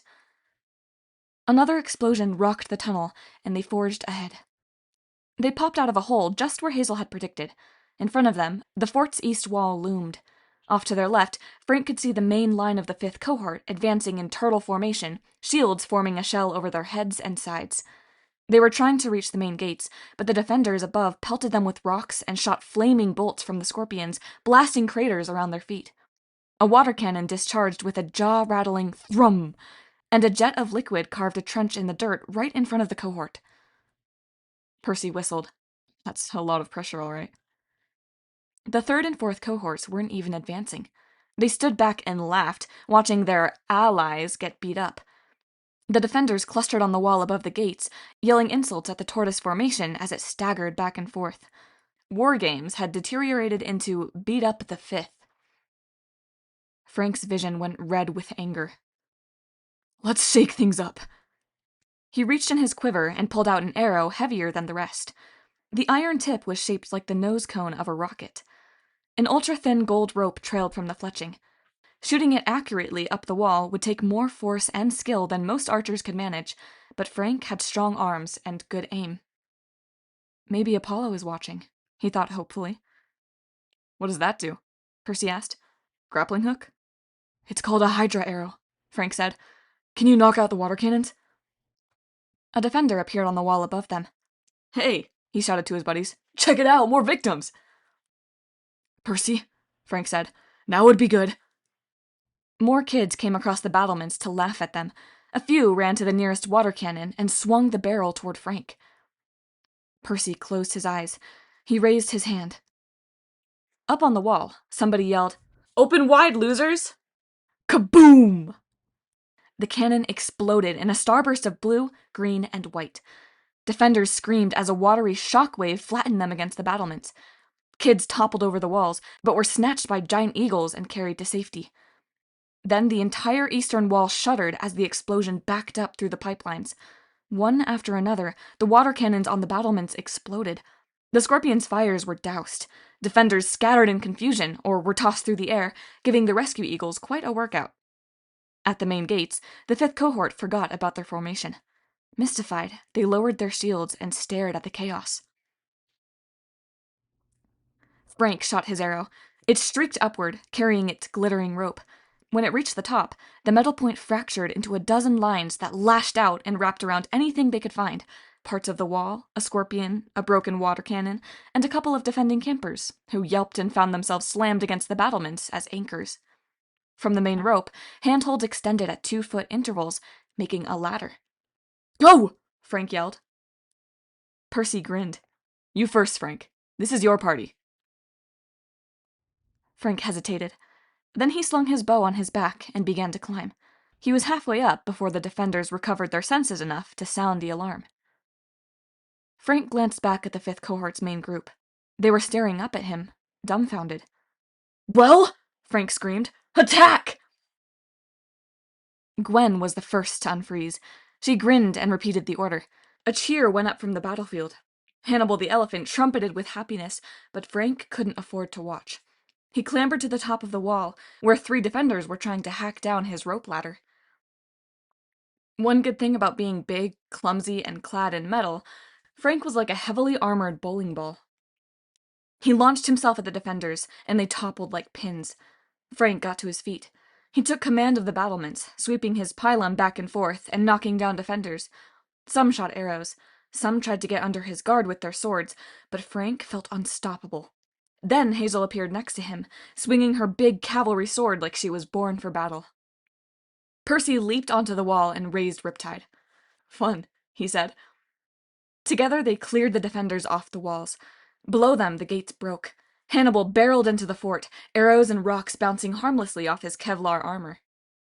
The 5th cohort charged in behind the elephant, and the battle went hand to hand. Finally, from the edge of the field of Mars, a battle cry went up. The 3rd and 4th cohorts ran to join the fight.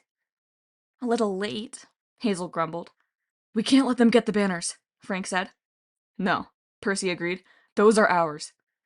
No more talk was necessary. They moved like a team, as if the three of them had been working together for years. They rushed down the interior steps and into the enemy base. Chapter 12. Frank. After that, the battle was mayhem. Frank, Percy, and Hazel waded through the enemy, plowing down anyone who stood in their way. The first and second cohorts, pride of Camp Jupiter, a well-oiled, highly disciplined war machine, fell apart under the assault and the sheer novelty of being on the losing side. Part of their problem was Percy. He fought like a demon, whirling through the defenders' ranks in a completely unorthodox style, rolling under their feet, slashing with his sword instead of stabbing like a Roman would, whacking campers with the flat of his blade, and generally causing mass panic. Octavian screamed in a shrill voice, maybe ordering the first cohort to stand their ground, maybe trying to sing soprano, but Percy put a stop to it. He somersaulted over a line of shields and slammed the butt of his sword into Octavian's helmet. The centurion collapsed like a sock puppet. Frank shot arrows until his quiver was empty, using blunt-tipped missiles that wouldn't kill, but left some nasty bruises. He broke his pilum over a defender's head, then reluctantly drew his gladius. Meanwhile, Hazel climbed onto Hannibal's back. She charged toward the center of the fort, grinning down at her friends. Let's go, slowpokes! Gods of Olympus, she's beautiful, Frank thought. They ran to the center of the base. The inner keep was virtually unguarded. Obviously, the defenders never dreamed an assault would get this far. Hannibal busted down the huge doors. Inside, the first and second cohort standard-bearers were sitting around a table playing mythomagic with cards and figurines. The cohort's emblems were propped carelessly against one wall. Hazel and Hannibal rode straight into the room, and the standard-bearers fell backward out of their chairs. Hannibal stepped on the table, and game pieces scattered. By the time the rest of the cohort caught up with them, Percy and Frank had disarmed the enemies, grabbed the banners, and climbed onto Hannibal's back with Hazel. They marched out of the keep triumphantly with the enemy colors. The fifth cohort formed ranks around them. Together, they paraded out of the fort, past stunned enemies and lines of equally mystified allies. Reyna circled low overhead on her Pegasus. "The game is won!" She sounded as if she were trying not to laugh. "Assemble for honors!" Slowly, the campers regrouped on the field of Mars. Frank saw plenty of minor injuries, some burns, broken bones, black eyes, cuts and gashes, plus a lot of very interesting hairdos from fires and exploding water cannons, but nothing that couldn't be fixed. He slid off the elephant. His comrades swarmed him, pounding him on the back and complimenting him. Frank wondered if he was dreaming. It was the best night of his life, until he saw Gwen. "Help!" somebody yelled. A couple of campers rushed out of the fortress, carrying a girl on a stretcher. They set her down, and other kids started running over. Even from a distance, Frank could tell it was Gwen. She was in bad shape. She lay on her side on the stretcher, with a pilum sticking out of her armor, almost like she was holding it between her chest and her arm, but there was too much blood. Frank shook his head in disbelief. "No, no, no," he muttered as he ran to her side. The medics barked at everyone to stand back and give her air. The whole legion fell silent as the healers worked, trying to get gauze and powdered unicorn horn under Gwen's armor to stop the bleeding, trying to force some nectar into her mouth. Gwen didn't move. Her face was ashen gray. Finally, one of the medics looked up at Reyna and shook his head. For a moment, there was no sound except water from the ruined cannons trickling down the walls of the fort. Hannibal nuzzled Gwen's hair with his trunk. Reyna surveyed the campers from her Pegasus. Her expression was hard and dark as iron. "There will be an investigation. Whoever did this, you cost the Legion a good officer. Honorable death is one thing, but this?" Frank wasn't sure what she meant. Then he noticed the marks engraved in the wooden shaft of the pilum. Cohort 1, Legion 7, Fulminata. The weapon belonged to the first cohort, and the point was sticking out the front of her armor. Gwen had been speared from behind, possibly after the game had ended. Frank scanned the crowd for Octavian. The centurion was watching with more interest than concern, as if he were examining one of his stupid, gutted teddy bears. He didn't have a pilum. Blood roared in Frank's ears. He wanted to strangle Octavian with his bare hands, but at that moment, Gwen gasped. Everyone stepped back. Gwen opened her eyes. The color came back to her face. What is it? She blinked. What's everyone staring at? She didn't seem to notice the 7-foot harpoon sticking out through her chest. Behind Frank, a medic whispered, "There's no way. She was dead. She has to be dead." Gwen tried to sit up, but couldn't. There was a river, and a man asking for a coin? I turned around and the exit door was open, so I just left. I don't understand. What's happened? Everyone stared at her in horror. Nobody tried to help. Gwen. Frank knelt next to her. Don't try to get up. Just close your eyes for a second, okay? Why? What? Just trust me. Gwen did what he asked. Frank grabbed the shaft of the pylon below its tip, but his hands were shaking. The wood was slick. Percy, Hazel, help me. One of the medics realized what he was planning. Don't, he said. You might. What? Hazel snapped. Make it worse? Frank took a deep breath. Hold her steady. 1, 2, 3. He pulled the pylon out from the front. Gwen didn't even wince. The blood stopped quickly. Hazel bent down to examine the wound. It's closing on its own, she said. I don't know how, but I feel fine, Gwen protested. What's everyone worried about? With Frank and Percy's help, she got to her feet. Frank glowered at Octavian, but the centurion's face was a mask of polite concern. Later, Frank thought. Deal with him later. When? Hazel said gently. There's no easy way to say this. You were dead. Somehow you came back. What? She stumbled against Frank, her hand pressed against the ragged hole in her armor. How? Good question. Rana turned to Nico, who was watching grimly from the edge of the crowd. Is this some power of Pluto? Nico shook his head. Pluto never lets people return from the dead. He glanced at Hazel as if warning her to stay quiet. Frank wondered what that was about, but he didn't have time to think about it. A thunderous voice rolled across the field. Death loses its hold. This is only the beginning. Campers drew weapons. Hannibal trumpeted nervously. Scipio reared, almost throwing Rena.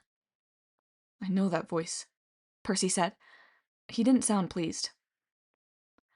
In the midst of the Legion, a column of fire blasted into the air. Heat seared Frank's eyelashes. Campers who had been soaked by the cannons found their clothes instantly steam-dried. Everyone scrambled backward as a huge soldier stepped out of the explosion. Frank didn't have much hair, but what he did have stood straight up. The soldier was 10 feet tall, dressed in Canadian Forces desert camouflage. He radiated confidence and power. His black hair was cut in a flat-topped wedge, like Frank's. His face was angular and brutal, marked with old knife scars. His eyes were covered with infrared goggles that glowed from inside. He wore a utility belt with a sidearm, a knife holster, and several grenades. In his hands was an oversized M16 rifle. The worst thing was that Frank felt drawn to him. As everyone else stepped back, Frank stepped forward. He realized the soldier was silently willing him to approach. Frank desperately wanted to run away and hide, but he couldn't. He took 3 more steps. Then he sank to one knee. The other campers followed his example and knelt. Even Rena dismounted. That's good, the soldier said. Kneeling is good. It's been a long time since I visited Camp Jupiter. Frank noticed that one person wasn't kneeling. Percy Jackson, his sword still in hand, was glaring at the giant soldier. You're Ares, Percy said. What do you want? A collective gasp went up from 200 campers and an elephant. Frank wanted to say something to excuse Percy and placate the god, but he didn't know what. He was afraid the war god would blast his new friend with that extra-large M16. Instead, the god bared his brilliant white teeth. You've got spunk, demigod, he said. Ares is my Greek form, but to these followers, to the children of Rome, I am Mars, patron of the Empire, divine father of Romulus and Remus. We've met, Percy said. We had a fight. The god scratched his chin as if trying to recall. I fight a lot of people, but I assure you, you've never fought me as Mars. If you had, you'd be dead. Now kneel, as befits a child of Rome, before you try my patience. Around Mars's feet, the ground boiled in a circle of flame. Percy, Frank said, please.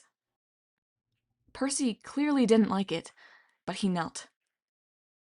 Mars scanned the crowd. Romans, lend me your ears. He laughed, a good hearty bellow, so infectious it almost made Frank smile, though he was still shivering with fear. I've always wanted to say that. I come from Olympus with a message. Jupiter doesn't like us communicating directly with mortals, especially nowadays. But he has allowed this exception, as you Romans have always been my special people. I'm only permitted to speak for a few minutes, so listen up. He pointed at Gwen. This one should be dead, yet she's not. The monsters you fight no longer return to Tartarus when they are slain. Some monsters who died long ago are now walking the earth again. Was it Frank's imagination, or did the god glare at Nico D'Angelo? Thanatos has been chained, Mars announced. The doors of death have been forced open, and no one is policing them. At least, not impartially. Gaia allows our enemies to pour forth into the world of mortals. Her sons, the giants, are mustering armies against you, armies that you will not be able to kill. Unless death is unleashed to return to his duties, you will be overrun. You must find Thanatos and free him from the giants. Only he can reverse the tide. Mars looked around and noticed that everyone was still silently kneeling. Oh, you can get up now. Any questions? Rena rose uneasily. She approached the god, followed by Octavian, who was bowing and scraping like a champion groveler. Lord Mars, Rena said, we are honored. Beyond honored, said Octavian. So far beyond honored? Well? Mars snapped. Well, Rena said, Thanatos is the god of death, the lieutenant of Pluto. Right, the god said. And you're saying that he's been captured by giants? Right. And therefore people will stop dying? Not all at once, Mars said. But the barriers between life and death will continue to weaken. Those who know how to take advantage of this will exploit it. Monsters are already harder to dispatch. Soon they will be completely impossible to kill. Some demigods will also be able to find their way back from the underworld, like your friend, Centurion Shish Kebab. Gwen winced. Centurion Shish Kebab? If left unchecked, Mars continued, even the mortals will eventually find it impossible to die. Can you imagine a world in which no one dies, ever? Octavian raised his hand. But, almighty powerful Lord Mars, if we can't die, isn't that a good thing? If we can stay alive indefinitely? Don't be foolish, boy! Mars bellowed. Endless slaughter, with no conclusion. Carnage without any point. Enemies that rise again and again and can never be killed. Is that what you want? You're the god of war, Percy spoke up. Don't you want endless carnage? Mars's infrared goggles glowed brighter. Insolent, aren't you? Perhaps I have fought you before. I can understand why I'd want to kill you. I'm the god of Rome, child. I am the god of military might used for a righteous cause. I protect the legions. I'm happy to crush my enemies underfoot, but I don't fight without reason. I don't want war without end. You will discover this. You will serve me. Not likely, Percy said. Again, Frank waited for the god to strike him down, but Mars just grinned like they were two old buddies talking trash. I order a quest, the god announced. You will go north to find Thanatos in the land beyond the gods. You will free him and thwart the plans of the giants. Beware Gaia. Beware her son, the eldest giant. Next to Frank, Hazel made a squeaking sound. The land beyond the gods? Mars stared down at her, his grip tightening on his M16. That's right, Hazelevesque. You know what I mean. Everyone here remembers the land where the Legion lost its honor. Perhaps if the quest succeeds, and you return by the Feast of Fortuna, perhaps then your honor will be restored. If you don't succeed, there won't be any camp left to return to. Rome will be overrun, its legacy lost forever. So my advice is, don't fail. Octavian somehow managed to bow even lower. Lord Mars, just one tiny thing. A quest requires a prophecy, a magical poem to guide us. We used to get them from the Sibylline books, but now it's up to the augur to glean the will of the gods. So if I could just run and get about 70 stuffed animals and possibly a knife. You're the augur? The god interrupted. Yes, my lord. Mars pulled a scroll from his utility belt. Anyone got a pen? The legionnaires stared at him. Mars sighed. 200 Romans and no one's got a pen? Never mind. He slung his M16 onto his back and pulled out a hand grenade. There were many screaming Romans. Then the grenade morphed into a ballpoint pen, and Mars began to write. Frank looked at Percy with wide eyes. He mouthed, "Can your sword do grenade form?" Percy mouthed back, "No, shut up." There. Mars finished writing and threw the scroll at Octavian. A prophecy. You can add it to your books, engrave it on your floor, whatever. Octavian read the scroll. This says, go to Alaska, find Thanatos, and free him. Come back by sundown on June 24th, or die. Yes, Mars said. Is that not clear? Well, my lord, usually prophecies are unclear. They're wrapped in riddles. They rhyme and... Mars casually popped another grenade off his belt. Yes? The prophecy is clear, Octavian announced. A quest. Good answer. Mars tapped the grenade to his chin. Now, what else? There was something else. Oh, yes. He turned to Frank. Come here, kid. No, Frank thought. The burned stick in his coat pocket felt heavier. His legs turned wobbly. A sense of dread settled over him, worse than the day the military officer had come to the door. He knew what was coming, but he couldn't stop it. He stepped forward against his will. Mars grinned. Nice job taking the wall, kid. Who's the ref for this game? Reyna raised her hand. You see that play, ref? Mars demanded. That was my kid. First over the wall, won the game for his team. Unless you're blind, that was an MVP play. You're not blind, are you? Reyna looked like she was trying to swallow a mouse. No, Lord Mars. Then make sure he gets the mural crown, Mars demanded. My kid here! He yelled at the Legion, in case anyone hadn't heard. Frank wanted to melt into the dirt. Emily Zhang's son, Mars continued. She was a good soldier. Good woman. This kid Frank proved his stuff tonight. Happy late birthday, kid. Time you stepped up to a real man's weapon. He tossed Frank his M16. For a split second, Frank thought they'd be crushed under the weight of the massive assault rifle, but the gun changed in midair, becoming smaller and thinner. When Frank caught it, the weapon was a spear. It had a shaft of imperial gold and a strange point, like a white bone, flickering with ghostly light. The tip is a dragon's tooth, Mars said. You haven't learned to use your mom's talents yet, have you? Well, that spear will give you some breathing room until you do. You get 3 charges out of it, so use it wisely. Frank didn't understand, but Mars acted like the matter was closed. Now, my kid Frank Zhang is gonna lead the quest to free Thanatos, unless there are any objections. Of course, no one said a word, but many of the campers glared at Frank with envy, jealousy, anger, bitterness. You can take 2 companions, Mars said. Those are the rules. One of them needs to be this kid. He pointed at Percy. He's gonna learn some respect for Mars on this trip, or die trying. As for the second, I don't care. Pick whoever you want. Have one of your Senate debates. You all are good at those. The god's image flickered. Lightning crackled across the sky. That's my cue, Mars said. Until next time, Romans, do not disappoint me. The god erupted in flames, and then he was gone. Reyna turned toward Frank. Her expression was part amazement, part nausea, like she'd finally managed to swallow that mouse. She raised her arm in a Roman salute. Ave, Frank Zhang, son of Mars. The whole legion followed her lead, but Frank didn't want their attention anymore. His perfect night had been ruined. Mars was his father. The god of war was sending him to Alaska. Frank had been handed more than a spear for his birthday.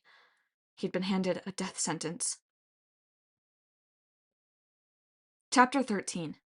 Percy. Percy slept like a Medusa victim, which is to say, like a rock. He hadn't crashed in a safe, comfortable bed since... well, he couldn't even remember. Despite his insane day and the million thoughts running through his head, his body took over and said, "You will sleep now." He had dreams, of course. He always had dreams, but they passed like blurred images from the window of a train. He saw a curly-haired faun in ragged clothes running to catch up with him. "I don't have any spare change," Percy called. "What?" the faun said. "No, Percy, it's me, Grover. Stay put. We're on our way to find you. Tyson is close. At least, we think he's the closest.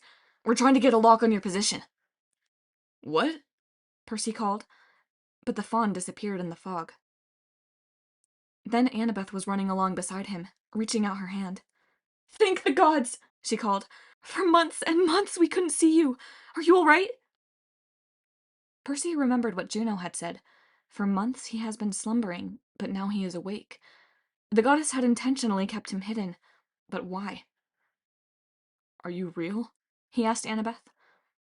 He wanted so much to believe it, he felt like Hannibal the elephant was standing on his chest. But her face began to dissolve. She cried, "Stay put! It'll be easier for Tyson to find you. Stay where you are!" Then she was gone. The images accelerated. He saw a huge ship in a dry dock, workers scrambling to finish the hull, a guy with a blowtorch welding a bronze dragon figurehead into the prow. He saw the war god stalking toward him in the surf, a sword in his hands. The scene shifted. Percy stood on the field of Mars, looking up at the Berkeley Hills. Golden grass rippled, and a face appeared in the landscape. A sleeping woman, her features formed from shadows and folds in the terrain. Her eyes remained closed, but her voice spoke in Percy's mind. "So this is the demigod who destroyed my son Kronos.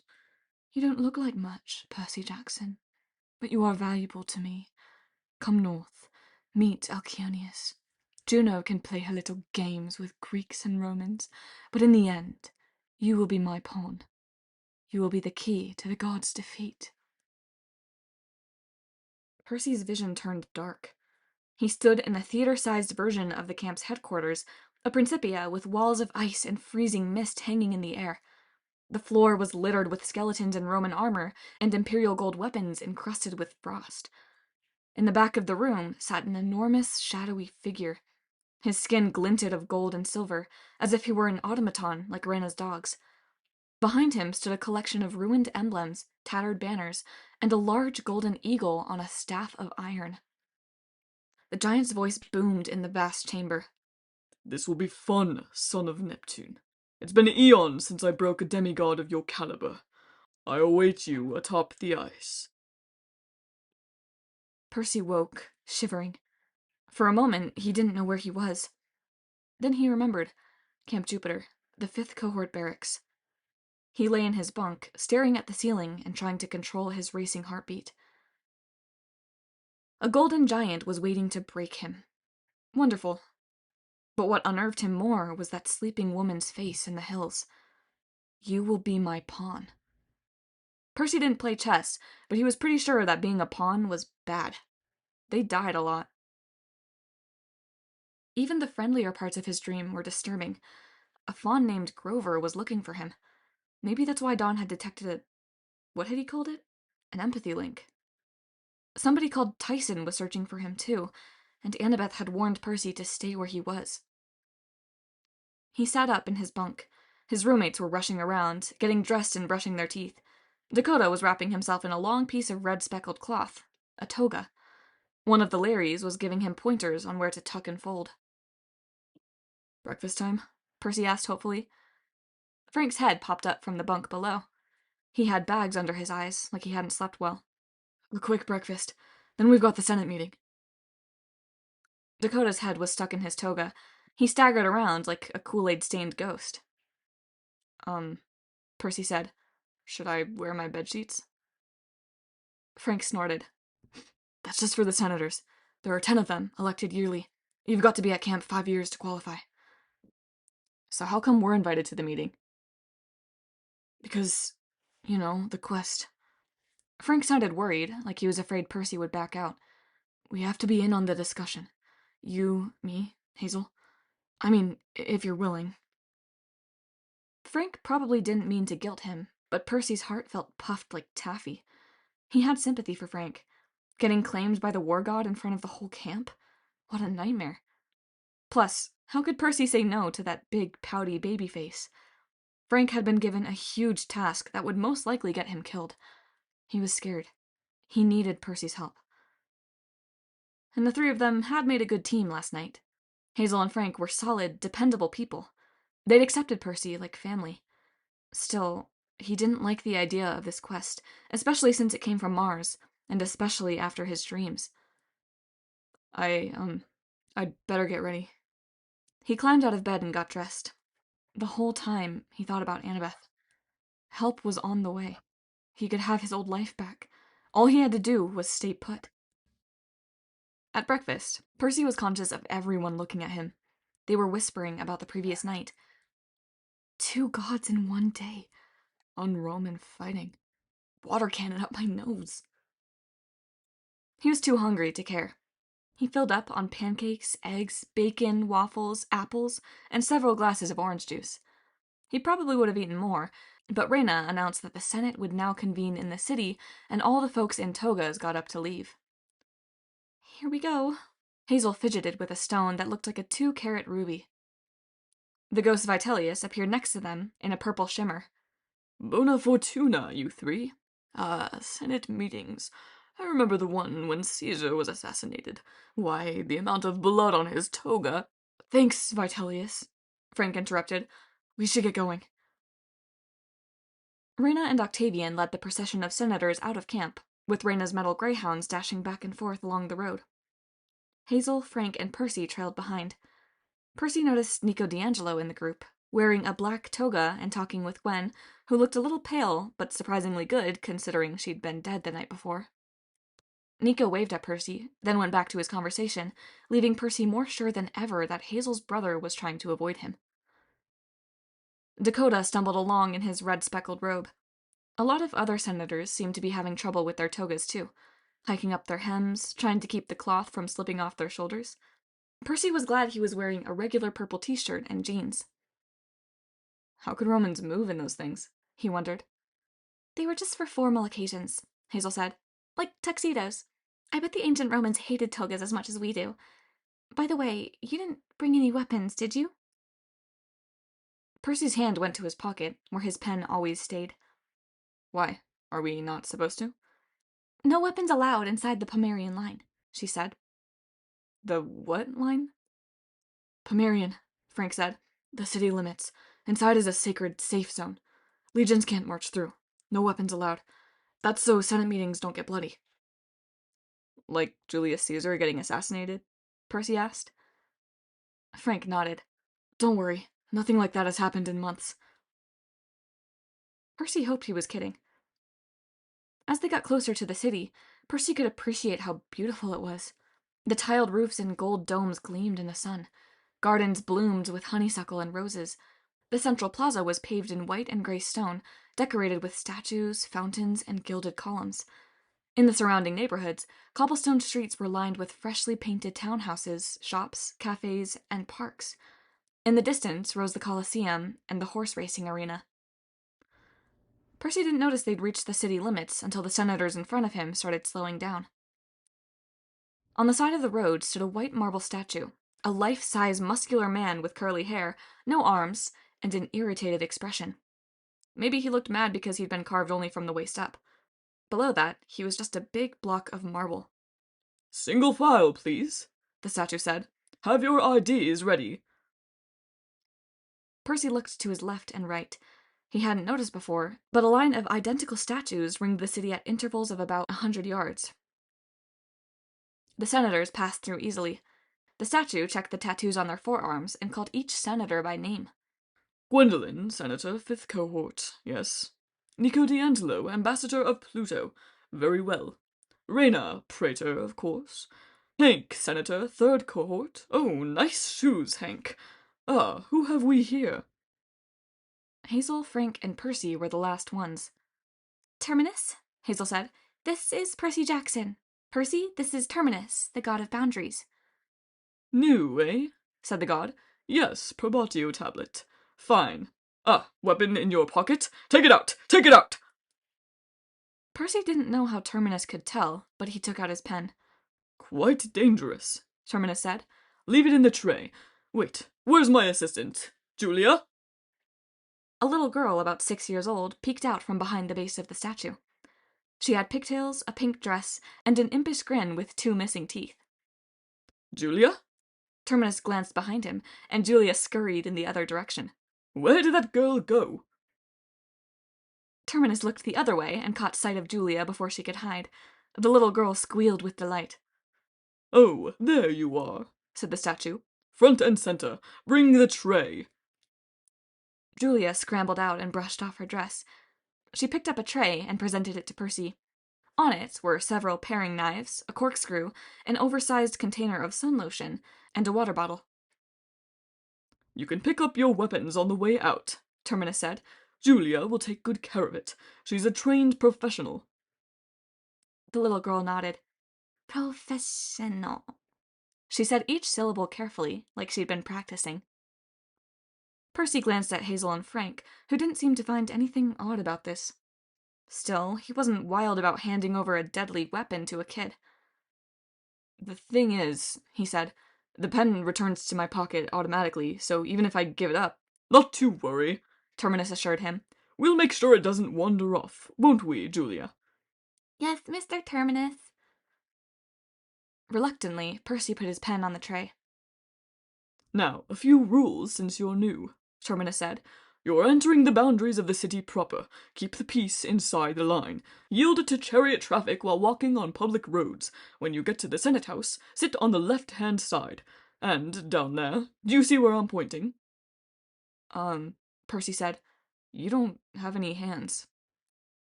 Apparently, this was a sore spot for Terminus. His marble face turned a dark shade of gray.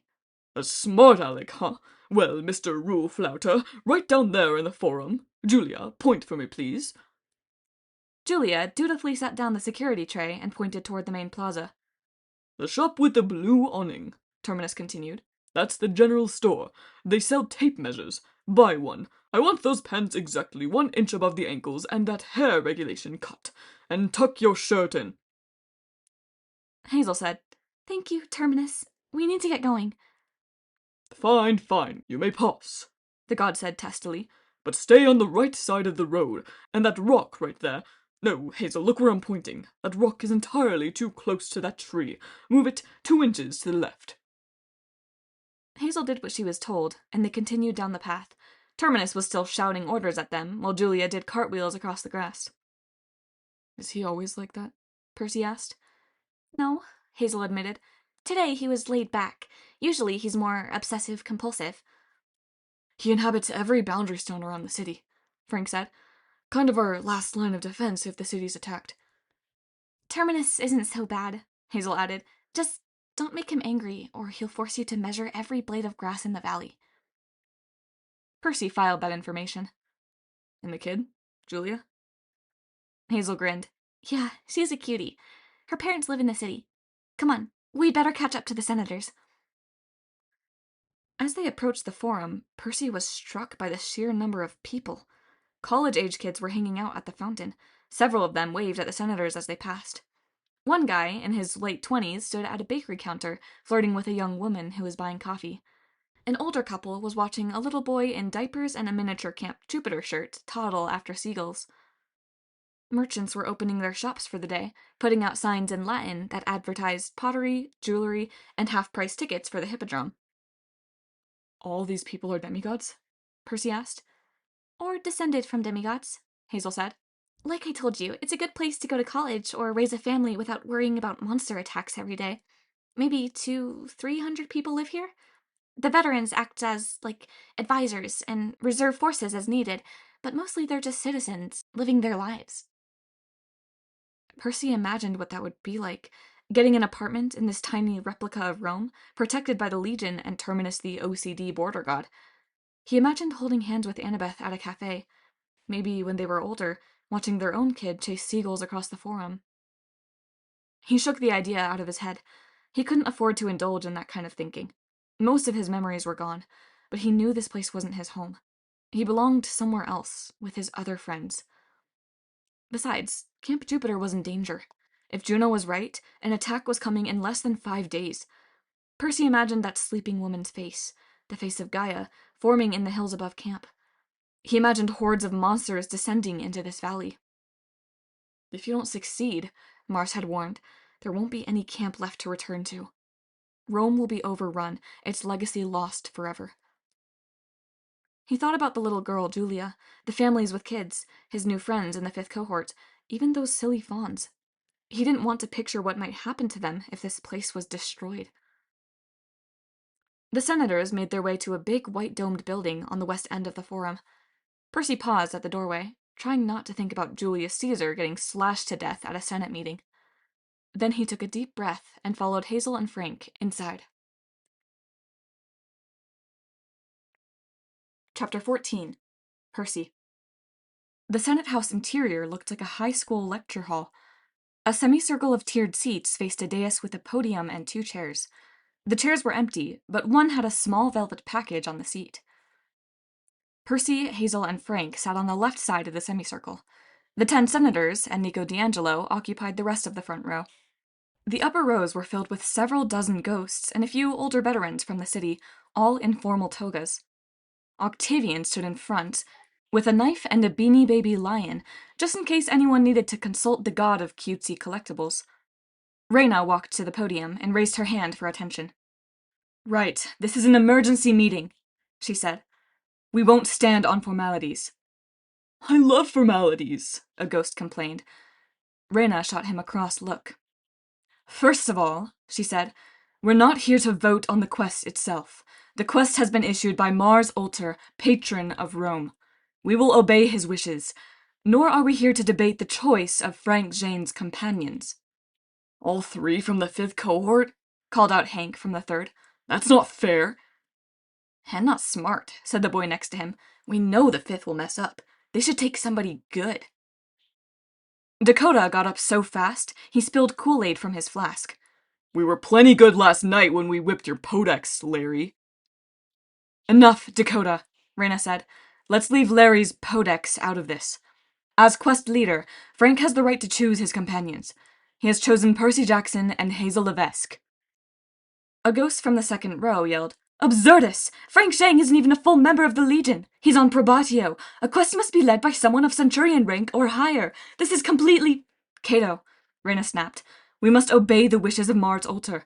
That means certain adjustments. Reyna clapped her hands, and Octavian came forward.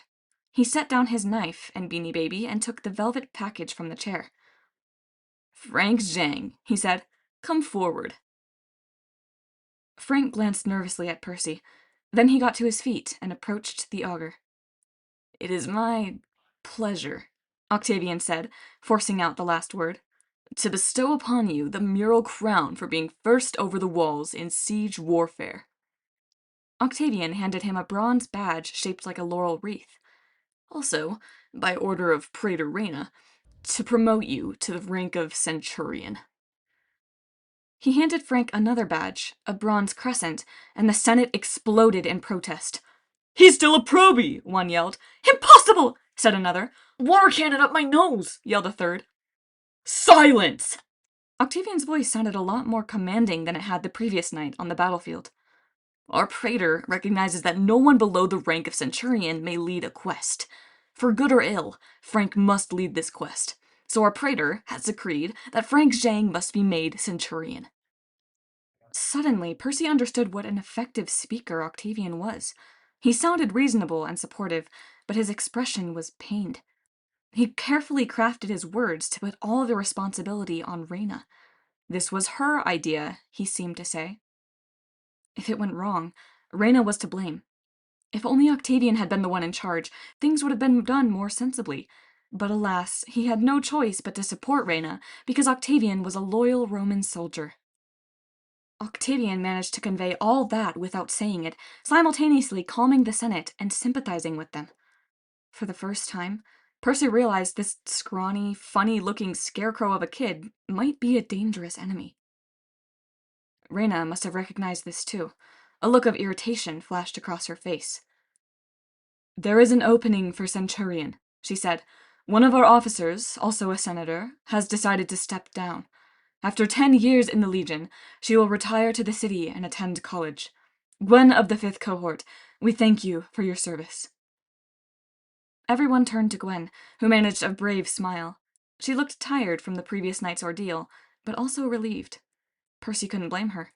Compared to getting skewered with a pilum, college sounded pretty good. "As praetor," Reyna continued, "I have the right to replace officers. I admit it's unusual for a camper on probatio to rise directly to the rank of centurion, but I think we can agree. Last night was unusual. Frank Zhang, your ID, please." Frank removed the lead tablet from around his neck and handed it to Octavian. "Your arm," Octavian said. Frank held up his forearm. Octavian raised his hands to the heavens. "We accept Frank Zhang, son of Mars, to the 12th Legion Fulminata for his first year of service. Do you pledge your life to the Senate and the people of Rome?" Frank muttered something like, Then he cleared his throat and managed, "I do." The senators shouted, "Senatus Populusque Romanus!" Fire blazed on Frank's arm. For a moment, his eyes filled with terror, and Frank was afraid his friend might pass out. Then the smoke and flame died, and new marks were seared onto Frank's skin. SPQR, an image of crossed spears, and a single stripe, representing the first year of service. "You may sit down." Octavian glanced at the audience, as if to say, "This wasn't my idea, folks." "Now," Reyna said, "we must discuss the quest." The senators shifted and muttered as Frank returned to his seat. "Did it hurt?" Percy whispered. Frank looked at his forearm, which was still steaming. "Yeah, a lot." He seemed mystified by the badges in his hand, the centurion's mark and the mural crown, like he wasn't sure what to do with them. "Here." Hazel's eyes shone with pride. "Let me." She pinned the medals to Frank's shirt. Percy smiled. He'd only known Frank for a day, but he felt proud of him too. "You deserve it, man," he said. "What you did last night, natural leadership." Frank scowled. "But Centurion..." "Centurion Zhang," called Octavian. "Did you hear the question?" Frank blinked. Sorry, what?" Octavian turned to the Senate and smirked, like, "What did I tell you?" "I was asking," Octavian said, like he was talking to a 3-year-old, "if you have a plan for the quest. Do you even know where you are going?" Hazel put her hand on Frank's shoulder and stood. "Weren't you listening last night, Octavian? Mars was pretty clear. We're going to the land beyond the gods, Alaska." The senators squirmed in their togas. Some of the ghosts shimmered and disappeared. Even Reyna's metal dogs rolled over on their backs and whimpered. Finally, Senator Larry stood. "I know what Mars said, but that's crazy. Alaska's cursed. They call it the land beyond the gods for a reason. It's so far north, the Roman gods have no power there. The place is swarming with monsters. No demigod has come back from there alive since you lost your eagle," Percy said. Larry was so startled, he fell back on his podex. "Look," Percy continued, "I know I'm new here. I know you guys don't like to mention that massacre in the 1980s. "He mentioned it," one of the ghosts whimpered. "But don't you get it?" Percy continued. "The 5th cohort led that expedition. We failed, and we have to be responsible for making things right. That's why Mars is sending us. This giant, the son of Gaia, he's the one who defeated your forces 30 years ago. I'm sure of it. Now he's sitting up there in Alaska with a chained death god and all your old equipment. He's mustering his armies and sending them south to attack this camp. Really? Octavian said. You seem to know a lot about our enemy's plans, Percy Jackson. Most insults Percy could shrug off, being called weak or stupid or whatever. But it dawned on him that Octavian was calling him a spy, a traitor. That was such a foreign concept to Percy, so not who he was, he almost couldn't process the slur. When he did, his shoulders tensed. He was tempted to smack Octavian on the head again, but he realized Octavian was baiting him, trying to make him look unstable. Percy took a deep breath. We're going to confront the son of Gaia, he said, managing to keep his composure. We'll get back your eagle and unchain this god. He glanced at Hazel. Thanatos, right? She nodded. Letus in Roman, but his old Greek name is Thanatos. When it comes to death, we're happy to let him stay Greek. Octavian sighed in exasperation. Well, whatever you call him, how do you expect to do all this and get back by the Feast of Fortuna? That's the evening of the 24th. It's the 20th now. Do you even know where to look? Do you even know who the son of Gaia is? Yes.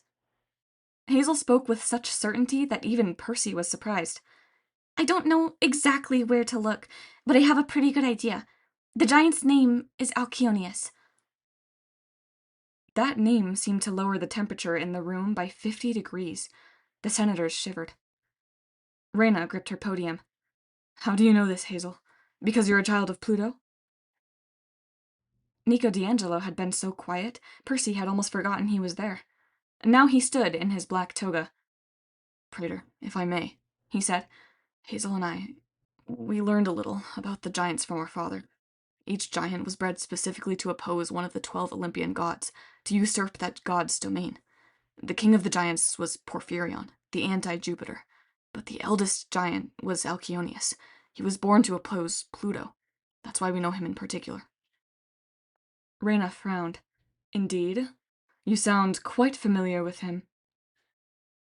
Nico picked at the edge of his toga. Anyway, the giants were hard to kill. According to prophecy, they could only be defeated by gods and demigods working together. Dakota belched. Sorry, did you say gods and demigods? Like fighting side by side? That could never happen. It has happened, Nico said. In the first giant war, the gods called on heroes to join them, and they were victorious. Whether it could happen again, I don't know. But with Alcyonius, he was different. He was completely immortal, impossible to kill by god or demigod, as long as he remained in his home territory, the place where he was born. Nico paused to let that sink in. And if Alcyonius has been reborn in Alaska, then he can't be defeated there, Hazel finished. Ever. By any means. Which is why our 1980s expedition was doomed to fail.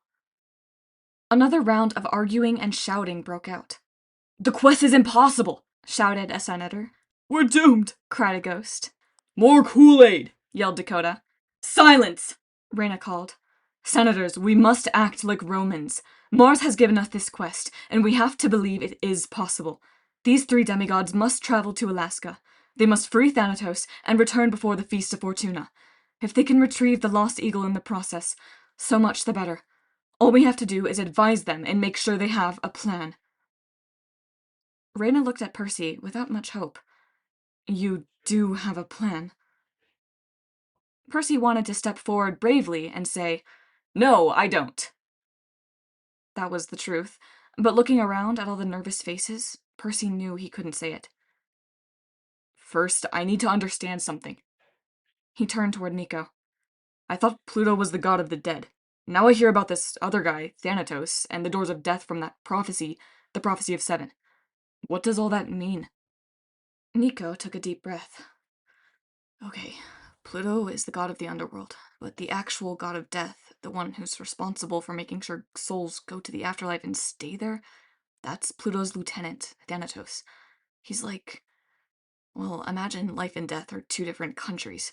Everybody would like to be in life, right? So there's a guarded border to keep people from crossing back over without permission. But it's a big border with lots of holes in the fence. Pluto tries to seal up the breaches, but new ones keep popping up all the time. That's why he depends on Thanatos, who's like the border control, the police. Thanatos catches souls, Percy said, and deports them back to the underworld. Exactly, Nico said, but now Thanatos has been captured, chained up. Frank raised his hand. How do you chain death? It's been done before, Nico said. In the old days, a guy named Sisyphus checked death and tied him up. Another time, Hercules wrestled him to the ground. And now a giant has captured him, Percy said. So if we could free Thanatos, then the dead would stay dead? He glanced at Gwen. No offense. It's more complicated than that, Nico said. Octavian rolled his eyes. Why does that not surprise me? You mean the doors of death, Rena said, ignoring Octavian. They are mentioned in the Prophecy of Seven, which sent the first expedition to Alaska. Cato the ghost snorted. We all know how that turned out. We Larrys remember. The other ghosts grumbled in agreement. Nico put his finger to his lips. Suddenly, all the Larrys went silent. Some looked alarmed, like their mouths had been glued together. Percy wished he had that power over certain living people, like Octavian, for instance. Thanatos is only part of the solution, Nico explained. The doors of death. Well, that's a concept even I don't completely understand. There are many ways into the underworld. The River Styx, the Door of Orpheus, plus smaller escape routes that open up from time to time. With Thanatos imprisoned, all those exits will be easier to use. Sometimes it might work to our advantage and let a friendly soul come back, like Gwen here. More often, it will benefit evil souls and monsters, the sneaky ones who are looking to escape. Now, the doors of death, those are the personal doors of Thanatos, his fast lane between life and death. Only Thanatos is supposed to know where they are, and the location shifts over the ages. If I understand correctly, the doors of death have been forced open. Gaia's minions have seized control of them, which means Gaia controls who can come back from the dead, Percy guessed. Nico nodded. She can pick and choose who to let out, the worst monsters, the most evil souls. If we rescue Thanatos, that means at least he can catch souls again and send them below. Monsters will die when we kill them, like they used to, and we'll get a little breathing room. But unless we're able to retake the doors of death, our enemies won't stay down for long. They'll have an easy way back to the world of the living. So we can catch them and deport them, Percy summed up, but they'll just keep coming back across. In a depressing nutshell, yes, Nico said. Frank scratched his head. But Thanatos knows where the doors are, right? If we free him, he can retake them. I don't think so, Nico said. Not alone. He's no match for Gaia. That would take a massive quest. An army of the best demigods. Foes bear arms to the doors of death, Rena said. That's the prophecy of Seven. She looked at Percy, and for just a moment he could see how scared she was. She did a good job of hiding it, but Percy wondered if she'd had nightmares about Gaia too. If she'd seen visions of what would happen when the camp was invaded by monsters that couldn't be killed. If this begins the ancient prophecy, we don't have resources to send an army to the doors of death and protect the camp. I can't imagine even sparing 7 demigods. First things first. Percy tried to sound confident, though he could feel the level of panic rising in the room. I don't know who the 7 are, or what the old prophecy means, exactly. But first we have to free Thanatos. Mars told us we only needed 3 people for the quest to Alaska. Let's concentrate on succeeding with that and getting back before the Feast of Fortuna. Then we can worry about the doors of death. Yeah, Frank said in a small voice. That's probably enough for 1 week. So you do have a plan? Octavian asked, skeptically. Percy looked at his teammates. We go to Alaska as fast as possible. And we improvise, Hazel said. A lot, Frank added. Rena studied them. She looked like she was mentally writing her own obituary. Very well, she said. Nothing remains except for us to vote what support we can give the quest. Transportation, money, magic, weapons. Praetor, if I may, Octavian said. Oh, great, Percy muttered. Here it comes. The camp is in grave danger, Octavian said. 2 gods have warned us that we will be attacked 4 days from now. We must not spread our resources too thin, especially by funding projects that have a slim chance of success. Octavian looked at the three of them with pity, as if to say, "Poor little things." Mars has clearly chosen the least likely candidates for this quest. Perhaps that is because he considers them the most expendable. Perhaps Mars is playing the long odds. Whatever the case, he wisely didn't order a massive expedition, nor did he ask us to fund their adventure. I say we keep our resources here and defend the camp. This is where the battle will be lost or won. If these three succeed, wonderful, but they should do so by their own ingenuity. An uneasy murmur passed through the crowd. Frank jumped to his feet. Before he could start a fight, Percy said, "Fine, no problem, but at least give us transportation. Gaia is the Earth goddess, right? Going over lands across the Earth. I'm guessing we should avoid that. Plus, it'll be too slow." Octavian laughed. "Would you like us to charter you an airplane?" The idea made Percy nauseous. "No. Air travel. I have a feeling that would be bad too. But a boat. Can you at least give us a boat?" Hazel made a grunting sound. Percy glanced over. She shook her head and mouthed, "Fine, I'm fine." "A boat!" Octavian turned to the senators. "The son of Neptune wants a boat. Sea travel has never been the Roman way, but he isn't much of a Roman." "Octavian," Reyna said sternly, "a boat is little enough to ask, and providing no other aid seems very—" "Traditional!" Octavian exclaimed. "It is very traditional. Let's see if these questers have the strength to survive without help, like true Romans." More muttering filled the chamber. The senators' eyes moved back and forth between Octavian and Reyna, watching the test of wills. Reyna straightened in her chair. "Very well," she said tightly. "We'll put it to a vote. Senators, the motion is as follows. The quest shall go to Alaska. The Senate shall provide full access to the Roman navy docked at Alameda. No other aid will be forthcoming. The three adventurers will survive or fail on their own merits. All in favor?" Every senator's hand went up. "The motion is passed." Reyna turned to Frank. "Centurion, your party is excused. The Senate has other matters to discuss. And, Octavian, if I may confer with you for a moment." Percy was incredibly glad to see the sunlight. In that dark hall, with all those eyes on him, he'd felt like the world was riding on his shoulders, and he was fairly sure he'd had that experience before. He filled his lungs with fresh air. Hazel picked up a large emerald from the path and slipped it in her pocket. "So, we're pretty much toast?" Frank nodded miserably. "If either of you wants to back out, I wouldn't blame you." "Are you kidding?" Hazel said. "And pull sentry duty for the rest of the week?" Frank managed to smile. He turned to Percy. Percy gazed across the forum. Stay put, Annabeth had said in his dream. But if he stayed put, this camp would be destroyed. He looked up at the hills and imagined Gaia's face smiling in the shadows and ridges. "You can't win, little demigod," she seemed to say. "Serve me by staying, or serve me by going." Percy made a silent vow. After the Feast of Fortuna, he would find Annabeth. But for now, he had to act. He couldn't let Gaia win. "I'm with you," he told Frank. "Besides, I want to check out the Roman navy." They were only halfway across the forum when someone called, "Jackson!" Percy turned and saw Octavian jogging toward them. "What do you want?" Percy asked. Octavian smiled. "Already decided I'm your enemy? That's a rash choice, Percy. I'm a loyal Roman." Frank snarled, "You backstabbing, slimy—" Both Percy and Hazel had to restrain him. "Oh dear," Octavian said. "Hardly the right behavior for a new centurion.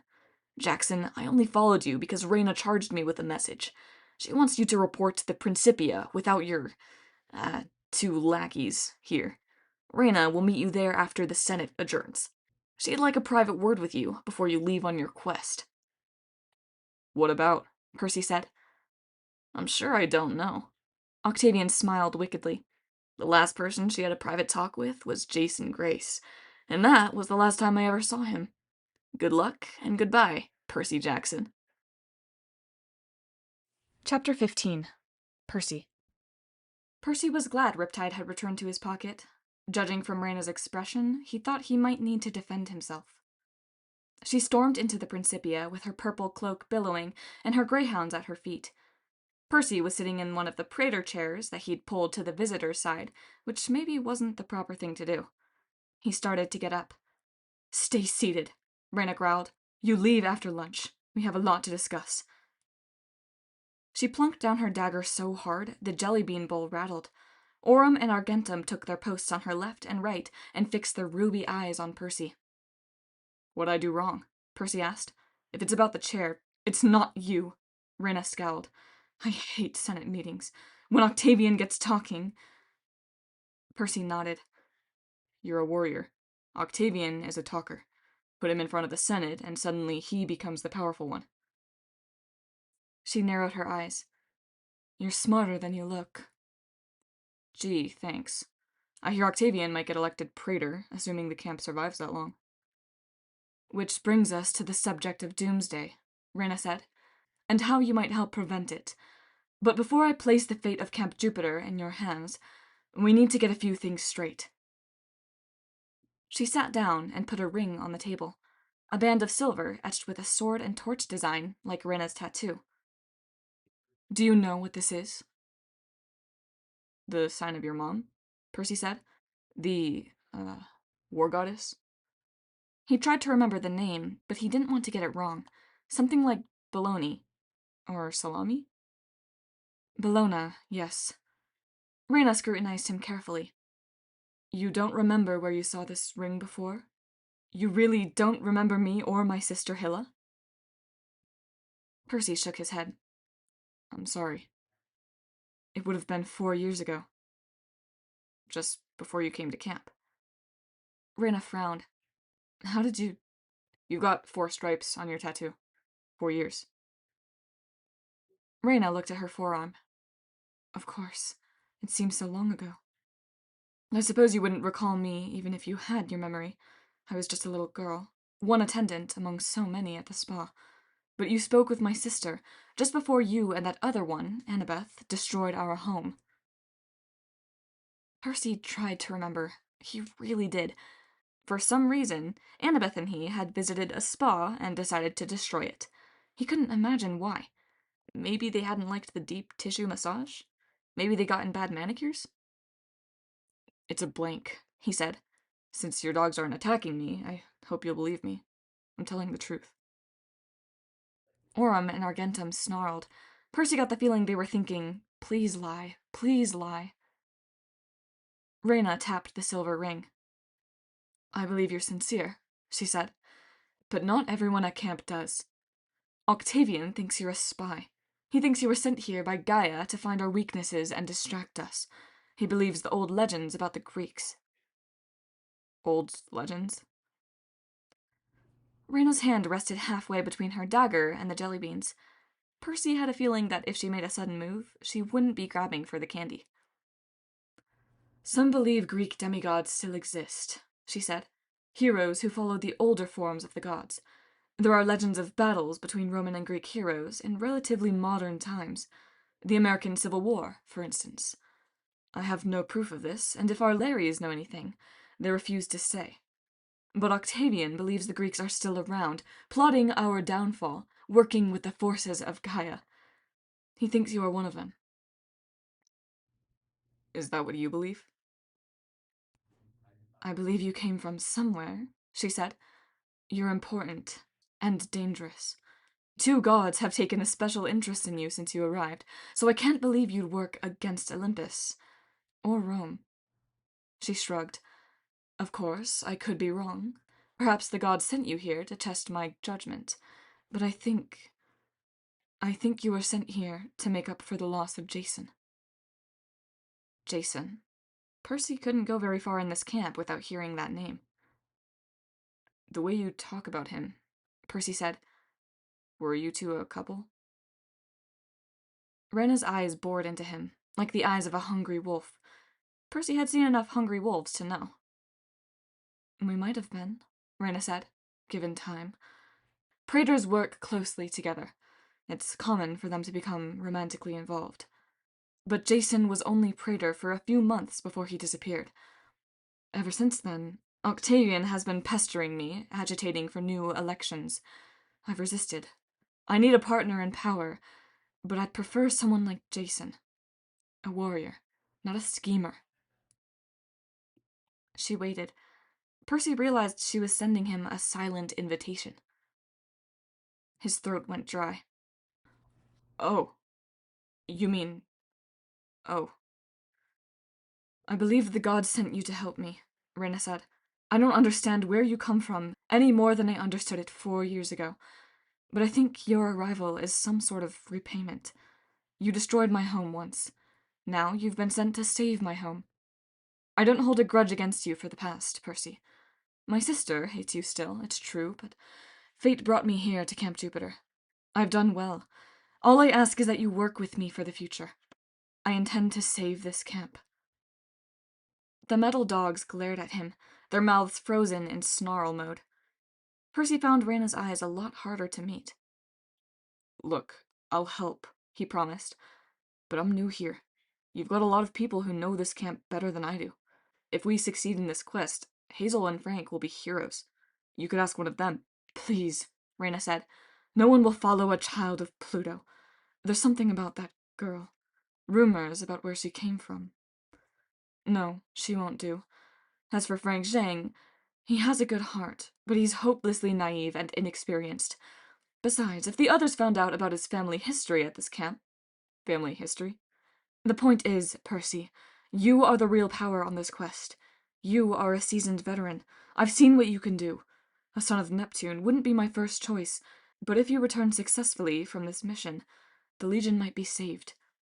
The praetorship will be yours for the taking. Together, you and I could expand the power of Rome. We could raise an army and find the doors of death, crush Gaia's forces once and for all. You would find me a very helpful friend. She said that word like it could have several meanings, and he could pick which one. Percy's feet started tapping on the floor, anxious to run. Reyna, I'm honored and all, seriously. But I've got a girlfriend, and I don't want power or a praetorship. Percy was afraid he'd make her mad. Instead, she just raised her eyebrows. A man who turns down power? She said. That's not very Roman of you. Just think about it. In 4 days, I have to make a choice. If we are to fight off an invasion, we must have 2 strong praetors. I'd prefer you, but if you fail on your quest, or don't come back, or refuse my offer, well, I'll work with Octavian. I mean to save this camp, Percy Jackson. Things are worse than you realize. Percy remembered what Frank said about the monster attacks getting more frequent. How bad? Reyna's nails dug into the table. Even the Senate doesn't know the whole truth. I've asked Octavian not to share his auguries, or we'd have mass panic.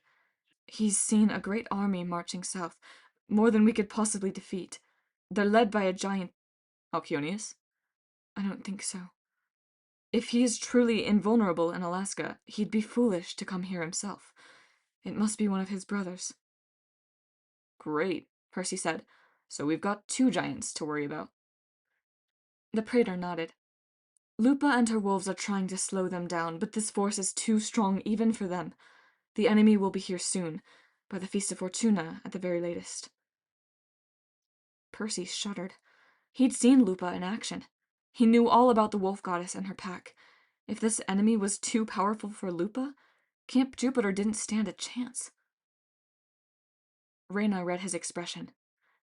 Yes, it's bad, but not hopeless. If you succeed in bringing back our eagle, if you release death so we can actually kill our enemies, then we stand a chance. And there's one more possibility. Reyna slid the silver ring across the table. I can't give you much help, but your journey will take you close to Seattle. I'm asking you for a favor, which may also help you.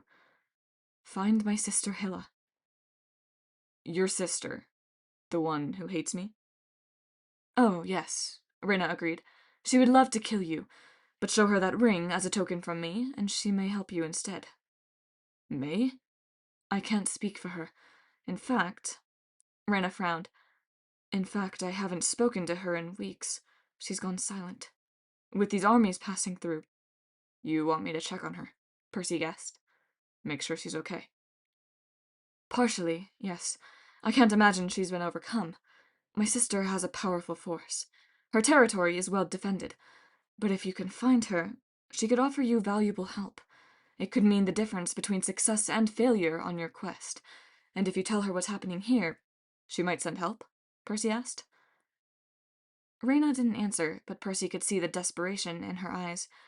She was terrified, grasping for anything that could save her camp. No wonder she wanted Percy's help. She was the only praetor. The defense of camp rested on her shoulders alone. Percy took the ring. I'll find her. Where do I look? What kind of force does she have? Don't worry. Just go to Seattle. They'll find you. That didn't sound encouraging, but Percy slipped the ring onto his leather necklace with his beads and his Probadio tablet. Wish me luck. Fight well, Percy Jackson, Rena said. And thank you. He could tell the audience was over. Rena was having trouble holding herself together, keeping up the image of the confident commander. She needed some time by herself. But at the door of the Principia, Percy couldn't resist turning. How did we destroy your home? That spa where you lived? The metal greyhounds growled. Rena snapped her fingers to silence them. You destroyed the power of our mistress, she said. You freed some prisoners who took revenge on all of us who lived on the island. My sister and I, well, we survived. It was difficult, but in the long run, I think we are better off away from that place. Still, I'm sorry, Percy said. If I hurt you, I'm sorry.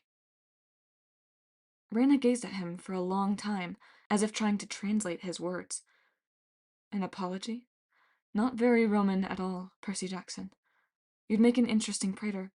I hope you'll think about my offer.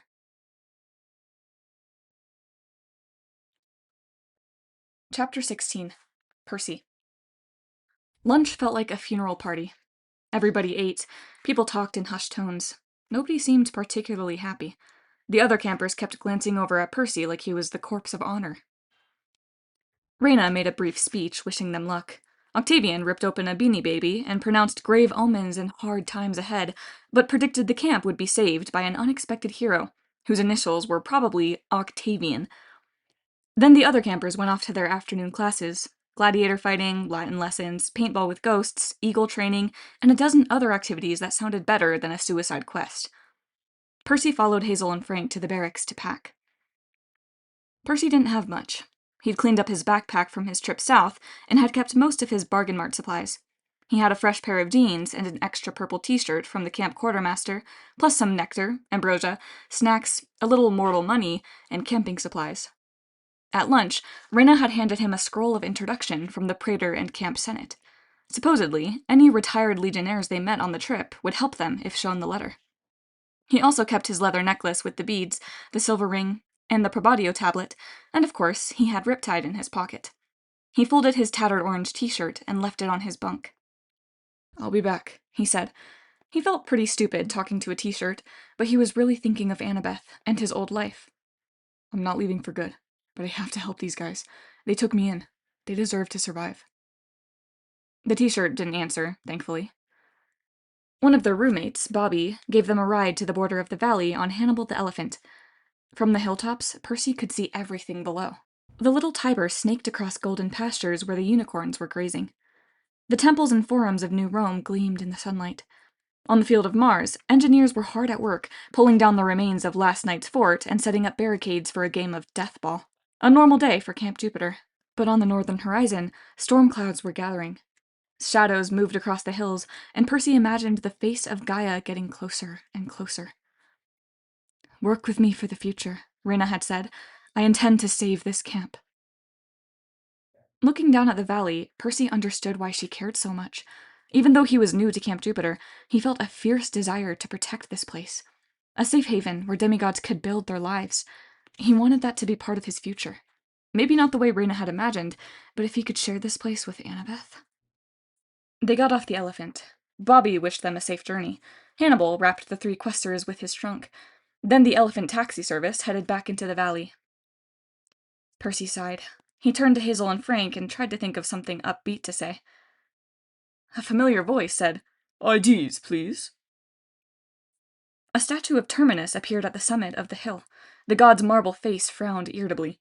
"Well, come along." You again? Percy asked. I thought you just guarded the city. Terminus huffed. "Glad to see you too, Mr. Rule Flouter. Normally, yes, I guard the city, but for international departures, I like to provide extra security at the camp borders. You really should have allowed 2 hours before your planned departure time, you know, but we'll have to make do. Now, come over here so I can pat you down." But you don't have... Percy stopped himself. Sure. He stood next to the armless statue. Terminus conducted a rigorous mental pat-down. "You seem to be clean," Terminus decided. "Do you have anything to declare?" Yes, Percy said. I declare this is stupid. "Humph! Probatio tablet. Percy Jackson, 5th cohort, son of Neptune. Fine, go. Hazel Levesque, daughter of Pluto. Fine. Any foreign currency or, precious metals to declare?" No, she muttered. "Are you sure?" Terminus asked. "Because last time—" No! "Well, this is a grumpy bunch," said the god. "Quest travelers, always in a rush. Now, let's see. Frank Zhang. Ah, Centurion. Well done, Frank. And that haircut is regulation perfect. I approve. Off you go then, Centurion Zhang. Do you need any directions today?" No, I guess not. "Just down to the BART station," Terminus said anyway. "Change trains at 12th Street in Oakland. You want Fruitvale Station. From there, you can walk or take the bus to Alameda." You guys don't have a magical BART train or something? Percy asked. "Magic trains!" Terminus scoffed. "You'll be wanting your own security lane and a pass to the executive lounge next. Just travel safely and watch out for Polybides. Talk about scofflaws. Ugh, I wish I could throttle him with my bare hands." Wait, who? Percy asked. Terminus made a straining expression, like he was flexing his non-existent biceps. "Ah, well, just be careful of him. I imagine he can smell a son of Neptune a mile away. Out you go now. Good luck." An invisible force kicked them across the boundary. When Percy looked back, Terminus was gone. In fact, the entire valley was gone. The Berkeley Hills seemed to be free of any Roman camp. Percy looked at his friends. Any idea what Terminus was talking about? Watch out for political something or other? Polybides? Hazel sounded out the name carefully. Never heard of him. Sounds Greek, Frank said. That narrows it down. Percy sighed. Well, we probably just appeared on the smell radar for every monster within 5 miles. We'd better get moving. It took them 2 hours to reach the docks in Alameda. Compared to Percy's last few months, the trip was easy. No monsters attacked. Nobody looked at Percy like he was a homeless wild child. Frank had stored his spear, bow, and quiver in a long bag made for skis. Hazel's cavalry sword was wrapped in a bedroll slung on her back. Together, the 3 of them looked like normal high schoolers on their way to an overnight trip. They walked to Rock Ridge Station, bought their tickets with mortal money, and hopped on the BART train. They got off in Oakland. They had to walk through some rough neighborhoods, but nobody bothered them. Whenever the local gang members came close enough to look in Percy's eyes, they quickly veered away. He'd perfected his wolf stare over the last few months, a look that said, however bad you think you are, I'm worse. After strangling sea monsters and running over gorgons in a police car, Percy wasn't scared of gangs. Pretty much nothing in the mortal world scared him anymore. In the late afternoon, they made it to the Alameda docks. Percy looked out over San Francisco Bay and breathed in the salty air. Immediately, he felt better. This was his father's domain. Whatever they faced, he'd have the upper hand as long as they were at sea. Dozens of boats were moored at the docks, everything from 50-foot yachts to 10-foot fishing boats. He scanned the slips for some sort of magic vessel, a trireme, maybe, or a dragon-headed warship like he'd seen in his dreams. You guys know what we're looking for? I didn't even know we had a navy. Hazel sounded as if she wished there wasn't one. Oh, Frank pointed. You don't think... At the end of the dock was a tiny boat, like a dinghy, covered in purple tarp. Embroidered in faded gold along the canvas was SPQR. Percy's confidence wavered. No way. He uncovered the boat, his hands working the knots like he'd been doing it his whole life. Under the tarp was an old steel rowboat with no oars. The boat had been painted dark blue at one point, but the hull was so crusted with tar and salt, it looked like one massive nautical bruise. On the bow, the name Pax was still readable, lettered in gold. Painted eyes drooped sadly at the water level, as if the boat were about to fall asleep. On board were 2 benches, some steel wool, an old cooler, and a mound of frayed rope with one end tied to the mooring. At the bottom of the boat, a plastic bag and 2 empty Coke cans floated in several inches of scummy water. "Behold," Frank said, "the mighty Roman navy."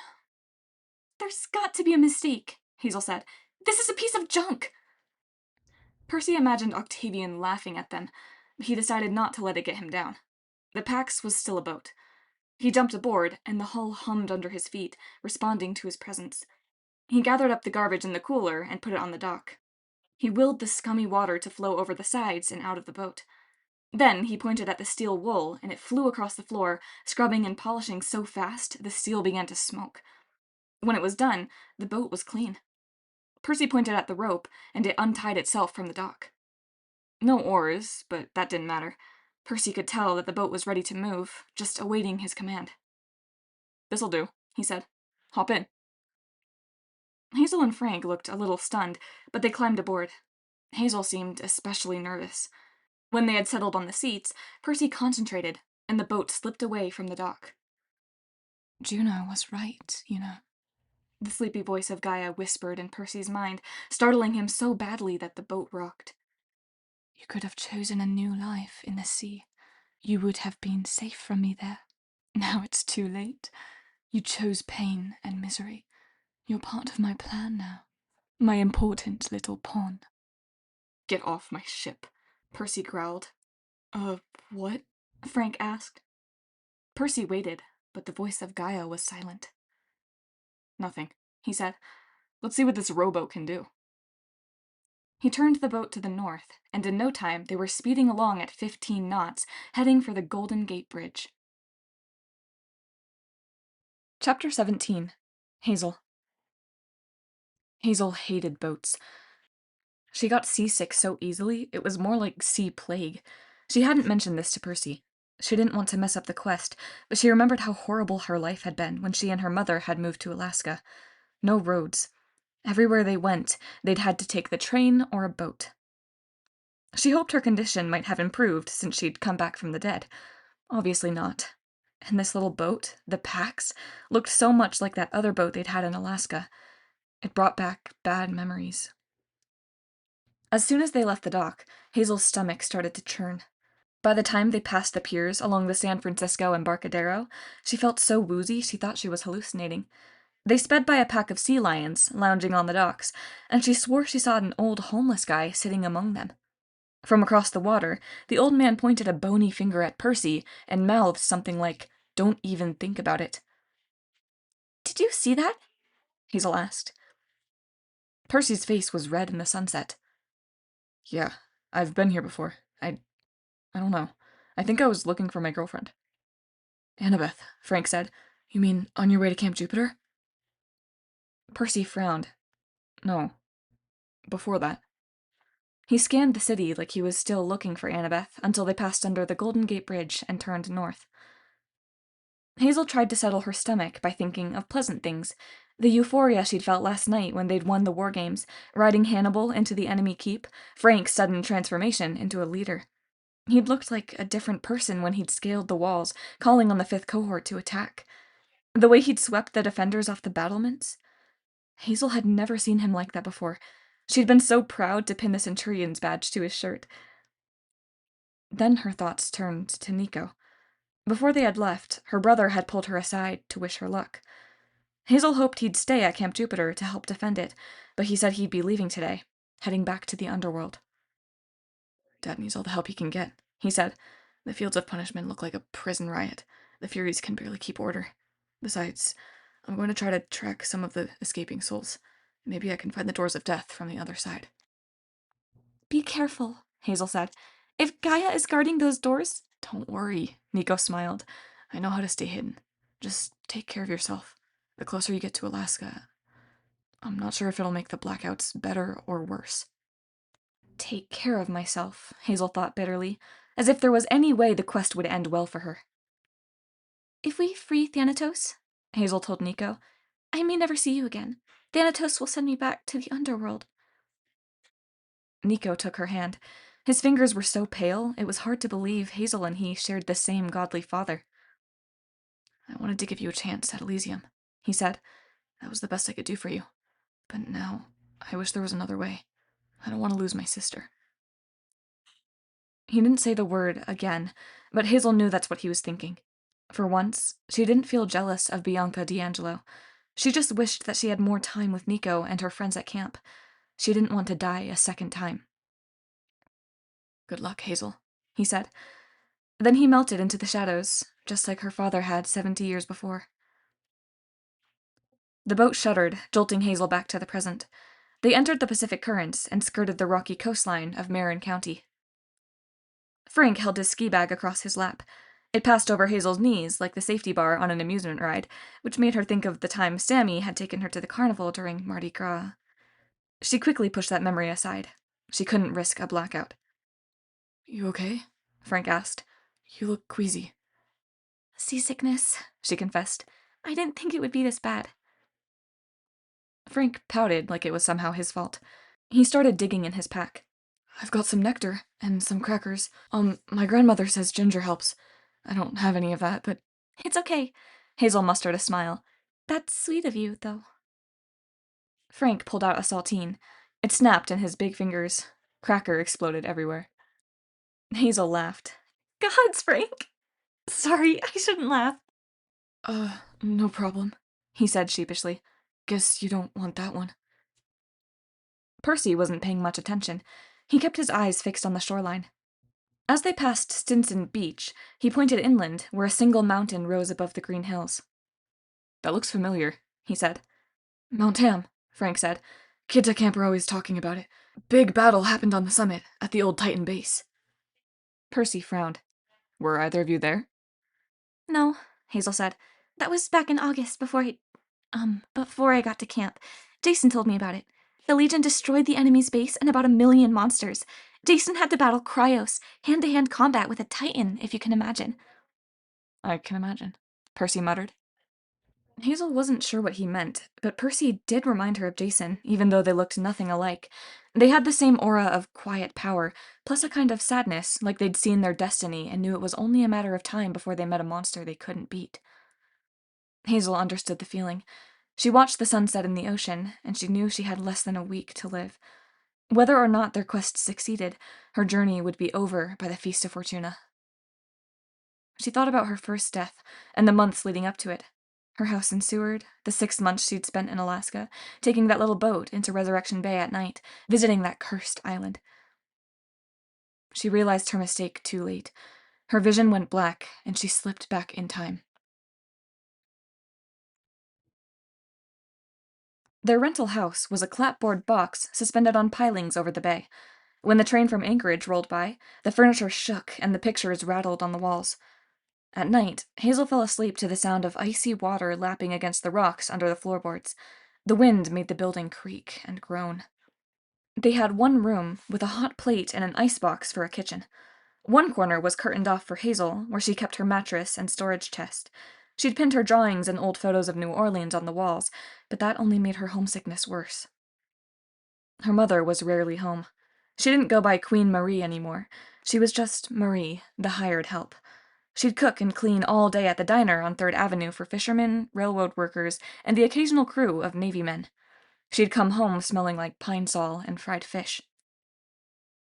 At night, Marie Levesque would transform. The voice took over, giving Hazel orders, putting her to work on their horrible project. Winter was the worst. The voice stayed longer because of the constant darkness.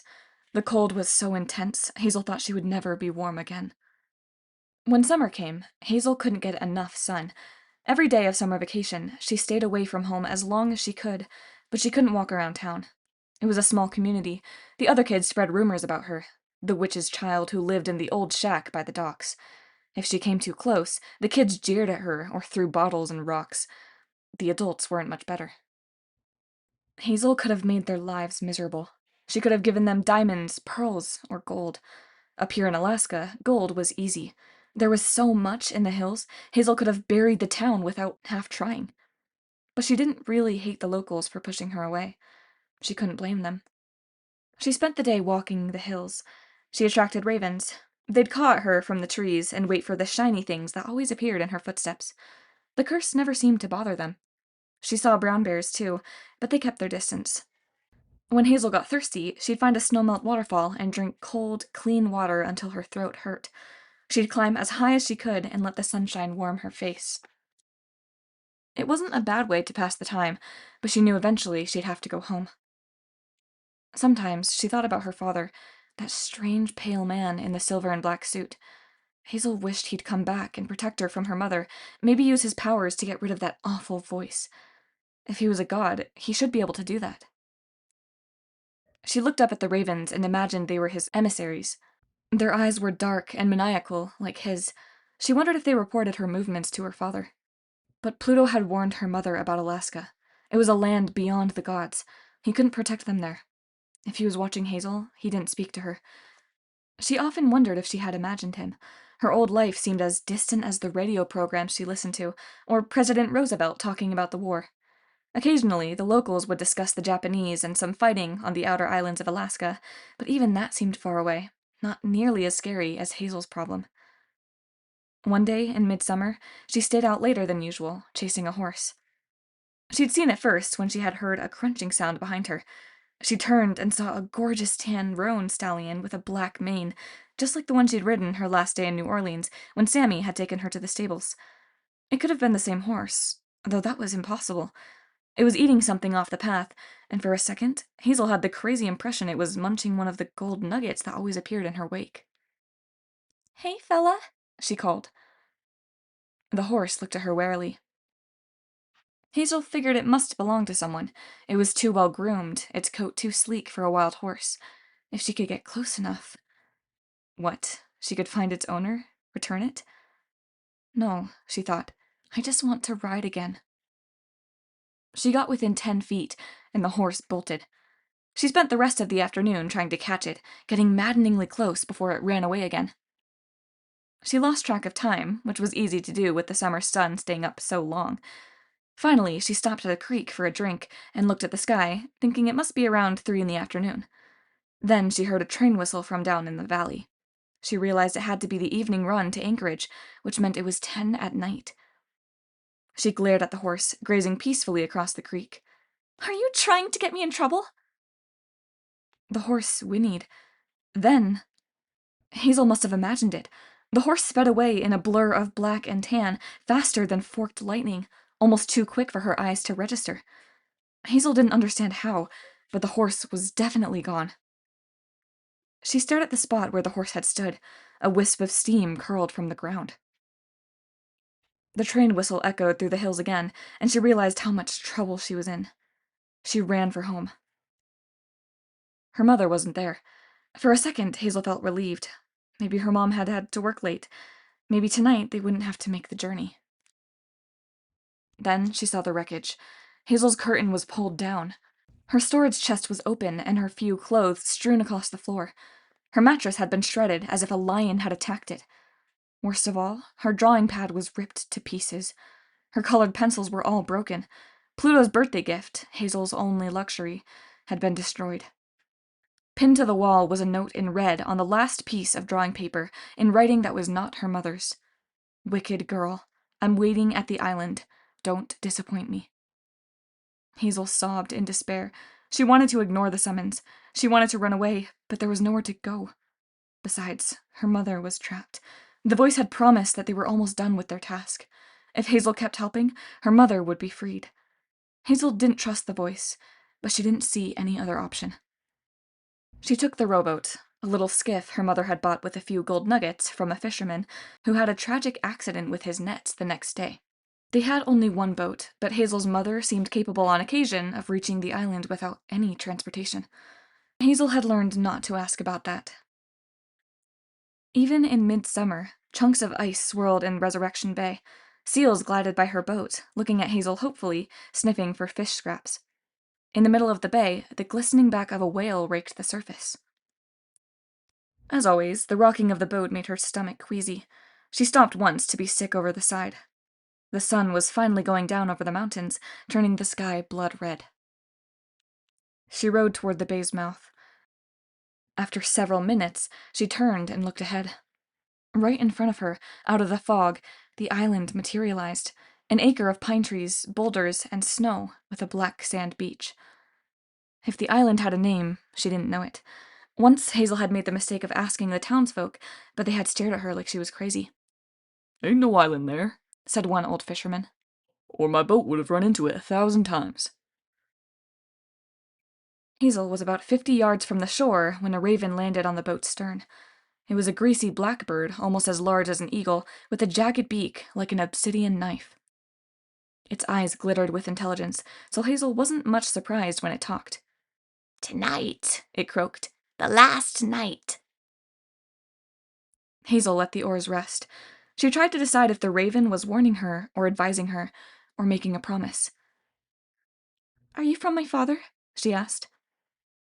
The raven tilted its head. "The last night. Tonight." It pecked at the boat's prow and flew toward the island.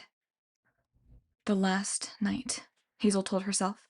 She decided to take it as a promise. No matter what she tells me, I will make this the last night. That gave her enough strength to row on. The boat slid ashore, cracking through a fine layer of ice and black silt. Over the months, Hazel and her mother had worn a path from the beach into the woods. She hiked inland, careful to stick to the trail. The island was full of dangers, both natural and magical. Bears rustled in the undergrowth.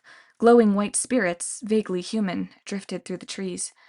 Hazel didn't know what they were, but she knew they were watching her, hoping she'd stray into their clutches. At the center of the island, 2 massive black boulders formed the entrance to a tunnel. Hazel made her way into the cavern she called the Heart of the Earth. It was the only truly warm place Hazel had found since moving to Alaska. The air smelled of freshly turned soil. The sweet, moist heat made Hazel feel drowsy, but she fought to stay awake. She imagined that if she fell asleep here, her body would sink into the earthen floor and turn into mulch. The cave was as large as a church sanctuary, like the St. Louis Cathedral back home on Jackson Square. The walls glowed with luminescent mosses, green, red, and purple. The whole chamber thrummed with energy, an echoing boom, boom, boom that reminded Hazel of a heartbeat. Perhaps it was just the sea's waves battering the island, but Hazel didn't think so. This place was alive. The earth was asleep, but it pulsated with power. Its dreams were so malicious, so fitful, that Hazel felt herself losing her grip on reality. Gaia wanted to consume her identity, just as she'd overwhelmed Hazel's mother. She wanted to consume every human, god, and demigod that dared to walk across her surface. "You all belong to me," Gaia murmured like a lullaby. "Surrender. Return to the earth." "No," Hazel thought. "I'm Hazel Levesque. You can't have me." Marie Levesque stood over the pit. In 6 months, her hair had turned as gray as lint. She'd lost weight. Her hands were gnarled from hard work. She wore snow boots and waders and a stained white shirt from the diner. She never would have been mistaken for a queen. "It's too late." Her mother's frail voice echoed through the cavern. Hazel realized with a shock that it was her voice, not Gaia's. "Mother?" Marie turned. Her eyes were open. She was awake and conscious. This should have made Hazel feel relieved, but it made her nervous. The voice had never relinquished control while they were on the island. "What have I done?" her mother asked helplessly. "Oh, Hazel, what did I do to you?" She stared in horror at the thing in the pit. For months, they'd been coming here, 4 or 5 nights a week, as the voice required. Hazel had cried. She'd collapsed with exhaustion. She'd pleaded. She'd given in to despair. But the voice that controlled her mother had urged her on relentlessly. "Bring valuables from the earth. Use your powers, child. Bring my most valuable possession to me." At first, her efforts had brought only scorn. The fissure in the earth had filled with gold and precious stones, bubbling in a thick soup of petroleum. It looked like a dragon's treasure dumped in a tar pit. Then, slowly, a rock spire began to grow like a massive tulip bulb. It emerged so gradually, night after night, that Hazel had trouble judging its progress. Often she concentrated all night on raising it until her mind and soul were exhausted, but she didn't notice any difference. Yet the spire did grow. Now Hazel could see how much she'd accomplished. The thing was 2 stories high, a swirl of rocky tendrils jutting like a spear tip from the oily morass. Inside, something glowed with heat. Hazel couldn't see it clearly, but she knew what was happening. A body was forming out of silver and gold, with oil for blood and raw diamonds for a heart. Hazel was resurrecting the son of Gaia. He was almost ready to wake. Her mother fell to her knees and wept. "I'm sorry, Hazel. I'm so sorry." She looked helpless and alone, horribly sad. Hazel should have been furious. Sorry? She'd lived in fear of her mother for years. She'd been scolded and blamed for her mother's unfortunate life. She'd been treated like a freak, dragged away from her home in New Orleans to this cold wilderness, and worked like a slave by a merciless evil goddess. Sorry didn't cut it. She should have despised her mother. But she couldn't make herself feel angry. Hazel knelt and put her arm around her mother. There was hardly anything left of her, just skin and bones and stained work clothes. Even in the warm cave, she was trembling. "What can we do?" Hazel said. "Tell me how to stop it." Her mother shook her head. "She let me go. She knows it's too late. There's nothing we can do." The voice? Hazel was afraid to get her hopes up, but if her mother was really freed, then nothing else mattered. They could get out of here. They could run away, back to New Orleans. "Is she gone?" Her mother glanced fearfully around the cave. "No, she's here. There's only one more thing she needs from me. For that, she needs my free will." Hazel didn't like the sound of that. "Let's get out of here," she urged. "That thing in the rock, it's going to hatch." "Soon," her mother agreed. She looked at Hazel so tenderly. Hazel couldn't remember the last time she'd seen that kind of affection in her mother's eyes. She felt a sob building in her chest. "Pluto warned me," her mother said. "He told me my wish was too dangerous." Your wish?" "All the wealth under the earth," she said. "He controlled it. I wanted it. I was so tired of being poor, Hazel. So tired. First I summoned him, just to see if I could. I never thought the old Greekery spell would work on a god, but he courted me, told me I was brave and beautiful." She stared at her bent, calloused hands. "When you were born, he was so pleased and proud. He promised me anything. He swore on the river Styx. I asked for all the riches he had. He warned me the greediest wishes caused the greatest sorrows, but I insisted. I imagined living like a queen, the wife of a god, and you received the curse." Hazel felt as if she were expanding to the breaking point, just like that spire in the pit. Her misery would soon become too great to hold inside, and her skin would shatter. "That's why I can find things under the earth?" "And why they bring only sorrow." Her mother gestured listlessly around the cavern. "That's how she found me, how she was able to control me. I was angry with your father. I blamed him for my problems. I blamed you. I was so bitter. I listened to Gaia's voice. I was a fool." "There's got to be something we can do," Hazel said. "Tell me how to stop her." The ground trembled. Gaia's disembodied voice echoed through the cave. "My eldest rises," she said, "the most precious thing in the earth, and you have brought him from the depths, Hazel Levesque. You have made him anew. His awakening cannot be stopped. Only one thing remains." Hazel clenched her fists. She was terrified, but now that her mother was free, she felt like she could confront her enemy at last. This creature, this evil goddess, had ruined their lives. Hazel wasn't going to let her win. "I won't help you anymore," she yelled. "But I am done with your help, girl. I brought you here for one reason only. Your mother required incentive." Hazel's throat constricted. "Mother?"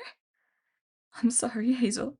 If you can forgive me, please, Know that this was only because I loved you. She promised to let you live if you sacrificed yourself, Hazel said, realizing the truth. She needs you to give your life willingly to raise that thing. Alcyonius, Gaia said, eldest of the giants. He must rise first, and this will be his new homeland, far from the gods. He will walk these icy mountains and forests. He will raise an army of monsters. While the gods are divided, fighting each other in this mortal world war, he will send forth his armies to destroy Olympus. The Earth Goddess's dreams were so powerful, they cast shadows across the cave walls, ghastly shifting images of Nazi armies raging across Europe, Japanese planes destroying American cities. Hazel finally understood. The gods of Olympus would take sides in the battle, as they always did in human wars. While the gods fought each other to a bloody standstill, an army of monsters would rise in the north. Alcyonius would revive his brother giants and send them forth to conquer the world. The weakened gods would fall. The mortal conflict would rage for decades until all civilization was swept away and the Earth Goddess awakened fully. Gaia would rule forever. All this, the goddess purred, because your mother was greedy and cursed you with the gift of finding riches. In my sleeping state, I would have needed decades more, perhaps even centuries, before I found the power to resurrect Alcyonius myself. But now he will wake, and soon so shall I. With terrible certainty, Hazel knew what would happen next. The only thing Gaia needed was a willing sacrifice, a soul to be consumed for Alcyonius to awaken. Her mother would step into the fissure and touch that horrible spire, and she would be absorbed. Hazel, go. Her mother rose unsteadily. She'll let you live, but you must hurry. Hazel believed it. That was the most horrible thing. Gaia would honor the bargain and let Hazel live. Hazel would survive to see the end of the world, knowing that she'd caused it. No, Hazel made her decision. I won't live. Not for that. She reached deep into her soul. She called on her father, the lord of the underworld, and summoned all the riches that lay in his vast realm. The cavern shook. Around the spire of Alcyonius, oil bubbled, then churned and erupted like a boiling cauldron. Don't be foolish, Gaia said, but Hazel detected concern in her tone, maybe even fear. You will destroy yourself for nothing. Your mother will still die. Hazel almost wavered. She remembered her father's promise. Someday her curse would be washed away. A descendant of Neptune would bring her peace. He'd even said she might find a horse of her own. Maybe that strange stallion in the hills was meant for her. But none of that would happen if she died now. She'd never see Sammy again, or return to New Orleans. Her life would be 13 short, bitter years with an unhappy ending. She met her mother's eyes. For once, her mother didn't look sad or angry. Her eyes shone with pride. You were my gift, Hazel, she said. My most precious gift. I was foolish to think I needed anything else. She kissed Hazel's forehead and held her close. Her warmth gave Hazel the courage to continue. They would die, but not as sacrifices to Gaia. Instinctively, Hazel knew that their final act would reject Gaia's power. Their souls would go to the underworld, and Alcyonius would not rise. At least, not yet. Hazel summoned the last of her willpower. The air turned searing hot. The spire began to sink. Jewels and chunks of gold shot from the fissure with such force they cracked the cavern walls and sent shrapnel flying, stinging Hazel's skin through her jacket. Stop this, Gaia demanded. You cannot prevent his rise. At best, you will delay him a few decades, half a century. Would you trade your lives for that? Hazel gave her an answer. The last night, the raven had said. The fissure exploded. The roof crumbled. Hazel sank into her mother's arms, into the darkness, as oil filled her lungs and the island collapsed into the bay. Chapter 18. Hazel. Hazel!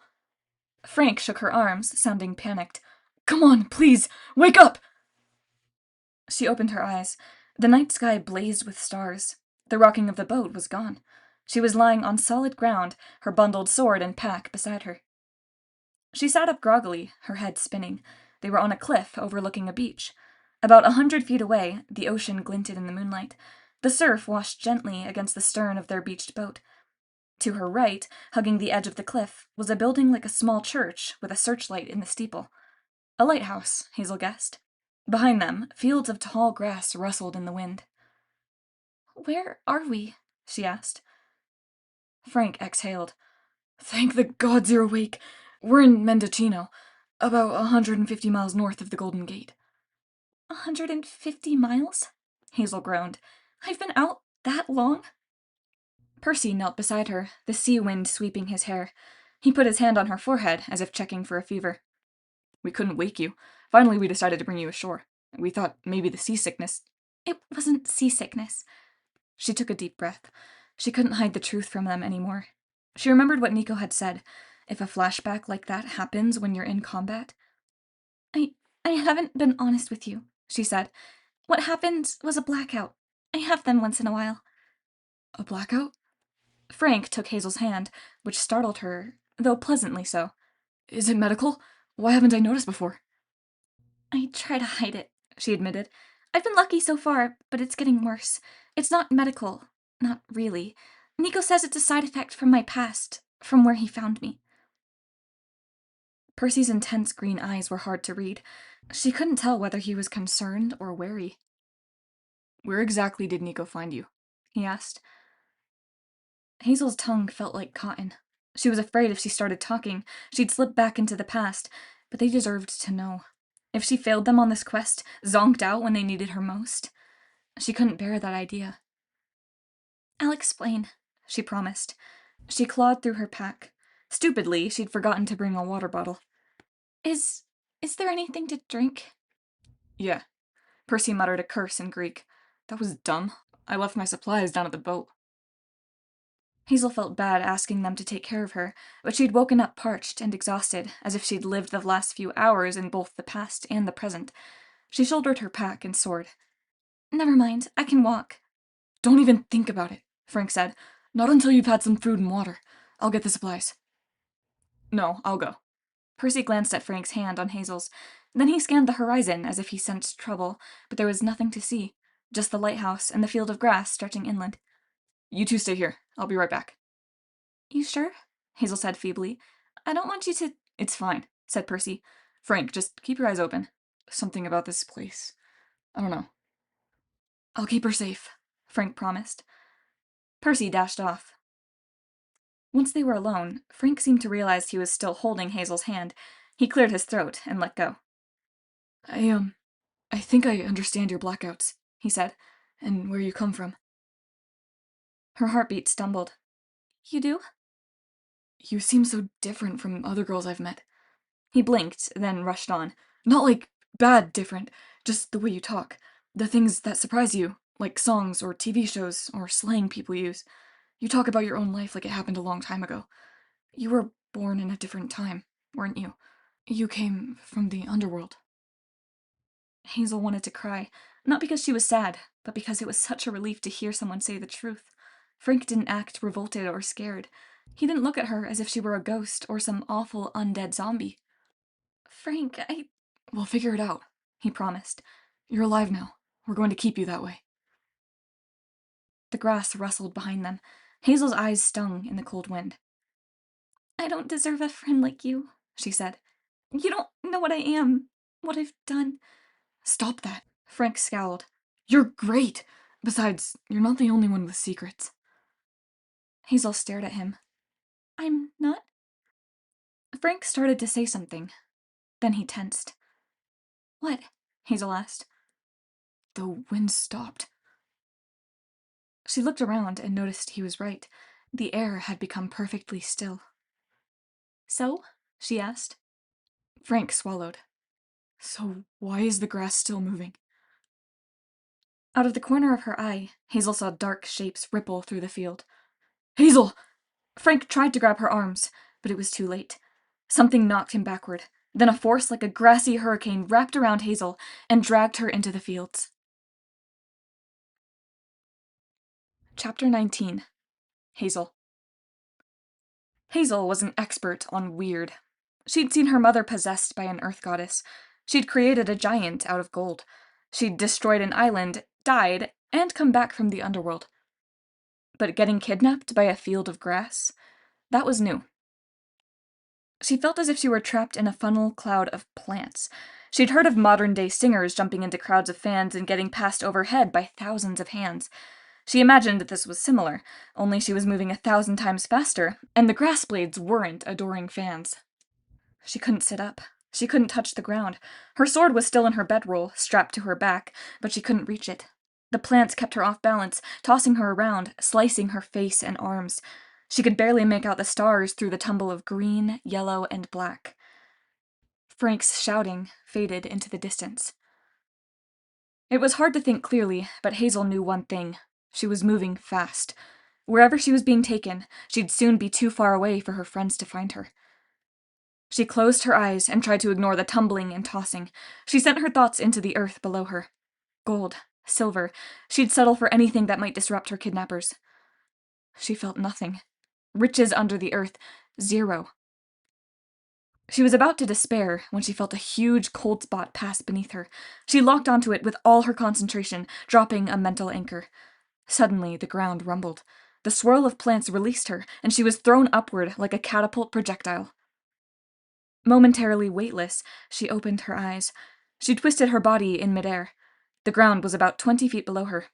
Then she was falling. Her combat training kicked in. She'd practiced dropping from giant eagles before. She tucked into a roll, turned the impact into a somersault, and came up standing. She unslung her bedroll and drew her sword. A few yards to her left, an outcropping of rock the size of a garage jutted from the sea of grass. Hazel realized it was her anchor. She'd caused the rock to appear. The grass rippled around it.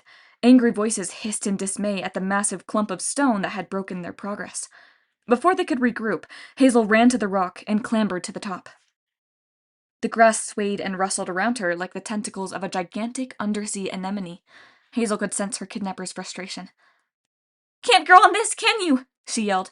"Go away, you bunch of weeds! Leave me alone!" "Schist," said an angry voice from the grass. Hazel raised her eyebrows. "Excuse me?" "Schist! Big pile of schist!" A nun at St. Agnes Academy had once washed Hazel's mouth with lye soap for saying something very similar, so she wasn't sure how to respond. Then, all around her rock island, the kidnappers materialized from the grass. At first glance, they looked like Valentine angels, a dozen chubby little Cupid babies. As they stepped closer, Hazel realized they were neither cute nor angelic. They were the size of toddlers, with rolls of baby fat, but their skin had a strange greenish hue, as if chlorophyll ran through their veins.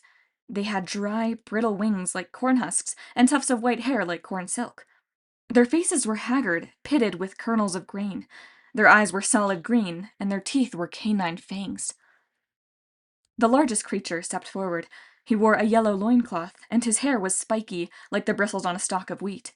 He hissed at Hazel and waddled back and forth so quickly she was afraid his loincloth might fall off. "Hate this schist," the creature complained. "Wheat cannot grow." "Sorghum cannot grow," another piped up. "Barley," yelled a third. "Barley cannot grow. Curse this schist." Hazel's knees wobbled. The little creatures might have been funny if they weren't surrounding her, staring up at her with those pointed teeth and hungry green eyes. They were like Cupid piranhas. You mean the rock?" she managed. "This rock is called schist?" "Yes, greenstone. Schist," the first creature yelled. "Nasty rock." Hazel began to understand how she'd summoned it. "It's a precious stone. It's valuable?" "Bah!" said the one in the yellow loincloth. "Foolish native people made jewelry from it, yes. Valuable? Maybe. Not as good as wheat. Or sorghum. Or barley." The others chimed in, calling out different types of grain. They circled the rock, making no effort to climb it. At least not yet. If they decided to swarm her, there was no way she could fend off all of them. "You're Gaia's servants," she guessed, just to keep them talking. Maybe Percy and Frank weren't too far away. Maybe they'd be able to see her, standing so tall above the fields. She wished that her sword glowed like Percy's. The yellow-diapered Cupid snarled. "We are the Carboy, spirits of the grain, children of the Earth Mother, yes. We have been her attendants since forever. Before nasty humans cultivated us, we were wild. We will be again. Wheat will destroy all. No, sorghum will rule. Barley shall dominate." The others joined in, each Carpos cheering for his own variety. Right. Hazel swallowed her revulsion. So you're Wheat, then. You in the yellow, breeches. Said Wheat. Come down from your schist, demigod. We will take you to our mistress's army. They will reward us. They will kill you slowly. Tempting, Hazel said, but no thanks. I will give you wheat, said Wheat, as if this were a very fine offer in exchange for her life. So much wheat. Hazel tried to think. How far had she been carried? How long would it take her friends to find her? The Carpoi were getting bolder, approaching the rock in 2s and 3s, scratching at the schist to see if it would hurt them. Before I get down, she raised her voice, hoping it would carry over the fields. Explain something to me, would you? If you're grain spirits, shouldn't you be on the god side? Isn't the goddess of agriculture Ceres? Evil name, Barley wailed. Cultivates us, Sorghum spat. Makes us grow in disgusting rows. Lets humans harvest us. Bah! When Gaia is mistress of the world again, we will grow wild, yes. Well, naturally, Hazel said. So this army of hers, where you're taking me in exchange for wheat. Or barley, Barley offered. Yeah, Hazel agreed. This army is where now? Just over the ridge. Sorghum clapped his hands excitedly. The Earth Mother! Oh, yes. She told us, for the daughter of Pluto who lives again. Find her, bring her alive. I have many tortures planned for her. The giant Polybites will reward us for your life. Then we will march south to destroy the Romans. We can't be killed, you know. But you can, yes. That's wonderful. Hazel tried to sound enthusiastic. It wasn't easy, knowing Gaia had special revenge planned for her. So you can't be killed because Alcyonius has captured Death, is that it? Exactly, Barley said. And he's keeping him chained in Alaska, Hazel said. Let's see, what's the name of that place? Sorghum started to answer, but Wheat flew at him and knocked him down. The Carpoi began to fight, dissolving into funnel clouds of grain. Hazel considered making a run for it. Then Wheat reformed, holding Sorghum in a headlock. Stop, he yelled at the others. Multi-grain fighting is not allowed. The Carpoi solidified into chubby Cupid piranhas again. Wheat pushed Sorghum away. Oh, clever demigod, he said, trying to trick us into giving secrets. No, you'll never find the lair of Alcyonius. I already know where it is, she said with false confidence. He's on the island in Resurrection Bay. Ha! Wheat sneered. That place sank beneath the waves long ago. You should know that. Gaia hates you for it. When you thwarted her plans, she was forced to sleep again. Decades and decades. Alcyonius, not until the dark times was he able to rise. The 1990s, Barley agreed. Horrible, horrible. Yes, Wheat said, and our mistress still sleeps. Alcyonius was forced to bide his time in the north, waiting, planning. Only now does Gaia begin to stir. Oh, but she remembers you, and so does her son. Sorghum cackled with glee. You will never find the prison of Thanatos. All of Alaska is the giant's home. He could be keeping Death anywhere. Years it would take for you to find him, and your poor camp has only days. Better you surrender. We will give you grain. So much grain. Hazel's sword felt heavy. She dreaded returning to Alaska, but at least she'd had an idea where to start looking for Thanatos. She'd assumed that the island where she had died hadn't been completely destroyed, or possibly had risen again when Alcyonius woke. She had hoped that his base would be there. If the island was really gone, she had no idea how to find the giant. Alaska was huge. They could search for decades and never find him. Yes, Wheat said, sensing her anguish. Give up. Hazel gripped her spatha. Never! She raised her voice again, hoping it would somehow reach her friends. If I have to destroy you all, I will. I am the daughter of Pluto. The Carpoi advanced. They gripped the rock, hissing as if it were scalding hot, but they began to climb. Now you will die, Wheat promised, gnashing his teeth. You will feel the wrath of grain. Suddenly there was a whistling sound. Wheat's snarl froze. He looked down at the golden arrow that had just pierced his chest. Then he dissolved into pieces of Chex Mix. Chapter 20. Hazel. For a heartbeat, Hazel was just as stunned as the carpoi. Then Frank and Percy burst into the open and began to massacre every source of fiber they could find. Frank shot an arrow through barley, who crumpled into seeds. Percy slashed Riptide through sorghum and charged toward millet and oats. Hazel jumped down and joined the fight. Within minutes, the carpoi had been reduced to piles of seeds and various breakfast cereals. Wheat started to reform, but Percy pulled a lighter from his pack and sparked a flame. Try it, he warned, and I'll set this whole field on fire. Stay dead. Stay away from us, or the grass gets it. Frank winced like the flame terrified him. Hazel didn't understand why, but she shouted at the grain piles anyway. "He'll do it! He's crazy!" The remnants of the carpoi scattered in the wind. Frank climbed the rock and watched them go. Percy extinguished his lighter and grinned at Hazel. Thanks for yelling. We wouldn't have found you otherwise. How'd you hold them off so long? She pointed to the rock. "A large pile of schist." Excuse me? Guys? Frank called from the top of the rock. You need to see this. Percy and Hazel climbed up to join him. As soon as Hazel saw what he was looking at, she inhaled sharply. "Percy! No light! Put up your sword!" Schist!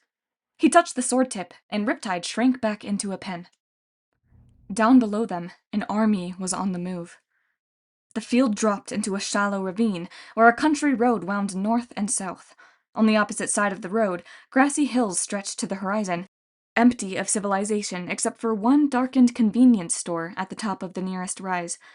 The whole ravine was full of monsters, column after column marching south, so many and so close, Hazel was amazed they hadn't heard her shouting. She, Frank, and Percy crouched against the rock. They watched in disbelief as several dozen large, hairy humanoids passed by, dressed in tattered bits of armor and animal fur. The creatures had 6 arms each, 3 sprouting on either side, so they looked like cavemen evolved from insects. "Genies," Hazel whispered. "The Earthborn." "You fought them before?" Percy asked. She just shook her head. "Just heard about them in monster class at camp." She'd never liked monster class, reading Pliny the Elder and those other musty authors who described legendary monsters from the edges of the Roman Empire. Hazel believed in monsters, but some of the descriptions were so wild, she had thought they must be just ridiculous rumors. Only now, a whole army of those rumors was marching by. "The Earthborn fought the Argonauts," she murmured. "And those things behind them?" "Centaurs," Percy said. "But that's not right. Centaurs are good guys." Frank made a choking sound. "That's not what we were taught at camp. Centaurs are crazy, always getting drunk and killing heroes." Hazel watched as the horsemen cantered past. They were human from the waist up, Palomino from the waist down. They were dressed in barbarian armor of hide and bronze, armed with spears and slings. At first, Hazel thought they were wearing Viking helmets. Then she realized they had actual horns jutting from their shaggy hair. "Are they supposed to have bull's horns?" she asked. "Maybe they're a special breed," Frank said. "Let's not ask them, okay?" Percy gazed farther down the road, and his face went slack. My gods, Cyclopes. Sure enough, lumbering after the centaurs was a battalion of one-eyed ogres, both male and female, each about 10 feet tall, wearing armor cobbled out of junkyard metal. 6 of the monsters were yoked like oxen, pulling a 2-story tall siege tower fitted with a giant scorpion ballista. Percy pressed the sides of his head. Cyclopes, centaurs. This is wrong. All wrong. The monster army was close enough to make anyone despair, but Hazel realized that something else was going on with Percy. He looked pale and sickly in the moonlight, as if his memories were trying to come back, scrambling his mind in the process. She glanced at Frank. "We need to get him back to the boat. The sea will make him feel better." "No argument," Frank said. "There are too many of them. The camp. We have to warn the camp." "They know," Percy groaned. "Reyna knows." A lump formed in Hazel's throat. There was no way the Legion could fight so many. If they were only 100 miles north of Camp Jupiter, their quest was already doomed. They could never make it to Alaska and back in time. "Come on," she urged. "Let's—" Then she saw the giant. When he appeared over the ridge, Hazel couldn't quite believe her eyes.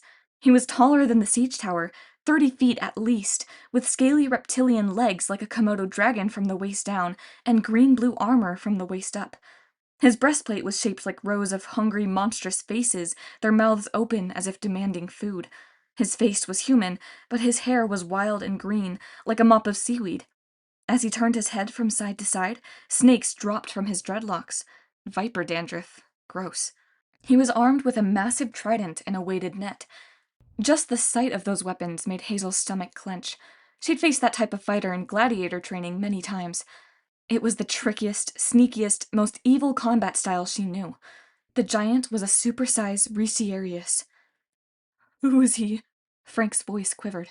"That's not Alcyonius," Hazel said weakly. "One of his brothers, I think. The one Terminus mentioned. The Green Spirit mentioned him too. That's Polybides." She wasn't sure how she knew, but she could feel the giant's aura of power even from here. She remembered that feeling from the heart of the earth as she had raised Alcyonius, as if she were standing near a powerful magnet, and all the iron in her blood was being drawn toward it. This giant was another child of Gaia, a creature of the earth so malevolent and powerful he radiated his own gravitational field. Hazel knew they should leave. Their hiding place on top of the rock would be in plain sight to a creature that tall if he chose to look in their direction. But she sensed something important was about to happen. She and her friends crept a little farther down the schist and kept watching. As the giant got close, a Cyclops woman broke ranks and ran back to speak with him. She was enormous, fat, and horribly ugly, wearing a chainmail dress like a muumuu, but next to the giant, she looked like a child. She pointed to the closed-up convenience store on top of the nearest hill and muttered something about food. The giant snapped back an answer, as if he was annoyed. The female Cyclops barked an order to her kindred, and 3 of them followed her up the hill. When they were halfway to the store, a searing light turned night into day. Hazel was blinded. Below her, the enemy army dissolved into chaos, monsters screaming in pain and outrage. Hazel squinted. She felt like she'd just stepped out of a dark theater into a sunny afternoon. "Too pretty!" the Cyclopes shrieked. "Burns our eye!" The store on the hill was encased in a rainbow, closer and brighter than any Hazel had ever seen. The light was anchored at the store, shooting up into the heavens, bathing the countryside in a weird kaleidoscopic glow. The Lady Cyclops hefted her club and charged at the store. As she hit the rainbow, her whole body began to steam. She wailed in agony and dropped her club, retreating with multicolored blisters all over her arms and face. "Horrible goddess!" she bellowed at the store. "Give us snacks!" The other monsters went crazy, charging the convenience store, then running away as the rainbow light burned them. Some threw rocks, spears, swords, and even pieces of their armor, all of which burned up in the flames of pretty colors. Finally, the giant leader seemed to realize that his troops were throwing away perfectly good equipment. "Stop!" he roared. With some difficulty, he managed to shout and push and pummel his troops into submission. When they'd quieted down, he approached the rainbow-shielded store himself and stalked around the borders of the light. "Goddess!" he shouted. "Come out and surrender!" No answer from the store. The rainbow continued to shimmer. The giant raised his trident and net. "I am Polybides! Kneel before me so I may destroy you quickly!" Apparently, no one in the store was impressed. A tiny dark object came sailing out the window and landed at the giant's feet. Polybides yelled, "Grenade!" He covered his face. His troops hit the ground. When the thing did not explode, Polybides bent down cautiously and picked it up. He roared in outrage. "A ding-dong! You dare insult me with a ding-dong!" He threw the cake back at the shop, and it vaporized in the light. The monsters got to their feet. Several muttered hungrily, "Ding-dongs? Where ding-dongs?" "Let's attack," said the Lady Cyclops. "I am hungry. My boys want snacks." "No," Polybides said. "We're already late. Alcyonius wants us at the camp in 4 days' time. You Cyclopes move inexcusably slowly. We have no time for minor goddesses." He aimed that last comment at the store, but got no response. The Lady Cyclops growled. "The camp, yes. Vengeance! The orange and purple ones destroyed my home. Now Ma Gasket will destroy theirs. Do you hear me, Leo? Jason? Piper? I come to annihilate you! The other Cyclopes bellowed in approval. The rest of the monsters joined in. Hazel's whole body tingled. She glanced at her friends. Jason, she whispered. She fought Jason. He might still be alive. Frank nodded. Do those other names mean anything to you? Hazel shook her head. She didn't know any Leo or Piper at camp. Percy still looked sickly and dazed. If the names meant anything to him, he didn't show it. Hazel pondered what the Cyclops had said. Orange and purple ones. Purple, obviously the color of Camp Jupiter, but orange. Percy had shown up in a tattered orange shirt. That couldn't be a coincidence. Below them, the army began to march south again, but the giant Polybides stood to one side, frowning and sniffing the air. Sea god, he muttered. To Hazel's horror, he turned in their direction. I smell sea god. Percy was shaking. Hazel put her hand on his shoulder and tried to press him flat against the rock. The Lady Cyclops' maw Gasket snarled, "Of course you smell sea god! The sea is right over there!" More than that, Polybides insisted. I was born to destroy Neptune. I can sense. He frowned, turning his head and shaking out a few more snakes. Do we march or sniff the air? Ma Gasket scolded. I don't get ding-dongs, you don't get sea god. Polybides growled. Very well. March! March! He took one last look at the rainbow-encased store, then raked his fingers through his hair. He brought out 3 snakes that seemed larger than the rest, with white markings around their necks. A gift, goddess. My name, Polybides, means many to feed. Here are some hungry mouths for you. See if your store gets any customers with these sentries outside. He laughed wickedly and threw the snakes into the tall grass on the hillside. Then he marched south, his massive Komodo legs shaking the earth. Gradually, the last column of monsters passed over the hills and disappeared into the night. Once they were gone, the blinding rainbow shut off like a spotlight. Hazel, Frank, and Percy were left alone in the dark, staring across the road at a closed-up convenience store. That was different, Frank muttered. Percy shuddered violently. Hazel knew he needed help, or rest, or something. Seeing that army seemed to have triggered some kind of memory, leaving him shell-shocked. They should get him back to the boat. On the other hand, a huge stretch of grassland lay between them and the beach. Hazel got the feeling the Carpoi wouldn't stay away forever. She didn't like the idea of 3 of them making their way back to the boat in the middle of the night. And she couldn't shake the dreadful feeling that if she hadn't summoned that schist, she'd be a captive of the giant right now. Let's go to the store, she said. If there's a goddess inside, maybe she can help us. Except a bunch of snake things are guarding the hill now, Frank said, and that burning rainbow might come back. They both looked at Percy, who was shaking like he had hypothermia. We've got to try, Hazel said. Frank nodded grimly. Well, any goddess who throws a ding-dong at a giant can't be all bad. Let's go. Chapter 21. Frank. Frank hated ding-dongs. He hated snakes. And he hated his life. Not necessarily in that order. As he trudged up the hill, he wished that he could pass out like Hazel. Just go into a trance and experience some other time, like before he got drafted for this insane quest, before he found out his dad was a godly drill sergeant with an ego problem. His bow and spear slapped against his back. He hated the spear, too. The moment he got it, he silently swore he'd never use it. A real man's weapon. Mars was a moron. Maybe there had been a mix-up. Wasn't there some sort of DNA test for God's kids? Perhaps the godly nursery had accidentally switched Frank with one of Mars's buff little bully babies. No way would Frank's mother have gotten involved with that blustering war god. She was a natural warrior, Grandmother's voice argued. It is no surprise a god would fall in love with her, given our family. Ancient blood, the blood of princes and heroes. Frank shook the thought out of his head. He was no prince or hero. He was a lactose-intolerant klutz who couldn't even protect his friend from getting kidnapped by wheat. His new medals felt cold against his chest, the Centurion's Crescent, the mural crown. He should have been proud of them, but he felt like he'd only gotten them because his dad had bullied Reyna. Frank didn't know how his friends could stand to be around him. Percy had made it clear that he hated Mars, and Frank couldn't blame him. Hazel kept watching Frank out of the corner of her eye, like she was afraid he might turn into a muscle-bound freak. Frank looked down at his body and sighed. Correction, even more of a muscle-bound freak. If Alaska really was a land beyond the gods, Frank might stay there. He wasn't sure he had anything to return to.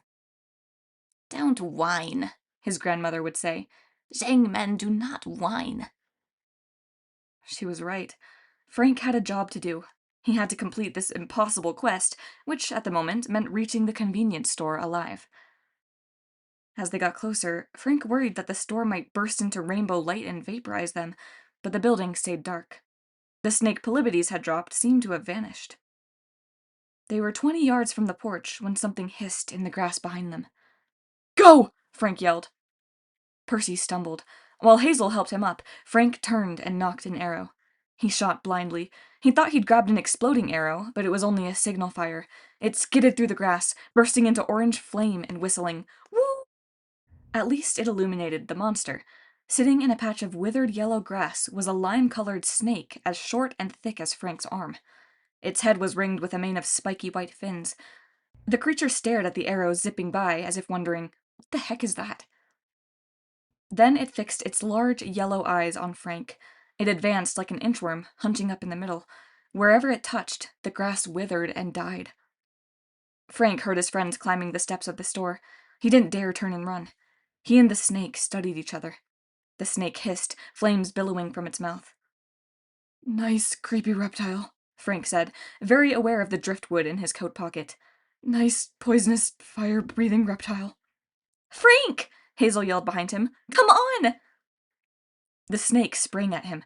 It sailed through the air so fast, there wasn't time to nock an arrow. Frank swung his bow and smacked the monster down the hill. It spun out of sight, wailing, "Scream!" Frank felt proud of himself, until he looked at his bow, which was steaming where it had touched the snake. He watched in disbelief as the wood crumbled to dust. He heard an outraged hiss, answered by 2 more hisses further downhill. Frank dropped his disintegrating bow and ran for the porch. Percy and Hazel pulled him up the steps. When Frank turned, he saw all 3 monsters circling in the grass, breathing fire and turning the hillside brown with their poisonous touch. They didn't seem able or willing to come closer to the store, but that wasn't much comfort to Frank. He'd lost his bow. "We'll never get out of here," he said miserably. "Then we'd better go in." Hazel pointed to the hand-painted sign over the door, Rainbow Organic Foods and Lifestyles. Frank had no idea what that meant, but it sounded better than flaming poisonous snakes. He followed his friends inside. As they stepped through the door, lights came on. Flute music started up like they'd walked onto a stage. The wide aisles were lined with bins of nuts and dried fruit, baskets of apples, and clothing racks with tie-dyed shirts and gauzy Tinkerbell-type dresses. The ceiling was covered in wind chimes. Along the walls, glass cases displayed crystal balls, geodes, macrame dream catchers, and a bunch of other strange stuff. Incense must have been burning somewhere. It smelled like a bouquet of flowers was on fire. "Fortune teller's shop?" Frank wondered. "Hope not," Hazel muttered. Percy leaned against her. He looked worse than ever, like he'd been hit with a sudden flu. His face glistened with sweat. "Sit down," he muttered. "Maybe water?" "Yeah," Frank said. "Let's find you a place to rest." The floorboards creaked under their feet. Frank navigated between 2 Neptune statue fountains. A girl popped up from behind the granola bins. "Help you?" Frank lurched backward, knocking over one of the fountains. A stone Neptune crashed to the floor. The sea god's head rolled off, and water spewed out of his neck, spraying a rack of tie-dyed man satchels. "Sorry." Frank bent down to clean up the mess. He almost goosed the girl with his spear. "Eep," she said. "Hold it, it's okay." Frank straightened slowly, trying not to cause any more damage. Hazel looked mortified. Percy turned a sickly shade of green as he stared at the decapitated statue of his dad. The girl clapped her hands.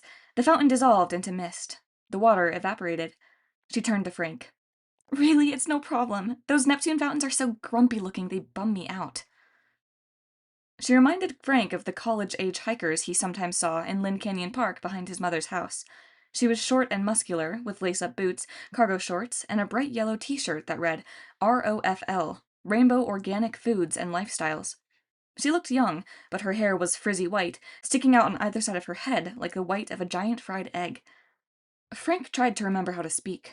The girl's eyes were really distracting. The irises changed color from gray to black to white. Uh, sorry about the fountain, he managed. We were just... Oh, I know, the girl said. You want to browse? It's all right. Demigods are welcome. Take your time. You're not like those awful monsters. They just want to use the restroom and never buy anything. She snorted. Her eyes flashed with lightning. Frank glanced at Hazel to see if he'd imagined it, but Hazel looked just as surprised. From the back of the store, a woman's voice called, "Fleecy, don't scare the customers now. Bring them here, will you?" "Your name is Fleecy?" Hazel asked. Fleecy giggled. "Well, in the language of the nebulae, it's actually..." She made a series of crackling and blowing noises that reminded Frank of a thunderstorm giving way to a nice cold front. "But you can call me Fleecy."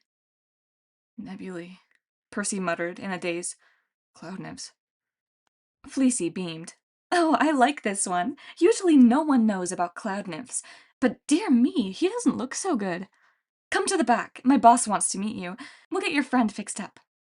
Fleecy led them through the produce aisle, between rows of eggplants, kiwis, lotus fruit, and pomegranates. At the back of the store, behind a counter with an old-fashioned cash register, stood a middle-aged woman with olive skin, long black hair, rimless glasses, and a t-shirt that read, "The Goddess is Alive." She wore amber necklaces and turquoise rings. She smelled like rose petals. She looked friendly enough, but something about her made Frank feel shaky, like he wanted to cry. It took him a second, then he realized what it was. The way she smiled with just one corner of her mouth, the warm brown color of her eyes, the tilt of her head, like she was considering a question. She reminded Frank of his mother. "Hello." She leaned over the counter, which was lined with dozens of little statues, waving Chinese cats, meditating Buddhas, St. Francis bobbleheads, and novelty dippy drinking birds with top hats. "So glad you're here. I'm Iris." Hazel's eyes widened. "Not the Iris, the rainbow goddess?" Iris made a face. "Well, that's my official job, yes, but I don't define myself by my corporate identity. In my spare time, I run this." She gestured around her proudly. "The ROFL Co-op, an employee-run cooperative promoting healthy alternative lifestyles and organic foods." Frank stared at her. "But you throw ding-dongs at monsters." Iris looked horrified. "Oh, they're not ding-dongs." She rummaged under the counter and brought out a pack of chocolate-covered cakes that looked exactly like ding-dongs. "These are gluten-free, no sugar added, vitamin-enriched, soy-free, goat milk and seaweed-based cupcake simulations." "All natural," Fleecy chimed in. "I stand corrected." Frank suddenly felt as queasy as Percy. Iris smiled. "You should try one, Frank. You're lactose intolerant, aren't you?" "How did you—" "I know these things, being the messenger goddess. Well, I do learn a lot, hearing all the communications from the gods and so on." She tossed the cakes on the counter. "Besides, those monsters should be glad to have some healthy snacks, always eating junk food and heroes. They're so unenlightened. I couldn't have them tromping through my store, tearing up things and disturbing our feng shui."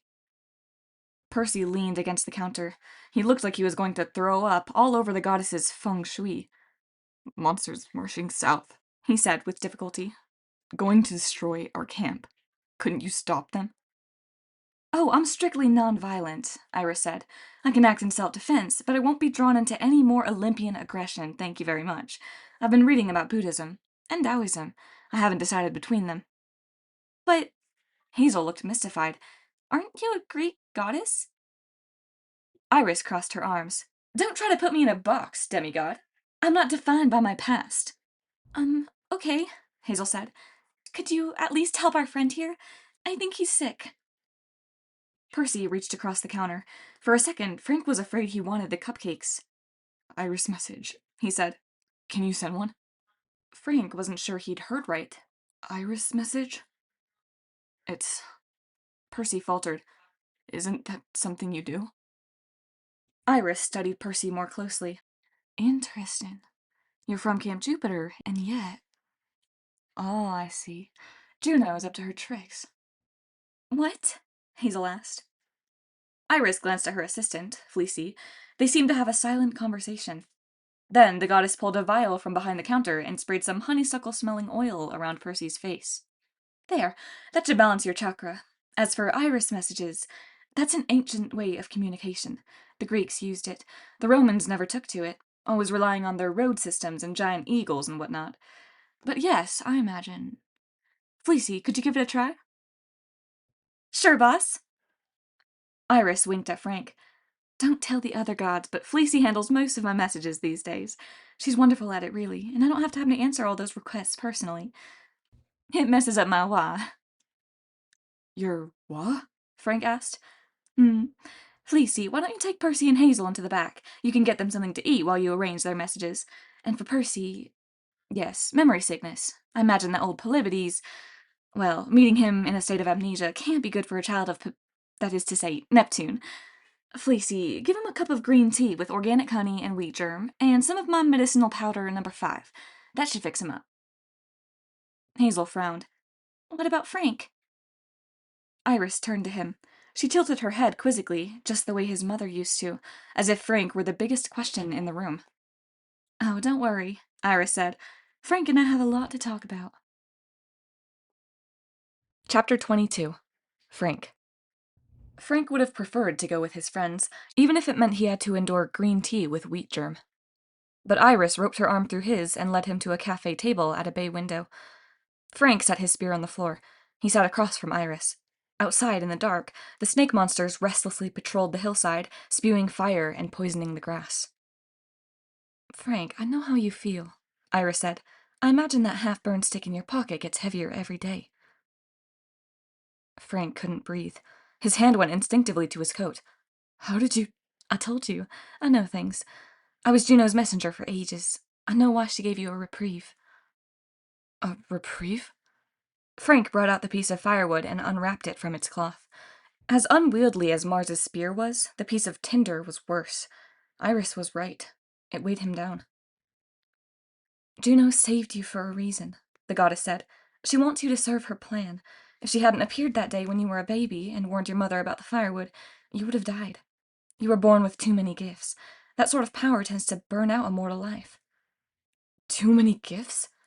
Frank felt his ears getting warm with anger. I don't have any gifts. That's not true, Frank. Iris swiped her hand in front of her like she was cleaning a windshield. A miniature rainbow appeared. Think about it. An image shimmered in the rainbow. Frank saw himself when he was 4 years old, running across grandmother's backyard. His mother leaned out the window of the attic, high above, waving and calling to get his attention. Frank wasn't surprised to be in the backyard by himself. He didn't know why his mother was up in the attic, but she told him to stay by the house, not to go too far. Frank did exactly the opposite. He squealed with delight and ran to the edge of the woods, where he came face to face with a grizzly bear. Until Frank saw that scene in the rainbow, the memory had been so hazy he thought he'd dreamed it. Now he could appreciate just how surreal the experience had been. The bear regarded the little boy, and it was difficult to tell who was more startled. Then Frank's mother appeared at his side. There was no way she should have been able to get down from the attic so fast. She put herself between the bear and Frank and told him to run to the house. This time, Frank obeyed. When he turned at the back porch, he saw his mother coming out of the woods. The bear was gone. Frank asked what had happened. His mother smiled. Mama Bear just needed directions, she said. The scene in the rainbow changed. Frank saw himself as a 6-year-old, curling up in his mother's lap, even though he was much too big for that. His mother's long black hair was pulled back. Her arms were around him. She wore her rimless glasses that Frank always liked to steal, and her fuzzy gray fleece pullover that smelled like cinnamon. She was telling him stories about heroes, pretending they were all related to Frank. One was Zhu Fu, who sailed in search of the elixir of life. The rainbow image had no sound, but Frank remembered his mother's words. He was your great-great-great... She would poke Frank's stomach every time she said great, dozens of times, until he was giggling uncontrollably. Then there was Song Guo, also called Seneca Graecus, who fought 12 Roman dragons and 16 Chinese dragons in the western deserts of China. He was the strongest dragon of all, you see, his mother said. That's how he could beat them. Frank didn't know what that meant, but it sounded exciting. Then she poked his belly with so many grates, Frank rolled onto the floor to escape the tickling. And your very oldest ancestor that we know of, he was the Prince of Pylos. Hercules fought him once. It was a hard fight. Did we win? Frank asked. His mother laughed, but there was sadness in her voice. No, our ancestor lost, but it wasn't easy for Hercules. Imagine trying to fight a swarm of bees. That's how it was. Even Hercules had trouble. The comment made no sense to Frank, then or now. His ancestor had been a beekeeper? Frank hadn't thought about these stories in years, but now they came back to him as clearly as his mother's face. It hurt to see her again. Frank wanted to go back to that time. He wanted to be a little kid and curl up on her lap. In the rainbow image, little Frank asked where their family was from. So many heroes! Were they from Pylos, or Rome, or China, or Canada? His mother smiled, tilting her head as if considering how to answer. Lijian, she said at last. Our family is from many places, but our home is Lijian. Always remember, Frank, you have a special gift. You can be anything. The rainbow dissolved, leaving just Iris and Frank. I don't understand. His voice was hoarse. Your mother explained it, Iris said. You can be anything. It sounded like one of those stupid things parents say to boost your self-esteem, a worn-out slogan that could be printed on Iris's t-shirts, right along with, the goddess is alive, and my other car is a magic carpet. But the way Iris said it, it sounded like a challenge. Frank pressed his hand against his pants pocket, where he kept his mother's sacrifice medal. The silver medallion was cold as ice. I can't be anything, Frank insisted. I've got 0 skills. What have you tried? Iris asked. You wanted to be an archer. You managed that pretty well. You've only scratched the surface. Your friends Hazel and Percy, they're both stretched between worlds, Greek and Roman, the past and the present. But you are stretched more than either of them. Your family is ancient, the blood of Pylos on your mother's side, and your father is Mars. No wonder Juno wants you to be one of her 7 heroes. She wants you to fight the giants and Gaia. But think about this. What do you want? I don't have any choice, Frank said. I'm the son of the stupid war god. I have to go on this quest and... Have to? Iris said. Not want to. I used to think like that. Then I got tired of being everyone's servant. Fetch goblets of wine for Jupiter, deliver letters for Juno, send messages back and forth across the rainbow for anyone with a golden drachma. A golden what? Not important. But I learned to let go. I started ROFL, and now I'm free of that baggage. You can let go too. Maybe you can't escape fate. Someday that piece of wood will burn. I foresee that you'll be holding it when it happens, and your life will end. Thanks, Frank muttered. But that just makes your life more precious. You don't have to be what your parents and your grandmother expect. You don't have to follow the war god's orders or Juno's. Do your own thing, Frank. Find a new path. Frank thought about that. The idea was thrilling. Reject the gods, his destiny, his dad. He didn't want to be a war god's son. His mother had died in a war. Frank had lost everything thanks to a war. Mars clearly didn't know the first thing about him. Frank didn't want to be a hero. Why are you telling me this? He asked. You want me to abandon the quest? Let Camp Jupiter be destroyed? My friends are counting on me. Iris spread her hands. I can't tell you what to do, Frank, but do what you want, not what they tell you to. Where did conforming ever get me? I spent 5 millennia serving everyone else, and I never discovered my own identity. What's my sacred animal? No one bothered to give me one. Where are my temples? They never made any. Well, fine. I've found peace here at the co-op. You could stay with us if you want. Become a rafflecopter. Oh, what now? The point is, you have options. If you continue this quest, what happens when you free Thanatos? Will it be good for your family? Your friends? Frank remembered what his grandmother had said. She had an appointment with death. Grandmother infuriated him sometimes, but still, she was his only living family, the only person alive who loved him. If Thanatos stayed chained up, Frank might not lose her. And Hazel, somehow she had come back from the underworld.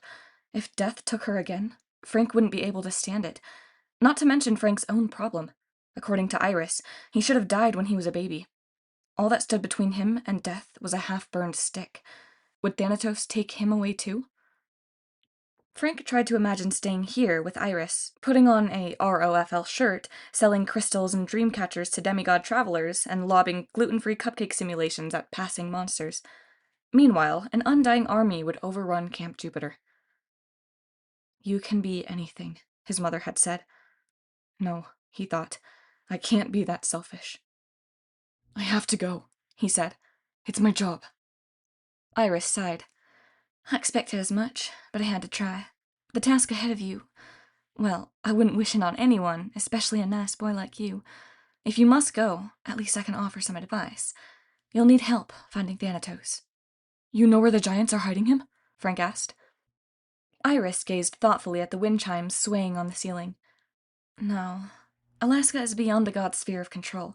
The location is shielded from my sight. But there is someone who would know. Seek out the seer Phineas. He's blind, but he can see the past, present, and future. He knows many things. He can tell you where Thanatos is being held. Phineas, Frank said. Wasn't there a story about him? Iris nodded reluctantly. In the old days, he committed horrible crimes. He used his gift of sight for evil. Jupiter sent the Harpies to plague him. The Argonauts, including your ancestor, by the way. The Prince of Pylos? Iris hesitated. Yes, Frank. Though his gift, his story, that you must discover on your own. Suffice it to say, the Argonauts drove away the Harpies in exchange for Phineas's help. That was eons ago, but I understand Phineas has returned to the mortal world. You'll find him in Portland, Oregon, which is on your way north. But you must promise me one thing. If he's still plagued by Harpies, do not kill them, no matter what Phineas promises you. Win his help some other way. The Harpies are not evil. They're my sisters. Your sisters? I know, I don't look old enough to be the Harpy's sister, but it's true. And Frank, there's another problem. If you're determined to leave, you'll have to clear those basilisks off the hill. You mean the snakes? Yes, Iris said. Basilisk means little crown, which is a cute name for something that's not very cute. I'd prefer not to have them killed. They're living creatures, after all. But you won't be able to leave until they're gone. If your friends try to battle them, well, I foresee bad things happening. Only you have the ability to kill the monsters. But how? She glanced down at the floor. Frank realized that she was looking at his spear. I wish there was another way, she said. If you had some weasels, for instance. Weasels are deadly to basilisks. Fresh out of weasels, Frank admitted. Then you will have to use your father's gift. Are you sure you wouldn't like to live here instead? We make excellent lactose-free rice milk. Frank rose. How do I use the spear? You'll have to handle that on your own. I can't advocate violence. While you're doing battle, I'll check on your friends. I hope Fleecy found the right medicinal herbs. The last time we had a mix-up. Well, I don't think those heroes wanted to be daisies. The goddess stood. Her glasses flashed, and Frank saw his own reflection in the lenses. He looked serious and grim, nothing like the little boy he'd seen in those rainbow images. One last bit of advice, Frank, she said. You're destined to die holding that piece of firewood, watching it burn. But perhaps if you didn't keep it yourself, perhaps if you trusted someone enough to hold it for you. Frank's fingers curled around the tinder. Are you offering? Iris laughed gently. Oh dear, no. I'd lose it in this collection. It would get mixed up with my crystals, or I'd sell it as a driftwood paperweight by accident. No, I meant a demigod friend. Someone close to your heart. Hazel, Frank thought immediately. There was no one he trusted more. But how could he confess his secret? If he admitted how weak he was, that his whole life depended on a half-burned stick? Hazel would never see him as a hero. He'd never be her knight in shining armor, and how could he expect her to take that kind of burden from him? He wrapped up the tinder and slipped it back into his coat. Thanks, Iris. She squeezed his hand. Don't lose hope, Frank. Rainbows always stand for hope. She made her way toward the back of the store, leaving Frank alone. Hope, Frank grumbled. I'd rather have a few good weasels. He picked up his father's spear and marched out to face the basilisks. Chapter 23. Frank. Frank missed his bow. He wanted to stand on the porch and shoot the snakes from a distance. A few well-placed exploding arrows, a few craters in the hillside. Problem solved. Unfortunately, a quiver full of arrows wouldn't do Frank much good if he couldn't shoot them. Besides, he had no idea where the basilisks were. They'd stopped blowing fire as soon as he came outside. He stepped off the porch and leveled his golden spear. He didn't like fighting up close. He was too slow and bulky. He'd done okay during the war games, but this was real. There were no giant eagles ready to snatch him up and take him to the medics if he made a mistake.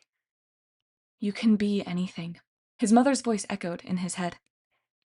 Great, he thought. I want to be good with a spear, and immune to poison, and fire. Something told Frank his wish had not been granted. The spear felt just as awkward in his hands. Patches of flame still smoldered on the hillside. The acrid smoke burned in Frank's nose. The withered grass crunched under his feet. He thought about those stories his mother used to tell, generations of heroes who had battled Hercules, fought dragons, and sailed monster-infested seas. Frank didn't understand how he could have evolved from a line like that, or how his family had migrated from Greece through the Roman Empire all the way to China, but some unsettling ideas were starting to form.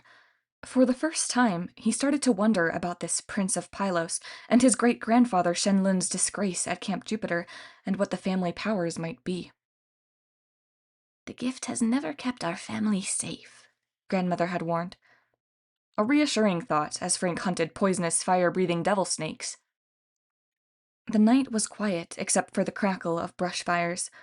Every time a breeze made the grass rustle, Frank thought about the grain spirits who'd captured Hazel. Hopefully they'd gone south with the giant polypodies. Frank didn't need any more problems right now. He crept downhill, his eyes stinging from the smoke. Then, about 20 feet ahead, he saw a burst of flame. He considered throwing his spear. Stupid idea. Then he'd be without a weapon. Instead, he advanced toward the fire. He wished he had the Gorgon's blood vials, but they were back at the boat. He wondered if Gorgon blood could cure basilisk poison. But even if he had the vials and managed to choose the right one, he doubted he'd have time to take it before he crumbled to dust like his bow. He emerged in a clearing of burned grass and found himself face to face with a basilisk.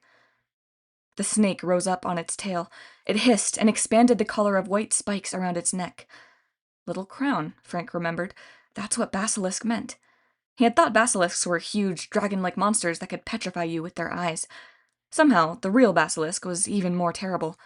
As tiny as it was, this extra small package of fire, poison, and evil would be much harder to kill than a large, bulky lizard. Frank had seen how fast it could move. The monster fixed its pale yellow eyes on Frank. Why wasn't it attacking? Frank's golden spear felt cold and heavy. The dragon-tooth point dipped toward the ground all on its own, like a dowsing rod searching for water.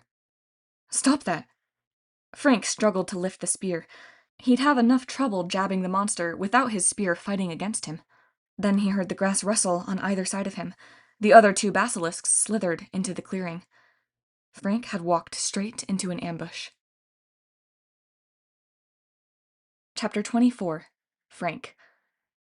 Frank swept his spear back and forth. "Stay back!" His voice sounded squeaky. "I've got, amazing powers and stuff."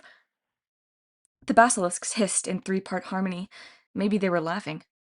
The spear tip was almost too heavy to lift now, as if the jagged white triangle of bone was trying to touch the earth. Then something clicked in the back of Frank's mind. Mars had said the tip was a dragon's tooth. Hadn't there been some story about dragon's teeth planted in the ground? Something he'd read in monster class at camp? The basilisks circled him, taking their time. Maybe they were hesitating because of the spear. Maybe they just couldn't believe how stupid Frank was. It seemed like madness, but Frank let the spear tip drop. He drove it into the ground. Crack! When he lifted it out, the tip was gone, broken off in the dirt. Wonderful. Now he had a golden stick. Some crazy part of him wanted to bring out his piece of firewood. If he was going to die anyway, maybe he could set off a massive blaze, incinerate the basilisks, so at least his friends could get away. Before he could get up the courage, the ground rumbled at his feet. Dirt spewed everywhere, and a skeletal hand clawed the air. The basilisks hissed and backed up.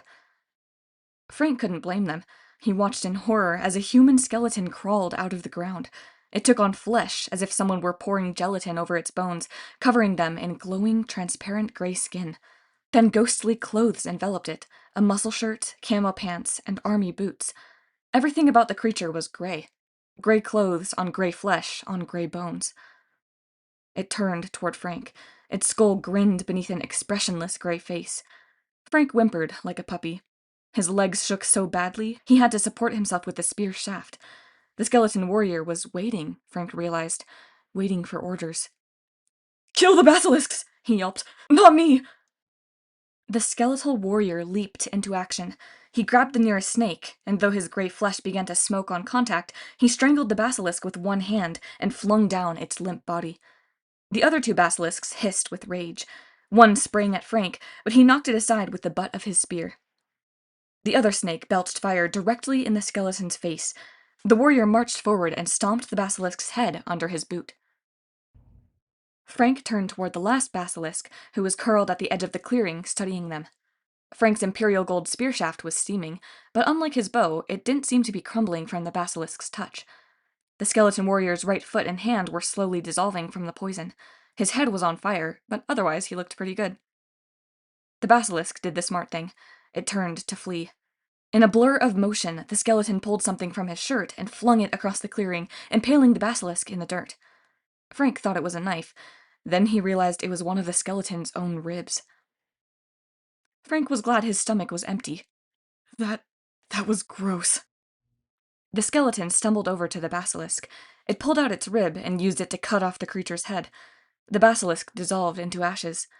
Then the skeleton decapitated the other two monster carcasses and kicked all the ashes to disperse them. Frank remembered the two gorgons in the Tiber, the way the river had pulled apart the remains to keep them from reforming. "You're making sure they don't come back," Frank realized. "Or making them slow down, anyway." The skeleton warrior stood at attention in front of Frank. Its poisoned foot and hand were mostly gone. Its head was still burning. What are you?" Frank asked. He wanted to add, "Please don't hurt me." The skeleton saluted with its stump of a hand. Then it began to crumble, sinking back into the ground. "Wait," Frank said. "I don't even know what to call you. Toothman? Bones? Gray?" As its face disappeared beneath the dirt, the warrior seemed to grin at the last name, or maybe that was just its skeletal teeth showing. Then it was gone, leaving Frank alone with his pointless spear. "Gray," he muttered. "Okay, but—" He examined the tip of his spear.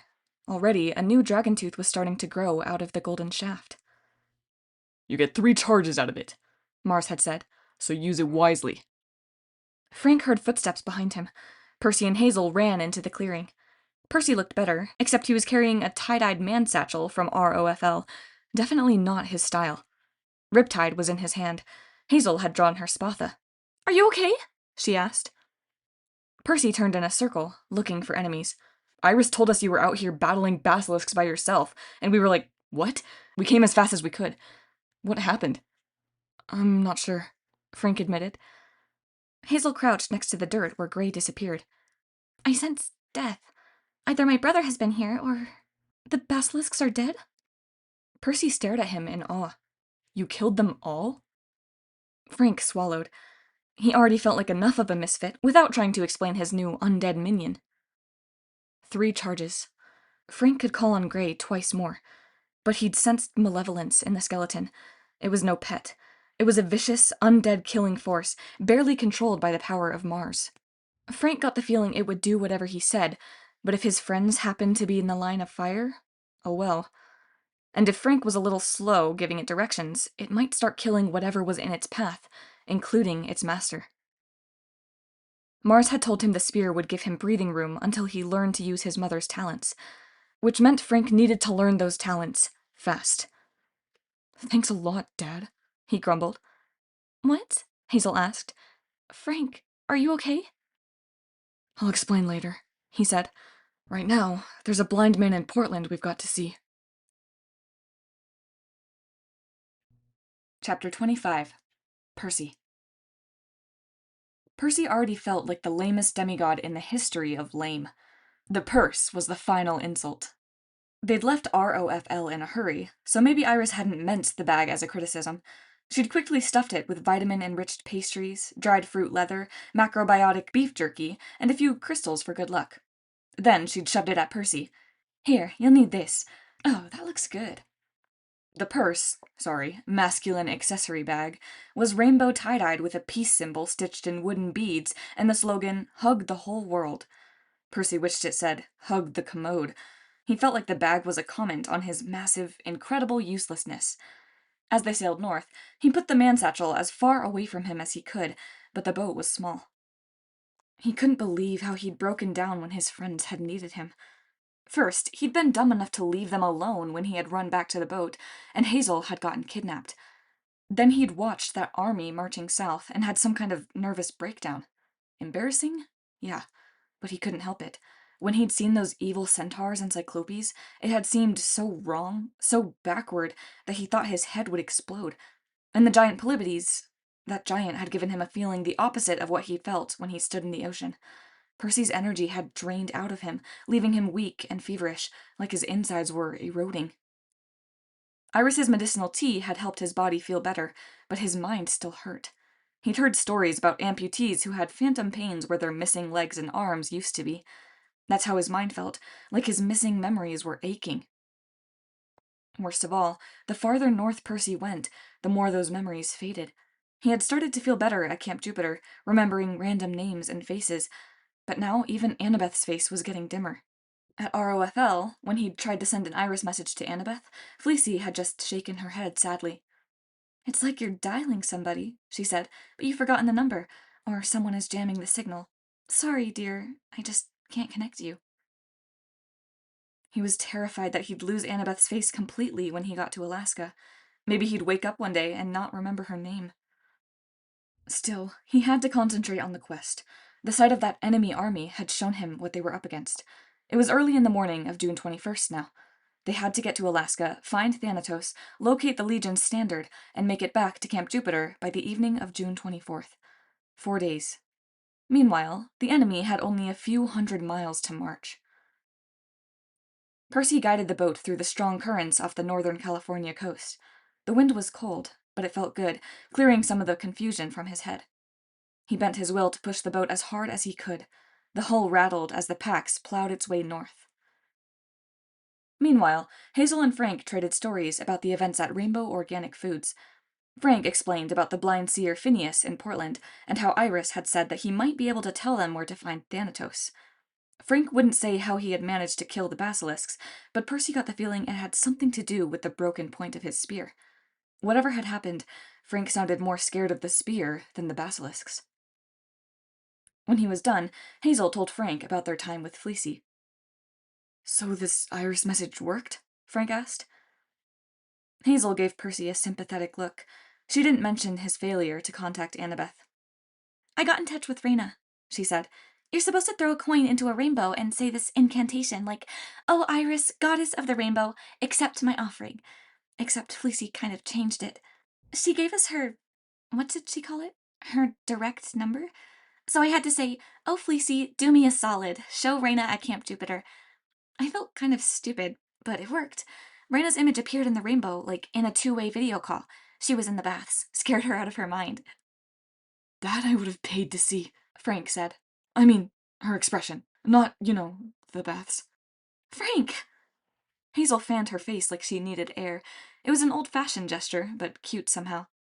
"Anyway, we told Reyna about the army, but like Percy said, she pretty much already knew. It doesn't change anything. She's doing what she can to shore up the defenses. Unless we unleash death and get back with the Eagle." The camp can't stand against that army, Frank finished. Not without help. After that, they sailed in silence. Percy kept thinking about cyclopes and centaurs. He thought about Annabeth, the satyr Grover, and his dream of a giant warship under construction. "You came from somewhere," Reyna had said. Percy wished he could remember. He could call for help.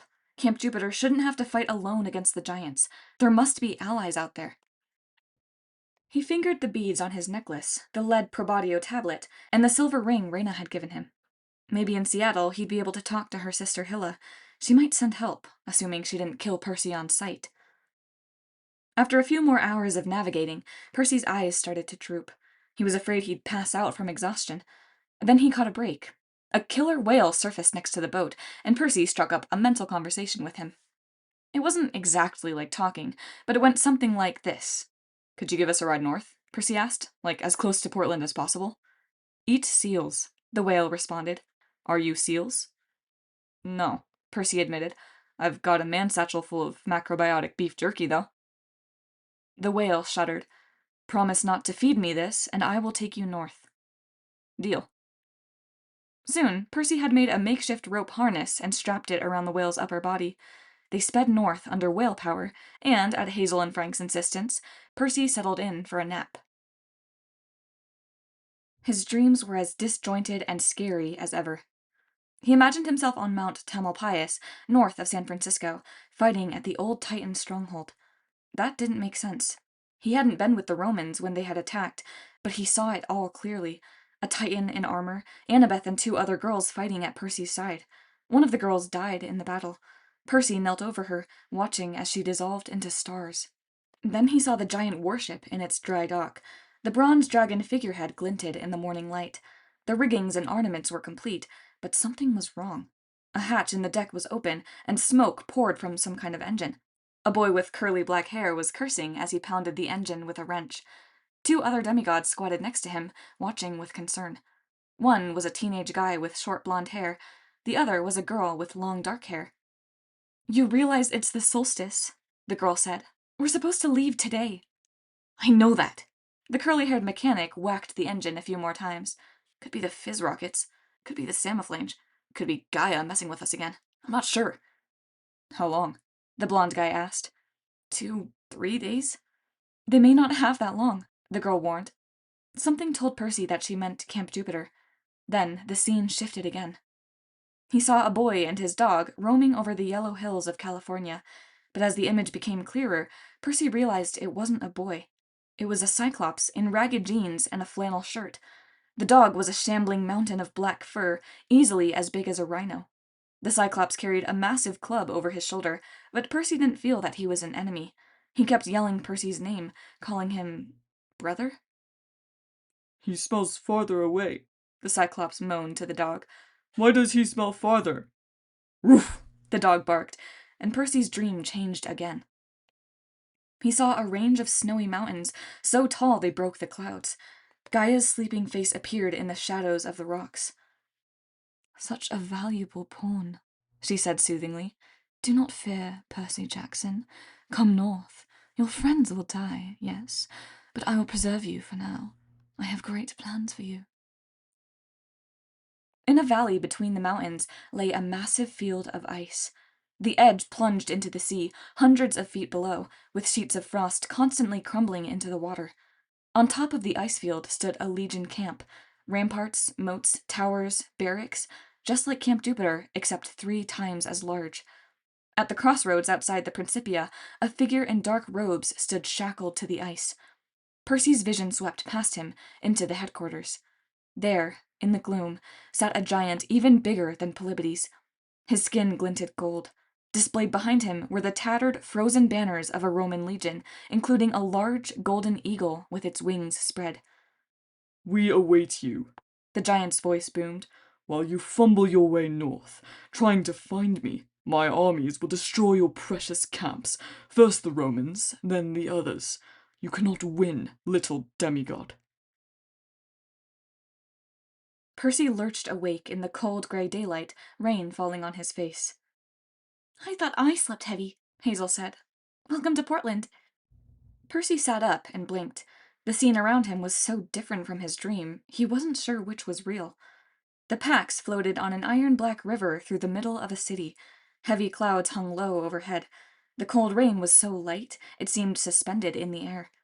On Percy's left were industrial warehouses and railroad tracks.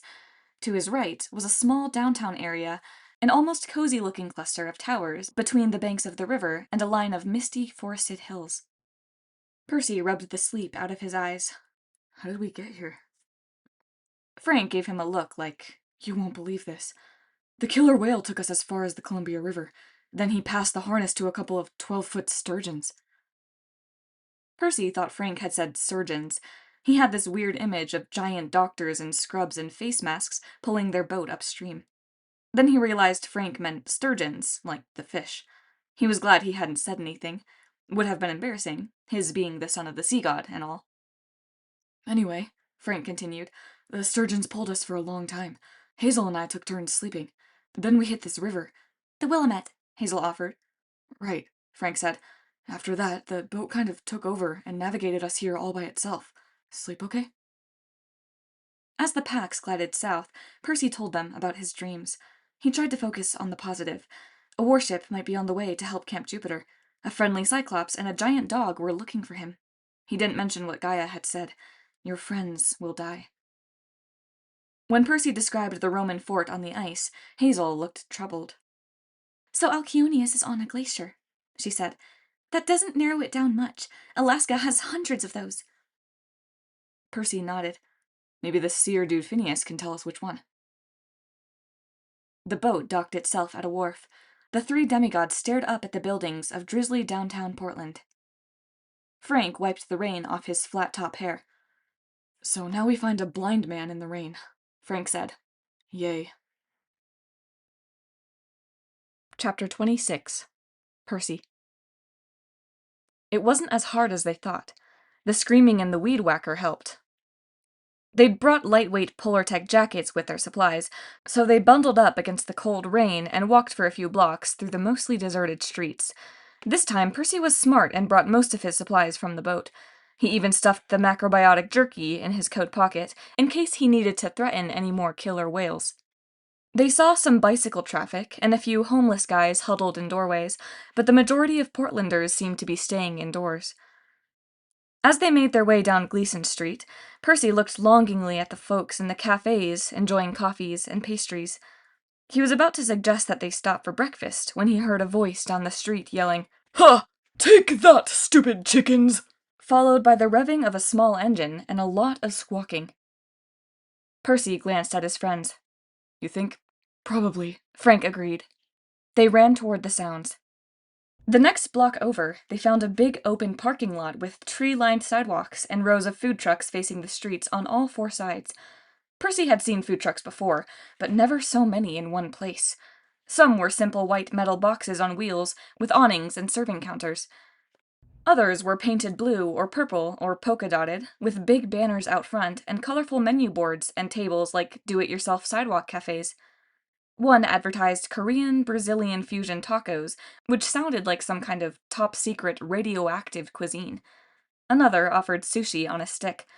A third was selling deep-fried ice cream sandwiches. The smell was amazing. Dozens of different kitchens cooking at once. Percy's stomach rumbled. Most of the food carts were open for business, but there was hardly anyone around. They could get anything they wanted. Deep-fried ice cream sandwiches? Oh man, that sounded way better than wheat germ. Unfortunately, there was more happening than just cooking. In the center of the lot, behind all the food trucks, an old man in a bathrobe was running around with a weed whacker, screaming at a flock of bird ladies who were trying to steal food off a picnic table. "Harpies," said Hazel, "which means—" "That's Phineas," Frank guessed. They ran across the street and squeezed between the Korean Brazilian truck and a Chinese egg roll burrito vendor. The backs of the food trucks weren't nearly as appealing as the fronts. They were cluttered with stacks of plastic buckets, overflowing garbage cans, and makeshift clotheslines hung with wet aprons and towels. The parking lot itself was nothing but a square of cracked asphalt, marbled with weeds. In the middle was a picnic table piled high with food from all the different trucks. The guy in the bathrobe was old and fat. He was mostly bald, with scars across his forehead and a rim of stringy white hair. His bathrobe was splattered with ketchup, and he kept stumbling around in fuzzy pink bunny slippers, swinging his gas-powered weed whacker at the half-dozen harpies who were hovering over his picnic table. He was clearly blind. His eyes were milky white, and usually he missed the harpies by a lot, but he was still doing a pretty good job fending them off. "Back, dirty chickens!" he bellowed. Percy wasn't sure why, but he had a vague sense that harpies were supposed to be plump. These looked like they were starving. Their human faces had sunken eyes and hollow cheeks. Their bodies were covered in molting feathers, and their wings were tipped with tiny, shriveled hands. They wore ragged burlap sacks for dresses. As they dived for the food, they'd seemed more desperate than angry. Percy felt sorry for them. The old man swung his weed whacker. He grazed one of the harpy's wings. The harpy yelped in pain and fluttered off, dropping yellow feathers as she flew. Another harpy circled higher than the rest. She looked younger and smaller than the others, with bright red feathers. She watched carefully for an opening, and when the old man's back was turned, she made a wild dive for the table. She grabbed a burrito in her clawed feet, but before she could escape, the blind man swung his weed whacker and smacked her in the back so hard, Percy winced. The harpy yelped, dropped the burrito, and flew off. "Hey, stop it!" Percy yelled. The harpies took that the wrong way. They glanced over at the three demigods and immediately fled. Most of them fluttered away and perched in the trees around the square, staring dejectedly at the picnic table. The red-feathered one with the hurt back flew unsteadily down Gleason Street and out of sight. Huh! The blind man yelled in triumph and killed the power on his weed whacker. He grinned vacantly in Percy's direction. Thank you, strangers. Your help is most appreciated. Percy bit back his anger. He hadn't meant to help the old man, but he remembered that they needed information from him. Whatever. He approached the old guy, keeping one eye on the weed whacker. "I'm Percy Jackson. This is—" Demigods, the old man said. I can always smell demigods. Hazel frowned. "Do we smell that bad?" The old man laughed. Of course not, my dear. But you'd be surprised how sharp my other senses became once I was blinded. I'm Phineas, and you— Wait, don't tell me. He reached for Percy's face and poked him in the eyes. "Ow!" Percy complained. Son of Neptune, Phineas exclaimed. I thought I smelled the ocean on you, Percy Jackson. I'm also a son of Neptune, you know. Hey. Yeah. Okay. Percy rubbed his eyes.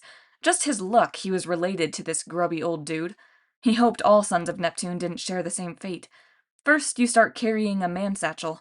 Next thing you know, you're running around in a bathrobe and pink bunny slippers, chasing chickens with a weed whacker. Phineas turned to Hazel. And here, oh my, the smell of gold and deep earth. Hazel of Esk, daughter of Pluto. And next to you, the son of Mars. But there's more to your story, Frank Zhang. Ancient blood, Frank muttered. Prince of Pylos, blah blah blah. Periclymenus, exactly. Oh, he was a nice fellow. I loved the Argonauts. Frank's mouth fell open. Wait, Perry who? Phineas grinned. Don't worry, I know about your family. That story about your great-grandfather, he didn't really destroy the camp. Now, what an interesting group. Are you hungry? Frank looked like he'd been run over by a truck, but Phineas had already moved on to other matters. He waved his hand at the picnic table. In the nearby trees, the harpies shrieked miserably. As hungry as Percy was, he couldn't stand to think about eating with those poor bird ladies watching him. "Look, I'm confused," Percy said. "We need some information. We were told—" That the harpies were keeping my food away from me, Phineas finished. And if you helped me, I'd help you. "Something like that," Percy admitted. Phineas laughed. That's old news. Do I look like I'm missing any meals? He patted his belly, which was the size of an overinflated basketball. No, Percy said. Phineas waved his weed whacker in an expansive gesture. All three of them ducked. Things have changed, my friends, He said. When I first got the gift of prophecy, eons ago, it's true Jupiter cursed me. He sent the harpies to steal my food. You see, I had a bit of a big mouth. I gave away too many secrets that the gods wanted kept. He turned to Hazel. For instance, you're supposed to be dead, and you— He turned to Frank. Your life depends on a burned stick. Percy frowned. What are you talking about? Hazel blinked like she'd been slapped. Frank looked like the truck had backed up and run over him again. And you— Phineas turned to Percy. Well now, you don't even know who you are. I could tell you, of course, but— Ha! What fun would that be? And Bridget O'Shaughnessy shot Miles Archer in the Maltese Falcon, and Darth Vader is actually Luke's father, and the winner of the next Super Bowl will be— Got it, Frank muttered. Hazel gripped her sword like she was tempted to pommel whip the old man. So you talked too much and the gods cursed you. Why did they stop? Oh, they didn't. The old man arched his bushy eyebrows like, can you believe it? I had to make a deal with the Argonauts. They wanted information too, you see. I told them to kill the harpies and I'd cooperate. Well, they drove those nasty creatures away, but Iris wouldn't let them kill the harpies. An outrage. So this time, when my patron brought me back to life— Your patron? Frank asked. Phineas gave him a wicked grin. Why, Gaia, of course. Who do you think opened the doors of death? Your girlfriend here understands. Isn't Gaia your patron, too? Hazel drew her sword. I'm not his— Gaia is not my patron. Phineas looked amused. If he had heard the sword being drawn, he didn't seem concerned. Fine, if you want to be noble and stick with the losing side, that's your business. But Gaia is waking. She's already rewritten the rules of life and death. I'm alive again, and in exchange for my help, a prophecy here, a prophecy there, I get my fondest wish. The tables have turned, so to speak. Now I can eat all I want, all day long, and the harpies have to watch and starve. He revved his weed whacker, and the harpies wailed in the trees. They're cursed, the old man said. They can eat only from my table, and they can't leave Portland. Since the doors of death are open, they can't even die. It's beautiful. Beautiful? Frank protested. They're living creatures. Why are you so mean to them? They're monsters, Phineas said. And mean. Those feather-brained demons tormented me for years. But it was their duty, Percy said, trying to control himself. Jupiter ordered them to. Oh, I'm mad at Jupiter, too, Phineas agreed. In time, Gaia will see that the gods are properly punished. Horrible job they've done, ruling the world. But for now, I'm enjoying Portland. The mortals take no notice of me. They think I'm just a crazy old man shooing away pigeons. Hazel advanced on the seer.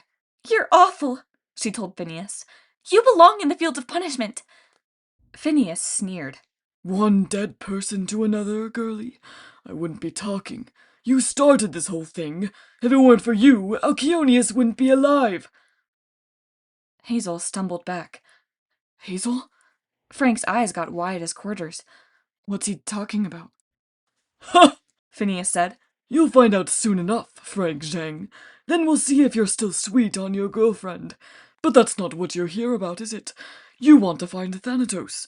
He's being kept at Alcyonius's lair. I can tell you where that is. Of course I can. But you'll have to do me a favor. Forget it, Hazel snapped. You're working for the enemy. We should send you back to the underworld ourselves. You could try. Phineas smiled. But I doubt I'd stay dead very long. You see, Gaia has shown me the easy way back, and with Thanatos in chains, there's no one keeping me down. Besides, if you kill me, you won't get my secrets. Percy was tempted to let Hazel use her sword. In fact, he wanted to strangle the old man himself. Camp Jupiter, he told himself. Saving the camp is more important. He remembered Alcyonius taunting him in his dreams. If they wasted time searching through Alaska looking for the giant's lair, Gaia's armies would destroy the Romans, and Percy's other friends, wherever they were. He gritted his teeth. What's the favor? Phineas licked his lips greedily. There's one harpy who's quicker than the rest. The red one, Percy guessed. I'm blind, I don't know colors, the old man groused. At any rate, she's the only one I have trouble with. She's wily, that one. Always does her own thing, never roosts with the others. She gave me these. He pointed at the scars on his forehead. Capture that harpy, he said. Bring her to me. I want her tied up where I can keep an eye on her. So to speak. Harpies hate being tied up. It causes them extreme pain. Yes, I'll enjoy that. Maybe I'll even feed her so that she lasts longer. Percy looked at his friends. They came to a silent agreement. They would never help this creepy old man. On the other hand, they had to get his information. They needed a plan B. Oh, go talk among yourselves, Phineas said breezily. I don't care. Just remember that without my help, your quest will fail, and everyone you love in the world will die. Now, off with you. Bring me a harpy. Chapter 27. Percy. We'll need some of your food. Percy shouldered his way around the old man and snatched stuff off the picnic table, a covered bowl of Thai noodles and mac and cheese sauce, a tubular pastry that looked like a combination burrito and cinnamon roll. Before he could lose control and smash the burrito in Phineas's face, Percy said, Come on, guys. He led his friends out of the parking lot. They stopped across the street. Percy took a deep breath, trying to calm down. The rain had slowed to a half-hearted drizzle. The cold mist felt good on his face. That man. Hazel smacked the side of a bus stop bench. He needs to die. Again. It was hard to tell in the rain, but she seemed to be blinking back tears. Her long curly hair was plastered down the sides of her face. In the gray light, her gold eyes looked more like tin. Percy remembered how confident she had acted when they first met, taking control of the situation with the Gorgons and ushering him to safety. She'd comforted him at the shrine of Neptune and made him feel welcome at camp. Now he wanted to return the favor, but he wasn't sure how. She looked lost, bedraggled, and thoroughly depressed. Percy wasn't surprised that she had come back from the underworld. He'd suspected that for a while, the way she avoided talking about her past, the way Nico D'Angelo had been so secretive and cautious. But that didn't change how Percy saw her. She seemed, well, alive, like a regular kid with a good heart, who deserved to grow up and have a future. She wasn't a ghoul like Phineas. We'll get him, Percy promised. He's nothing like you, Hazel. I don't care what he says. She shook her head. You don't know the whole story. I should have been sent to punishment. I'm just as bad. No, you're not! Frank balled his fists. He looked around like he was searching for anybody who might disagree with him, enemies he could hit for Hazel's sake. She's a good person! He yelled across the street. A few harpies squawked in the trees, but no one else paid them any attention. Hazel stared at Frank. She reached out tentatively, as if she wanted to take his hand, but was afraid he might evaporate. Frank, she stammered. I don't... Unfortunately, Frank seemed wrapped up in his own thoughts. He slung his spear off his back and gripped it uneasily. I could intimidate that old man, he offered. Maybe scare him. Frank, it's okay, Percy said. Let's keep that as a backup plan, but I don't think Phineas can be scared into cooperating. Besides, you've only got 2 more uses out of the spear, right? Frank scowled at the dragon's tooth point, which had grown back completely overnight. Yeah, I guess. Percy wasn't sure what the old seer had meant about Frank's family history, his great-grandfather destroying camp, his Argonaut ancestor, and the bit about a burned stick controlling Frank's life. But it had clearly shaken Frank up. Percy decided not to ask for explanations. He didn't want the big guy reduced to tears, especially in front of Hazel. I've got an idea. Percy pointed up the street. The red-feathered harpy went that way. Let's see if we can get her to talk to us. Hazel looked at the food in his hands. You're going to use that as bait? More like a peace offering, Percy said. Come on, just try to keep the other harpies from stealing this stuff, okay? Percy uncovered the Thai noodles and unwrapped the cinnamon burrito. Fragrant steam wafted into the air. They walked down the street, Hazel and Frank with their weapons out. The harpies fluttered after them, perching on trees, mailboxes, and flagpoles, following the smell of food. Percy wondered what the mortals saw through the mist. Maybe they thought the harpies were pigeons, and the weapons were lacrosse sticks or something. Maybe they just thought the Thai mac and cheese was so good it needed an armed escort. Percy kept a tight grip on the food. He'd seen how quickly the harpies could snatch things. He didn't want to lose his peace offering before he found the red-feathered harpy. Finally, he spotted her, circling above a stretch of parkland that ran for several blocks between rows of old stone buildings. Paths stretched through the park under huge maple and elm trees, past sculptures and playgrounds and shady benches. The place reminded Percy of some other park. Maybe in his hometown? He couldn't remember, but it made him feel homesick. They crossed the street and found a bench to sit on, next to a big bronze sculpture of an elephant. Looks like Hannibal, Hazel said. Except it's Chinese, Frank said. My grandmother has one of those. He flinched. I mean, hers isn't 12 feet tall, but she imports stuff from China. We're Chinese. He looked at Hazel and Percy, who were trying hard not to laugh. Could I just die from embarrassment now? He asked. Don't worry about it, man, Percy said. Let's see if we can make friends with the harpy. He raised the Thai noodles and fanned the smell upward, spicy peppers and cheesy goodness. The red harpy circled lower. We won't hurt you, Percy called up in a normal voice. We just want to talk. Thai noodles for a chance to talk, okay? The harpy streaked down in a flash of red and landed on the elephant statue. She was painfully thin. Her feathery legs were like sticks. Her face would have been pretty, except for her sunken cheeks. She moved in jerky, bird-like twitches, her coffee-brown eyes darting restlessly, her fingers clawing at her plumage, her earlobes, her shaggy red hair. Cheese, She muttered, looking sideways. Ella doesn't like cheese. Percy hesitated. Your name is Ella? Ella, Ayla, Harpy, in English, in Latin. Ella doesn't like cheese. She said all that without taking a breath or making eye contact. Her hands snatched at her hair, her burlap dress, the raindrops, whatever moved. Quicker than Percy could think, she lunged, snatching the cinnamon burrito, and appeared atop the elephant again. Gods, she's fast, Hazel said. And heavily caffeinated, Frank guessed. Ella sniffed the burrito. She nibbled at the edge and shuddered from head to foot, cawing like she was dying. Cinnamon is good, she pronounced. good for harpies. Yum. She started to eat, but the bigger harpies swooped down. Before Percy could react, they began pummeling Ella with their wings, snatching at the burrito. No. Ella tried to hide under her wings as her sisters ganged up on her, scratching with their claws. No, she stuttered. No. Stop it, Percy yelled. He and his friends ran to help, but it was too late. A big yellow harpy grabbed the burrito, and the whole flock scattered, leaving Ella cowering and shivering on top of the elephant. Hazel touched the harpy's foot. I'm so sorry. Are you okay? Ella poked her head out of her wings. She was still trembling. With her shoulders hunched, Percy could see the bleeding gash on her back where Phineas had hit her with the weed whacker. She picked at her feathers, pulling out tufts of plumage. Small Ella, she stuttered angrily.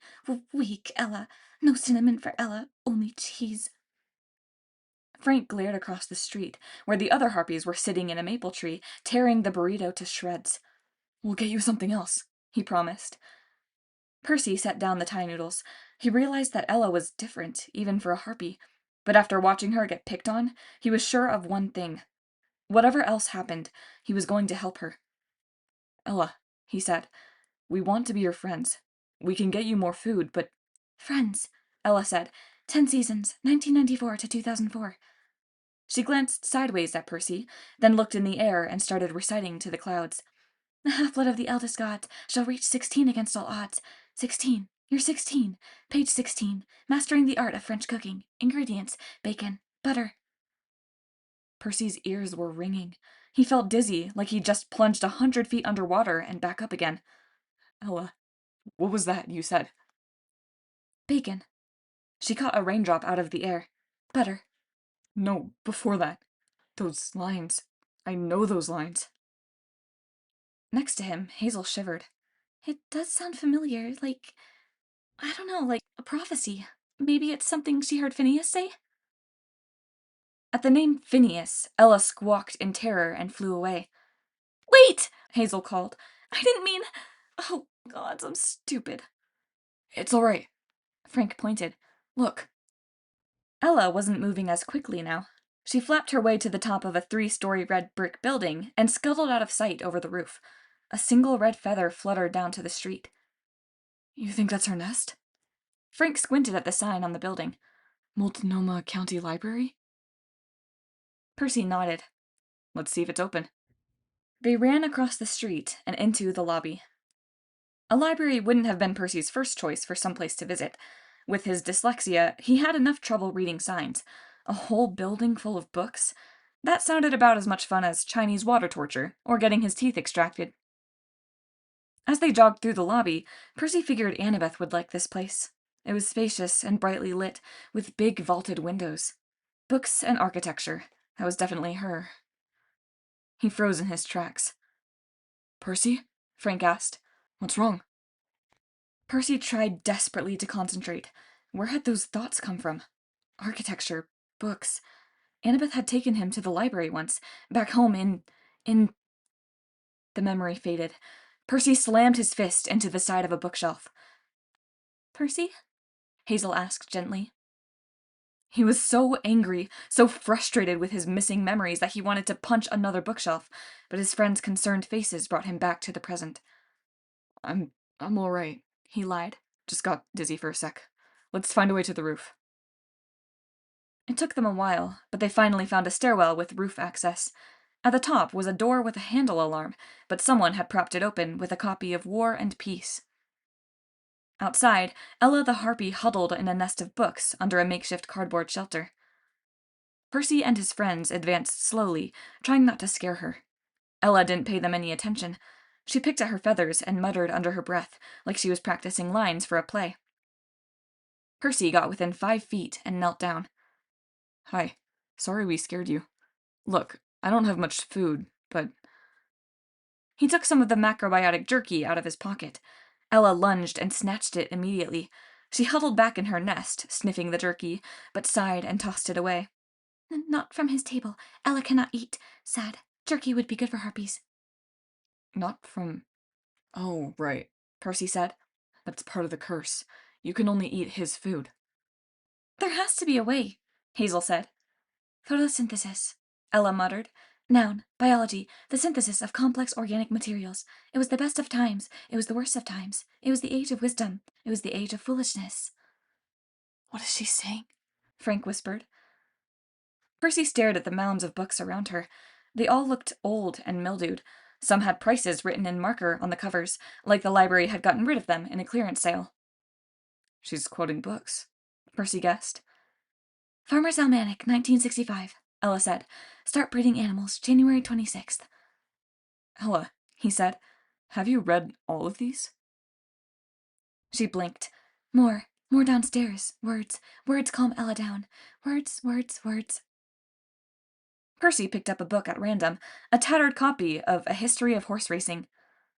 Ella, do you remember the, third paragraph on page 62? Secretariat, Ella said instantly. Favored 3-2 in the 1973 Kentucky Derby, finished at standing track record of 159 2/5. Percy closed the book. His hands were shaking. Word for word. That's amazing, Hazel said. She's a genius chicken, Frank agreed.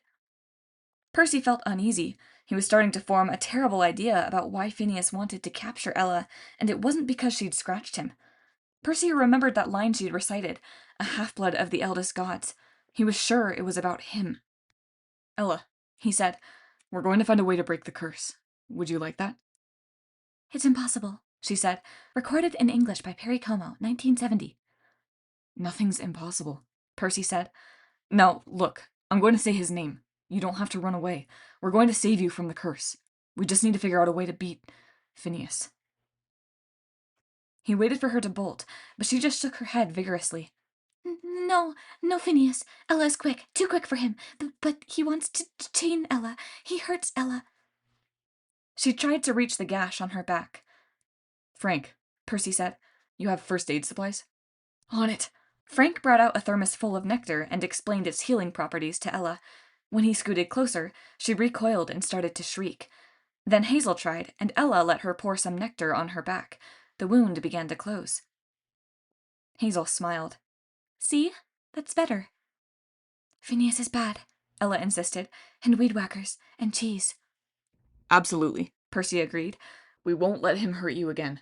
We need to figure out how to trick him, though. You harpies must know him better than anybody. Is there any way we can trick him? No, Ella said. Tricks are for kids. 50 Tricks to Teach Your Dog by Sophie Collins. Call number 636. Okay, Ella. Hazel spoke in a soothing voice, like she was trying to calm a horse. But does Phineas have any weaknesses? Blind. He's blind. Frank rolled his eyes, but Hazel continued patiently. Right. Besides that. Chance, she said. Games of chance. 2-1. Bad odds. Call or fold. Percy's spirits rose. You mean he's a gambler?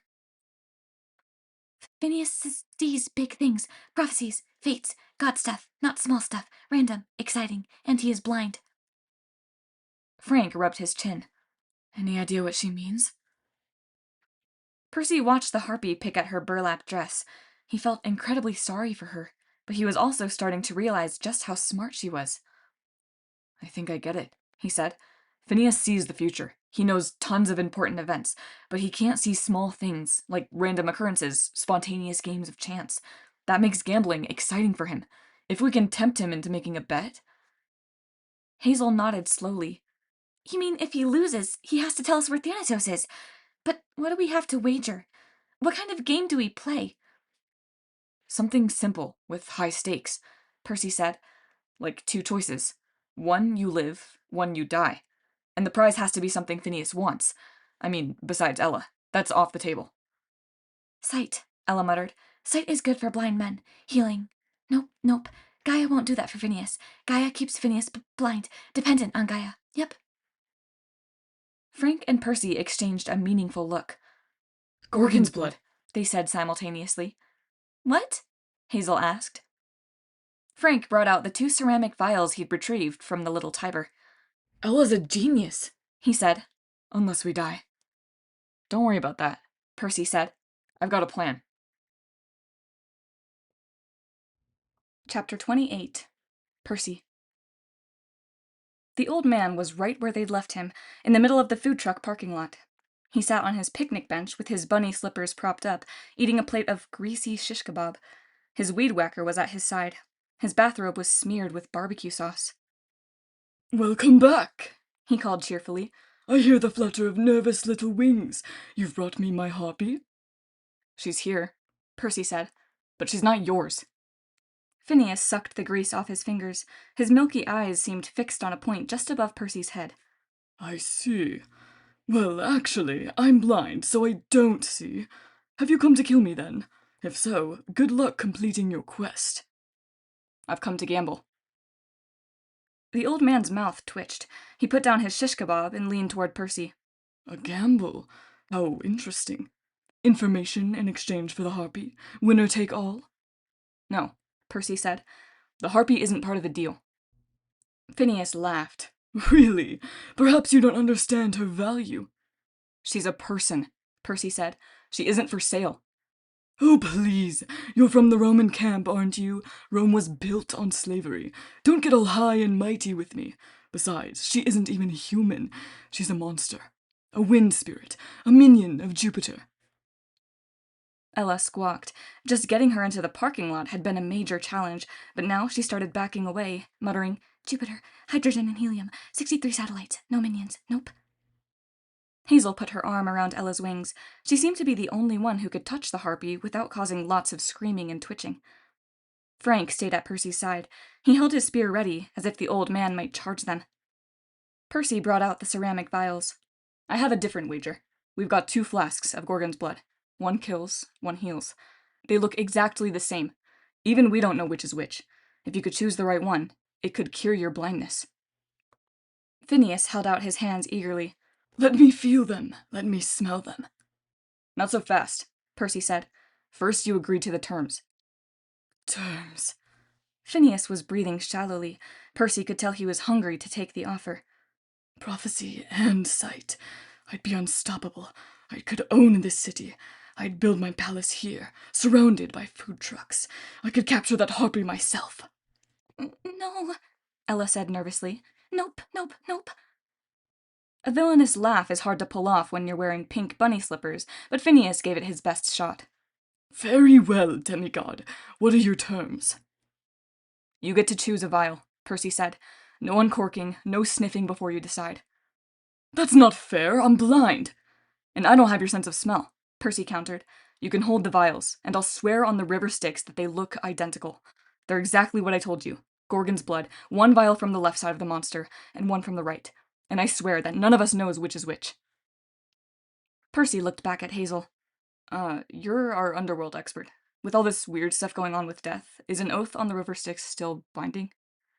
Yes, she said without hesitation. To break such a vow, well, just don't do it. There are worse things than death. Phineas stroked his beard. So I choose which vial to drink. You have to drink the other one. We swear to drink at the same time. Right, Percy said. The loser dies, obviously, Phineas said. That kind of poison would probably keep even me from coming back to life. For a long time, at least. My essence would be scattered and degraded, so I'm risking quite a lot. But if you win, you get everything, Percy said. If I die, my friends will swear to leave you in peace and not take revenge. You'd have your sight back, which even Gaia won't give you. The old man's expression soured. Percy could tell he'd struck a nerve. Phineas wanted to see. As much as Gaia had given him, he resented being kept in the dark. If I lose, the old man said, I'll be dead, unable to give you information. How does that help you? Percy was glad he'd talked this through with his friends ahead of time. Frank had suggested the answer. You write down the location of Alcyonius's lair ahead of time, Percy said. Keep it to yourself, but swear on the river Styx it's specific and accurate. You also have to swear that if you lose and die, the Harpies will be released from their curse. Those are high stakes, Phineas grumbled. You face death, Percy Jackson. Wouldn't it be simpler just to hand over the Harpy? Not an option. Phineas smiled slowly. So you are starting to understand her worth. Once I have my sights, I'll capture her myself, you know. Whoever controls that Harpy. Well, I was king once. This gamble could make me king again. You're getting ahead of yourself, Percy said. Do we have a deal? Phineas tapped his nose thoughtfully. I can't foresee the outcome. Annoying how that works. A completely unexpected gamble. It makes the future cloudy. But I can tell you this, Percy Jackson. A bit of free advice. If you survive today, you're not going to like your future. A big sacrifice is coming, and you won't have the courage to make it. That will cost you dearly. It will cost the world dearly. It might be easier if you just choose the poison. Percy's mouth tasted like Iris's sour green tea. He wanted to think the old man was just psyching him out, but something told him the prediction was true. He remembered Juno's warning when he'd chosen to go to Camp Jupiter. You will feel pain, misery, and loss beyond anything you've ever known, but you might have a chance to save your old friends and family. In the trees around the parking lot, the Harpies gathered to watch as if they sensed what was at stake. Frank and Hazel studied Percy's face with concern. He'd assured them the odds weren't as bad as 50-50. He did have a plan. Of course, the plan could backfire. His chance of survival might be 100%, or 0. He hadn't mentioned that. Do we have a deal? He asked again. Phineas grinned. I swear on the river Styx to abide by the terms, just as you have described them. Frank Zhang, you're the descendant of an Argonaut. I trust your word. If I win, do you and your friend Hazel swear to leave me in peace and not seek revenge? Frank's hands were clenched so tight, Percy thought he might break his gold spear, but he managed to grumble. I swear it on the river Styx. I also swear, Hazel said. Swear, Ella muttered. Swear not by the moon, the inconstant moon. Phineas laughed. In that case, find me something to write with. Let's get started. Frank borrowed a napkin and a pen from a food truck vendor. Phineas scribbled something on the napkin and put it in his bathrobe pocket. I swear this is the location of Alcyonius's lair. Not that you'll live long enough to read it. Percy drew his sword and swept all of the food off the picnic table. Phineas sat on one side. Percy sat on the other. Phineas held out his hands. Let me feel the vials. Percy gazed at the hills in the distance. He imagined the shadowy face of a sleeping woman. He sent his thoughts into the ground beneath him and hoped the goddess was listening. Okay, Gaia, he said. I'm calling your bluff. You say I'm a valuable pawn. You say you've got plans for me, and you're going to spare me until I make it north. Who's more valuable to you, me or this old man? Because one of us is about to die. Phineas curled his fingers in a grasping motion. Losing your nerve, Percy Jackson? Let me have them. Percy passed him the vials. The old man compared their weight. He ran his fingers along the ceramic surfaces. Then he set them both on the table and rested one hand lightly on each. A tremor passed through the ground, a mild earthquake, just strong enough to make Percy's teeth chatter. Ella cawed nervously. The vial on the left seemed to shake slightly more than the one on the right. Phineas grinned wickedly. He closed his fingers around the left-hand vial. You were a fool, Percy Jackson. I choose this one. Now we drink. Percy took the vial on the right. His teeth were chattering. The old man raised his vial. A toast to the sons of Neptune. They both uncorked their vials and drank. Immediately, Percy doubled over, his throat burning. His mouth tasted like gasoline. Oh, gods, Hazel said behind him. Nope, Ella said. Nope, nope, nope. Percy's vision blurred. He could see Phineas grinning in triumph, sitting up straighter, blinking his eyes in anticipation. Yes, he cried. Any moment now, my sight will return. Percy had chosen wrong. He'd been stupid to take such a risk. He felt like broken glass was working its way through his stomach, into his intestines. "Percy!" Frank gripped his shoulders. "Percy, you can't die!" He gasped for breath, and suddenly his vision cleared. At the same moment, Phineas hunched over like he'd been punched. You can't!" the old man wailed. "Gaia, you... He staggered to his feet and stumbled away from the table, clutching his stomach. "I'm too valuable!" Steam came out of his mouth. A sickly yellow vapor rose from his ears, his beard, his blind eyes. "Unfair!" he screamed. "You tricked me!" He tried to claw the piece of paper out of his robe pocket, but his hands crumbled, his fingers turning to sand. Percy rose unsteadily. He didn't feel cured of anything in particular. His memory hadn't magically returned, but the pain had stopped. "No one tricked you," Percy said. "You made your choice freely, and I hold you to your oath." The blind king wailed in agony. He turned in a circle, steaming and slowly disintegrating until there was nothing left but an old, stained bathrobe and a pair of bunny slippers. "Those," Frank said, "are the most disgusting spoils of war ever." A woman's voice spoke in Percy's mind. "A gamble, Percy Jackson." It was a sleepy whisper with just a hint of grudging admiration. "You forced me to choose, and you are more important to my plans than the old seer. But do not press your luck. When your death comes, I promise it will be much more painful than Gorgon's blood." Hazel prodded the robe with her sword. There was nothing underneath, no sign that Phineas was trying to reform. She looked at Percy in awe. "That was either the bravest thing I've ever seen, or the stupidest." Frank shook his head in disbelief. "Percy, how did you know? You were so confident he'd choose the poison." "Gaia," Percy said. "She wants me to make it to Alaska. She thinks... I'm not sure. She thinks she can use me as part of her plan. She influenced Phineas to choose the wrong vial." Frank stared in horror at the remains of the old man. "Gaia would kill her own servant rather than you? That's what you were betting on?"